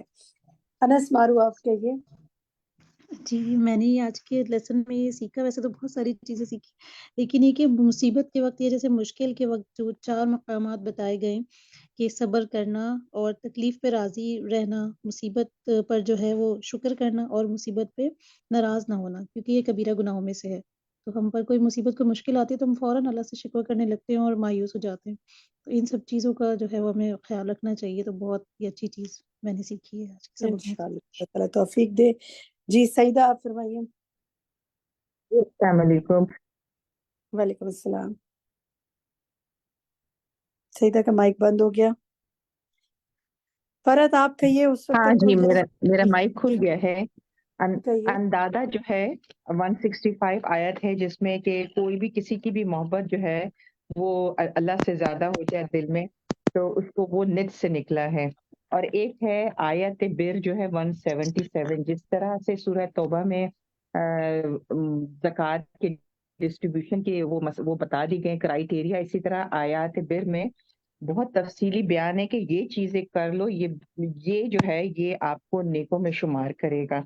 اور حلالہ والا جو ہے وہ کنفیوژن کا جزاک بھی اللہ خیر. ہے. Saeeda 1 point because other are waiting. جزاک اللہ خیر. دیکھیے یہ بہت اچھی بات آپ نے بتائی. آیت بر ہمارے لیے ایک رہنمائی ہے. ذرا رمضان میں اس پہ غور کریں کہ کیا نیکی کے یہ کام ہم کر پا رہے ہیں اور رمضان کے بعد بھی. فرد مسعود آپ کہیے. جی جس طرح سے مومن مرد اور عورتوں کو آزمائشیں آتی رہتی ہیں اور اس کا آزمائشیں آنا گناہوں کو دھو ڈالتی ہیں، تو ہم لوگوں کو یہ جو شکر کرنا ہے، ہر حال میں شکر کرنا ہے. شکر عبادت کی بہترین قسم ہے کہ ہم لوگ جو ہے نا ہر حال میں شکر کریں بس. اور اللہ تعالیٰ بس خیر رکھے. اور ہم لوگوں نے کافی چیزیں جو ہیں اس میں جو ہے سب سے زیادہ جو ہے منافقین کی قسم کے، جس میں پیٹو، جھگڑالو اور اس جو جھگڑا کرتا ہے اور بد زبانی کرتا ہے. بس اپنی زبان کی حفاظت کرنی ہے اور اللہ پاک بس رمضان میں ہم لوگوں کو اس سے محفوظ رکھے. آمین. لوگوں کے زبان سے بھی اور اپنی زبان کے شر سے بھی محفوظ رکھے. بالکل. تسنیم آپ فرمائیے. جی السلام علیکم. یوں تو یہ پورا سپارہ ہم سب کی اصلاح کے لیے ہے، لیکن مجھے جو اس میں بہت اچھا لگا، اللہ تعالیٰ اپنے بندوں پر اتنا مہربان ہے، اتنی آسانیاں پیدا کرتا ہے کہ صبر کرو گے تو روزہ دار کا ثواب ملے گا، رشتہ داروں کو دو گے تو اجر ہے. آسانیاں پیدا کی ہیں. روزہ سفر میں روزہ چھوڑ دو گے تو دوبارہ اس کی قضا رکھ سکتے ہیں. لیکن ہم ہیں کہ بس اور غلط راستے پہ چلتے رہتے ہیں. اور یہی ہے کہ جو تم کماؤ گے تمہاری کمائی تم سے پوچھا جائے گا، کسی اور سے نہیں پوچھا جائے گا. جو ہمارے لیے جو ہم کمائیں گے وہ ہمارے لیے ہے. تو اللہ ہم سب پہ بہت مہربان ہے. الحمدللہ، سبحان اللہ. جی جزاک اللہ خیر. فرحانہ فرمائیے. میرا خیال ہے فرحانہ ہی نام ہے، فہانہ لکھا ہوا ہے. جی فرحانہ شکیل کہیے. جی یہاں ذکر کیا گیا ہے مجال سے ذکر کا کہ جنت کے باغ ہیں میں سے کچھ کھا لیا کرو. بہت اچھی بات یہ بولی ہے کہ مجال سے ذکر ہمارے لیے کہ یہ جنت کے باغوں کی طرح ہے کہ ہمیں ان میں بیٹھنا چاہیے، ذکر کی باتیں سننی چاہیے، اور اس سے ہمارے دین کی باتیں ہماری سمجھ میں آتی ہیں، قرآن میں کیا ہے وہ ہے. اور یہ کتنی اچھی انہوں نے تشبیہ دی کہ جنت کے باغ میں سے کچھ کھا لیا کرو. پھر یہ تکلیف کے الحمدللہ. وہ آپ کوشش ہے کر رہے ہیں مصیبت کے. مسجد میں سے کچھ نہ کچھ پانے کی. الحمدللہ الحمدللہ. اچھا دیکھیے ایک بات اور کہوں گی کہ ہم یہ کرتے ہیں کہ جس وقت ہم بعض اوقات، میں سب کی بات تو نہیں کری، بعض اوقات ایسا بھی ہوتا ہے کہ لوگ دورہ قرآن شروع ہوا یا پارہ شروع ہوا تو ہم کہتے ہیں چلو سارے کام صفائیاں بھی اس وقت ساتھ کر لیں گے، دوسرے کام بھی کر لیں گے اور کچھ اور بھی نپٹا لیں گے، تو ساتھ ساتھ سنتے بھی جائیں گے. ایسے نہیں سنی جاتی ہوتی چیز. آپ کو چٹتی چٹتی چند باتیں سن لیتے ہیں، ذہن میں ریٹین نہیں ہوتی. آپ کاغذ قلم لے کے بیٹھا کریں، وضو کیا کریں، کاغذ قلم لے کے بیٹھا کریں، کوئی الگ کونا محسوس کریں. یہ 2 گھنٹے پیورلی عبادت کے ہیں. اللہ کی بات سن رہے ہیں آپ، اللہ کا کلام سن رہے ہیں، اس کی بات دل میں اتار رہے ہیں. اور ایک کام تو کریں نا، ذرا پتہ چل جائے گا کتنا ریٹین کیا ہے. کل پہلا پارہ ہم نے کیا، آج دوسرا پارہ کیا. 5 باتیں کل کے پارے سے نکالیے کہ جو آپ نے اسی پارے میں تھی، اور 5 باتیں آج کے پارے سے نکالیے جو آج ہی تھی. مثال کے طور پہ کل ایک مثال دیتے ہیں، کل قولوا للناس حسنا کی بات تھی، لوگوں سے اچھی بات کرو. آج اس بارے میں اس طرح یہ بات نہیں آئی، کسی اور طریقے سے آئی ہوگی. آج علد الخزال کی خزام کی بات آ گئی، یا آج آپ دیکھیں حج کی بات آ گئی، آج حیض کی بات آ گئی، وہ کل کے پارے میں نہیں تھی. تو ایسی چیزیں میں نہیں کہہ رہی کہ جو ریپیٹ ہو رہی ہیں، ریپیٹ تو بہت سی چیزیں ہوں گی کیونکہ کہیں کسی موضوع سے بات، کسی طریقے سے وہ بات دل میں اتاری گئی ہے، اللہ نے کہیں کسی طرح اپنے کلام کے ذریعے بتایا. 5 باتیں ایسی لکھیے آیت نمبر کے ساتھ کہ اس آیت سے یہ بات پتہ چلی، اس آیت سے یہ بات پتہ چلی. کل اور 5 آج جو ایک دوسرے سے بالکل نہ ملتی ہوں، تو پتہ چل جائے گا کہ کتنا ہم ریٹین کر سکے. اور اسی طرح کل جب جز 3 سنیں گے نا، تیسرا پارہ ہم کل کریں گے انشاءاللہ، تو پہلے سے کاغذ قلم لے کے بیٹھ جائے گا کہ او ہو یہ بات تو پہلے 2 پاروں میں سنی نہیں، یہ بھی لکھ لوں. لکھنے کو تو سارے نوٹس بنائیں، سب لکھیں، لیکن کچھ ایسا بھی اپنی ایک ڈائری تیار کریں انشاءاللہ. اور ہر روز ایک اور کام کریں، ہر روز ایک عمل کی بات لکھیں اپنے لیے. آج میں نے اپنے عمل کے لیے یہ بات سیکھی. تو دیکھیں 30 پارے تک 30 باتیں ہو جائیں گی نا، تو انشاءاللہ پھر سارا سال اس پر امپلیمنٹ کریں گے انشاءاللہ. ٹھیک ہے، چلیں طاہرہ سرور آپ کہیے. طاہرہ سرور، سعدیہ خالد. جی مائک کھولے. طاہرہ سرور، سعدیہ خالد، شبانہ. السلام علیکم. میں نے یہ بات سیکھی ہے کہ ہم صدقات تو دیتے ہیں، نفلی صدقات، لیکن اپنے ماں باپ کو بھول جاتے ہیں. ہمیں اپنے ماں باپ کا بھی خیال رکھنا چاہیے، اپنی خوشیوں میں، اپنے دکھوں میں، ہر چیز میں خیال رکھنا چاہیے. ہمارے ماں باپ کیا کریں گے، کس طرح. یہ بات میرے دل کو بہت لگی ہے. الحمدللہ، جزاک بالکل اللہ. بہت اہم بات ہے. بالکل والدین کا بہت حق ہے. سعدیہ خالد آپ کہیے. سعدیہ خالد، شبانہ. جی میم. شبانہ. سعدیہ جی پہلے میم آپ میں کہیں.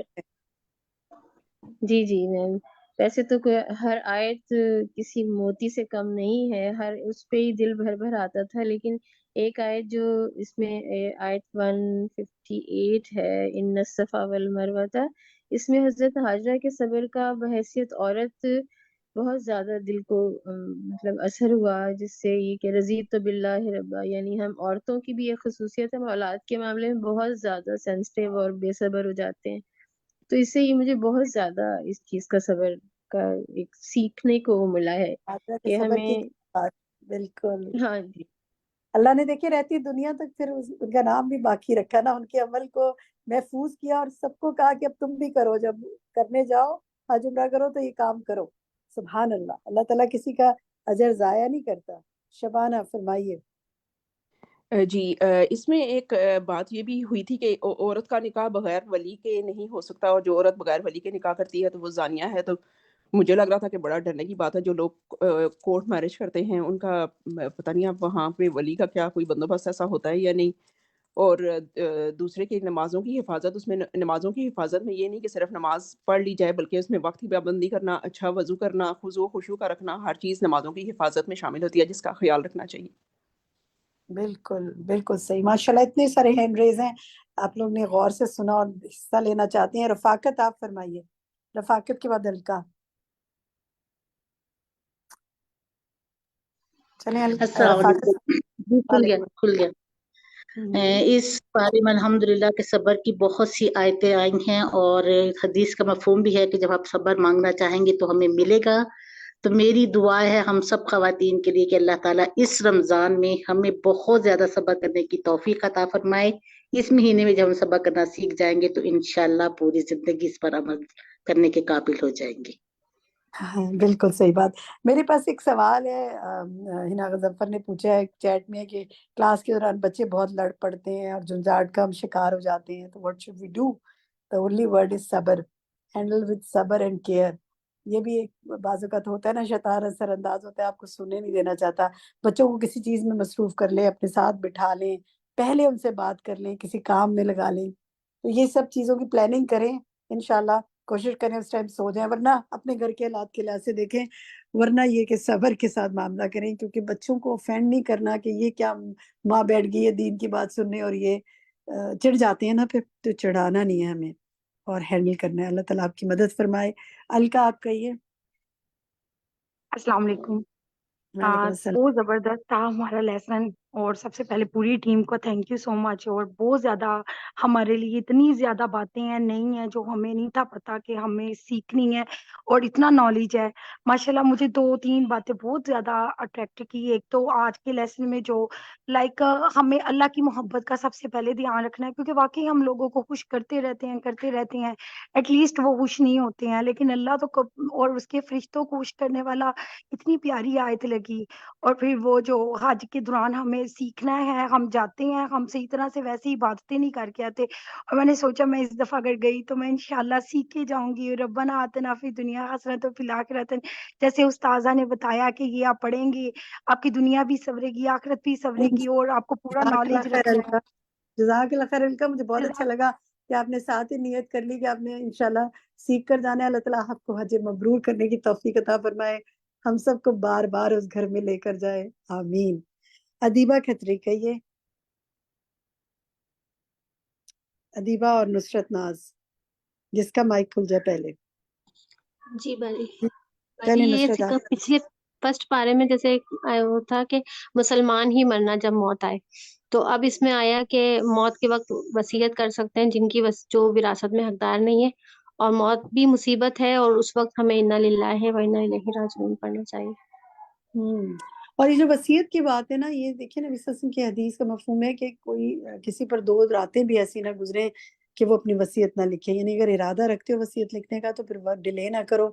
اتنا کچھ ہوتا ہے ہمارے پاس کہ ہم کھوجتے ہیں، یہ اس کو بتائیں گے یا اس کو کریں گے. تو مادی اور غیر مادی دونوں طریقے کی وصیت ہوتی ہے. ایک بڑا انٹرسٹنگ ہمارا پیپر ہے وصیت نامے کے نام سے، جو میرا جینا میرا بننا بک میں بھی ہے اور الوداع کے اسٹال پہ بھی اویلیبل ہے، جس میں بڑی زبردست کیٹیگرائزیشن ہے کہ مال کے لحاظ سے میں یہ وصیتیں کر سکتی ہوں، اور غیر مادی کیا کر سکتی ہوں. چاہیں تو منگوائیے اور اس کو فل کیجئے اور رکھ دیجئے، کیونکہ ایسی باتیں کرتے ہوئے ڈر لگتا ہے، لیکن دیکھیں یہ تو ایک حقیقت ہے جس کو فیس کرنا ہے. تو جناب یہیں تک آج لے سکوں گی کیونکہ آج وقت تقریباً مکمل ہو گیا ہے. کچھ ہوم ورک پہ بات کرنا چاہتی ہوں. پوچھا گیا کس نام سے؟ جی وصیت نامہ کے نام سے وہ پیپر ہے، سنگل پیپر ہے، 2 سائیڈڈ. ہمارا آپ سے یہ ہوم ورک آپ کے لیے ہے کہ آج جو کچھ آپ نے سیکھا کسی ایسے شخص کو بتائیے جو آج کے سیشن میں شامل نہ ہوا. وہ تو آپ بتا سکتے ہیں کہ پہلے پارے میں میں نے یہ پڑھا تھا، دوسرے پارے میں یہ پڑھا. میں نے جو 5 چیزیں نکالنے کو کہی ہیں وہی بتا دیں، 3 بتا دیں، ایک ہی بتا دیں. عمل کے لیے کوئی بات سیکھی وہی بتا دیں. ہر پارے سے عمل کے لیے ایک مختلف چیز نکالیں کیونکہ اللہ کا کلام بہت وسعت والا ہے اور اس میں بہت کچھ ہے سیکھنے کے لیے کیونکہ وہ رب کا کلام ہے.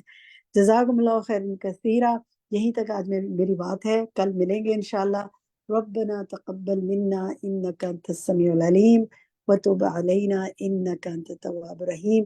اب چلتے ہیں اپنی ایڈمن ٹیم کی طرف، شفق کی طرف، کوئز پول کی طرف. ہینڈڈ اوور ٹو یو شفق. جی السلام علیکم ورحمۃ اللہ وبرکاتہ. کیا حال ہے آپ سب کے؟ الحمدللہ. تو چلیے بڑھتے ہیں اپنے آج کے 10 سوالوں کی طرف. شروع کرتے ہیں. بسم اللہ الرحمن الرحیم. اپنی سکرینز پر دیکھیے. پہلا سوال، امت وسط ڈیش ہے اور اس سے مراد ڈیش ہے. آپ کے 3 آپشنز ہیں: بنی اسرائیل چنے ہوئے لوگ، یہود پسندیدہ امت، یا پھر امت مسلمہ چنی ہوئی امت. سیکنڈ کویسچن کو دیکھیے. حدیث کے مطابق جنت کے باغوں سے مراد ڈیش ہیں. آپ کے آپشنز ہیں ذکر کی مجالس، یا پھر دنیا کے باغ، یا پھر مومنوں کے گھر. سوال نمبر 3 کو سنیے غور سے. آزمائشیں گناہوں کے ڈیش کا سبب بنتی ہیں. آپشنز ہیں مزید بڑھنے یا پھر دھو ڈالنے. سوال نمبر 4 دیکھیے. البقرہ آیا 155 کا حصہ ہے. وَلَنَبْلُوَنَّكُمْ بِشَيْءٍ. اس کا آپ نے ترجمہ کرنا ہے. آپ کے آپشنز ہیں اور البتہ ہم ضرور آزمائیں گے تمہیں ساتھ کسی بھی چیز کے، یا پھر اور البتہ ہم ضرور عطا کریں گے تمہیں ساتھ کسی بھی چیز کے. تو آپ نے ترجمے کو غور سے دیکھنا ہے. ٹھیک ہے، انشاءاللہ آیا پہ غور کیجئے. سوال نمبر 5 ہے کہ رسول اللہ صلی اللہ علیہ وسلم ہجرت کر کے مدینہ پہنچے تو 16 یا 17 ماہ تک ڈیش کی طرف منہ کر کے نماز پڑھتے رہے. پھر آپ کو ڈیش کی طرف منہ کر کے نماز پڑھنے کا حکم دیا گیا. آپ کے آپشنز ہیں بیت اللہ، بیت المقدس، یا پھر بیت المقدس بیت اللہ. سوال نمبر 6 کو دیکھیے. رب ابنی لی عندک بیتا فی الجنہ. یہ سورۃ التحریم آیا 11 میں موجود ہے دعا. آپ کو یہ بتانا ہے کہ یہ دعا کس نے مانگی تھی. آپ کے آپشنز ہیں نبی صلی اللہ علیہ وسلم نے، حضرت ابراہیم علیہ السلام نے، یا پھر حضرت آسیہ نے. سوال نمبر 7 کو دیکھیے. علیہ الخصام کا معنی کیا ہے؟ آپشنز ہیں وعدہ خلافی کرنے والا، سخت جھوٹا، یا پھر سخت جھگڑالو. سوال نمبر 8 کو دیکھیے. وہ قسمیں جو نیت کے بغیر عادتاً منہ سے نکل جاتی ہیں ڈیش کہلاتی ہیں. آپ کو قسم بتانی ہے کہ وہ کون سی ہے. جھوٹی قسمیں، یا پھر لغو قسمیں، یا پھر سچی قسمیں. سوال نمبر 9 کو دیکھیے. حدیث کے مطابق ڈیش کرنے اور کروانے والے پر لعنت ہے. آپ کے آپشنز ہیں نکاح، حلالہ، یا پھر طلاق. اور آخری سوال کو دیکھیے کہ 80 سالہ بیوہ عورت کی عدت ڈیش ہے. آپشنز ہیں عمر کی وجہ سے معاف ہے، 3 ماہ ہے، یا پھر 4 ماہ 10 دن ہے. تو یہاں پر جناب آپ کے 10 سوال جو ہیں وہ آج کے مکمل ہوتے ہیں، اور الحمدللہ آپ لوگ کافی سپیڈ کے ساتھ کرتے جا رہے ہیں. اور وہ یہاں پر آپ جو کا ہے لاسٹ آپشن غلط ہو گیا ہے. وہ آپ نے 3 ماہ دونوں دفعہ آپشن نہیں دیا تھا، اس لیے ہم نے غلط مارک کر دیا. سوری، انٹرپٹ کر رہی ہوں. لاسٹ والا آپ 80 سال والا. اگر آپ غور سے دیکھیے تو وہاں پر 3 آپشنز آ رہے ہیں نا. آپ کے پاس یہاں نہیں آ رہا؟ اچھا 3 ماہ آ رہا ہے. اچھا صحیح، ٹھیک ہے، چلیں اس کو دیکھ لیتے ہیں انشاءاللہ. لاسٹ والا کویسچن جو ہے وہ آپ کے اس میں سے ایگزام کر دیتے ہیں مارکس میں سے. اس کا جواب میں پہلے ہی بتا دیتی ہوں کہ 80 سالہ بیوہ عورت کی عدت ڈیش ہے. نہیں، ہم چیٹ میں تو لے سکتے ہیں. کون بتائے گا چیٹ میں؟ کیا عمر کی وجہ سے معاف کر دی جائیں گی کہ جناب اب 80 سال آئے تو معاف کر دیں، 3 ماہ ہے یا پھر 4 ماہ 10 دن ہے؟ ٹھیک ہے، یہاں پر بھی دیکھیں کچھ جواب آ رہے ہیں 3 ماہ نہیں ہے، سب کا ایک جیسا جواب آنا چاہیے تھا نا کہ 4 ماہ 10 دن ہے۔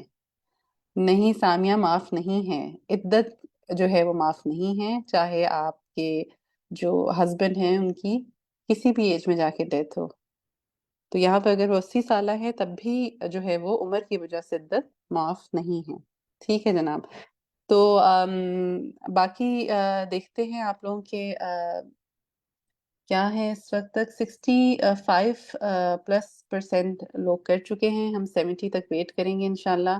آپ جلدی جلدی کر لیجئے، سوالوں کو غور سے دیکھیے، سمجھیں، ایک اچھا سا ریکیپ کر لیں، اور یہ ہے کہ اینڈ میں جو ہے آپ نے سبمٹ کرنا نہیں بھولنا۔ جی ٹھیک ہے، تو پھر چلیں آگے اپنے ریزلٹس کی طرف اور دیکھتے ہیں آج کے ریزلٹس کو انشاءاللہ۔ جی تو ریزلٹس آپ کے سامنے اسکرین پر موجود ہیں، ہم ریزلٹس کو دیکھتے ہیں ایک نظر۔ پہلے سوال میں ہم نے آپ سے ایک fill in the blank پوچھی تھی، تو اس کا درست جواب تھا کہ امت وسط امت مسلمہ ہے، اور اس سے مراد چنی ہوئی امت ہے، اور اس کا جو درست جواب ہے وہ 94% ساتھیوں نے صحیح دیا۔ سوال نمبر 2 ہے کہ حدیث کے مطابق جنت کے باغوں سے مراد ذکر کی مجالس ہیں، تو الحمدللہ 94% ساتھیوں نے اس کا درست جواب دیا۔ آزمائشیں گناہوں کے دھو ڈالنے کا سبب بنتی ہیں، اس کا درست جواب 96% ساتھیوں نے درست دیا۔ پھر ہم نے کہا کہ اس کا ترجمہ کیجئے، اور درست جو ترجمہ ہے وہ 98% ساتھیوں نے صحیح کیا، اور وہ کیا تھا؟ اور البتہ ہم ضرور آزمائیں گے تمہیں ساتھ کسی بھی چیز کے۔ سوال نمبر 5 جو ہے وہ تھا کہ رسول اللہ صلی اللہ علیہ وسلم ہجرت کر کے مدینہ پہنچے تو 16 یا 17 ماہ بیت المقدس کی طرف منہ کر کے نماز پڑھتے رہے، اور پھر آپ کو بیت اللہ کی طرف منہ کر کے نماز پڑھنے کا حکم دیا گیا، تو اس کا جو درست جواب ہے وہ الحمدللہ 88% ساتھیوں نے صحیح دیا ہے۔ سوال نمبر 6 میں ہم نے آپ سے پوچھا تھا کہ یہ دعا جو ہے وہ کس سے مانگی تھی، تو اس کا صحیح جواب 83% ساتھیوں نے صحیح دیا ہے کہ حضرت آسیہ نے۔ جی، اور اس کے بعد یہ ہے کہ ہم نے آپ سے پوچھا تھا کہ الد الخصام کا معنی کیا ہے، تو صحیح جواب جو ہے وہ سخت جھگڑالو تھا، جس کا جواب 94% ساتھیوں نے صحیح دیا ہے۔ سوال نمبر 8 تھا کہ وہ قسمیں جو نیت کے بغیر عادتاً منہ سے نکل جاتی ہیں لفظ قسمیں کہلاتی ہیں، تو اس کا صحیح جواب جو ہے وہ 88% ساتھیوں نے صحیح دیا الحمدللہ۔ اور پھر ہم نے کہا کہ حدیث کے مطابق حلالہ کرنے اور کروانے والے پر لعنت ہے، اور اس کا جو درست جواب ہے وہ 93% ساتھیوں نے درست دیا۔ اور آخری سوال جو ہے وہ پھر ہم نے دیکھ لیا تھا آلریڈی کہ 80 سالہ بیوہ عورت کی عدت 4 ماہ 10 دن ہے، تو الحمدللہ یہاں پر جو ہے وہ ہمارے 10 کویسچنز کمپلیٹ ہوتے ہیں۔ آپ سب کا بہت شکریہ، انشاءاللہ آپ سب سے کل ملاقات ہوگی same time 2:30 PM Pakistan time کے مطابق۔ اپنا بہت خیال رکھیے گا، اور یہ کہ دعا کر لیتے ہیں۔ سبحانک اللہم و بحمدک اشہد ان لا الہ الا انت استغفرک و اتوب الیک۔ السلام علیکم ورحمۃ اللہ وبرکاتہ۔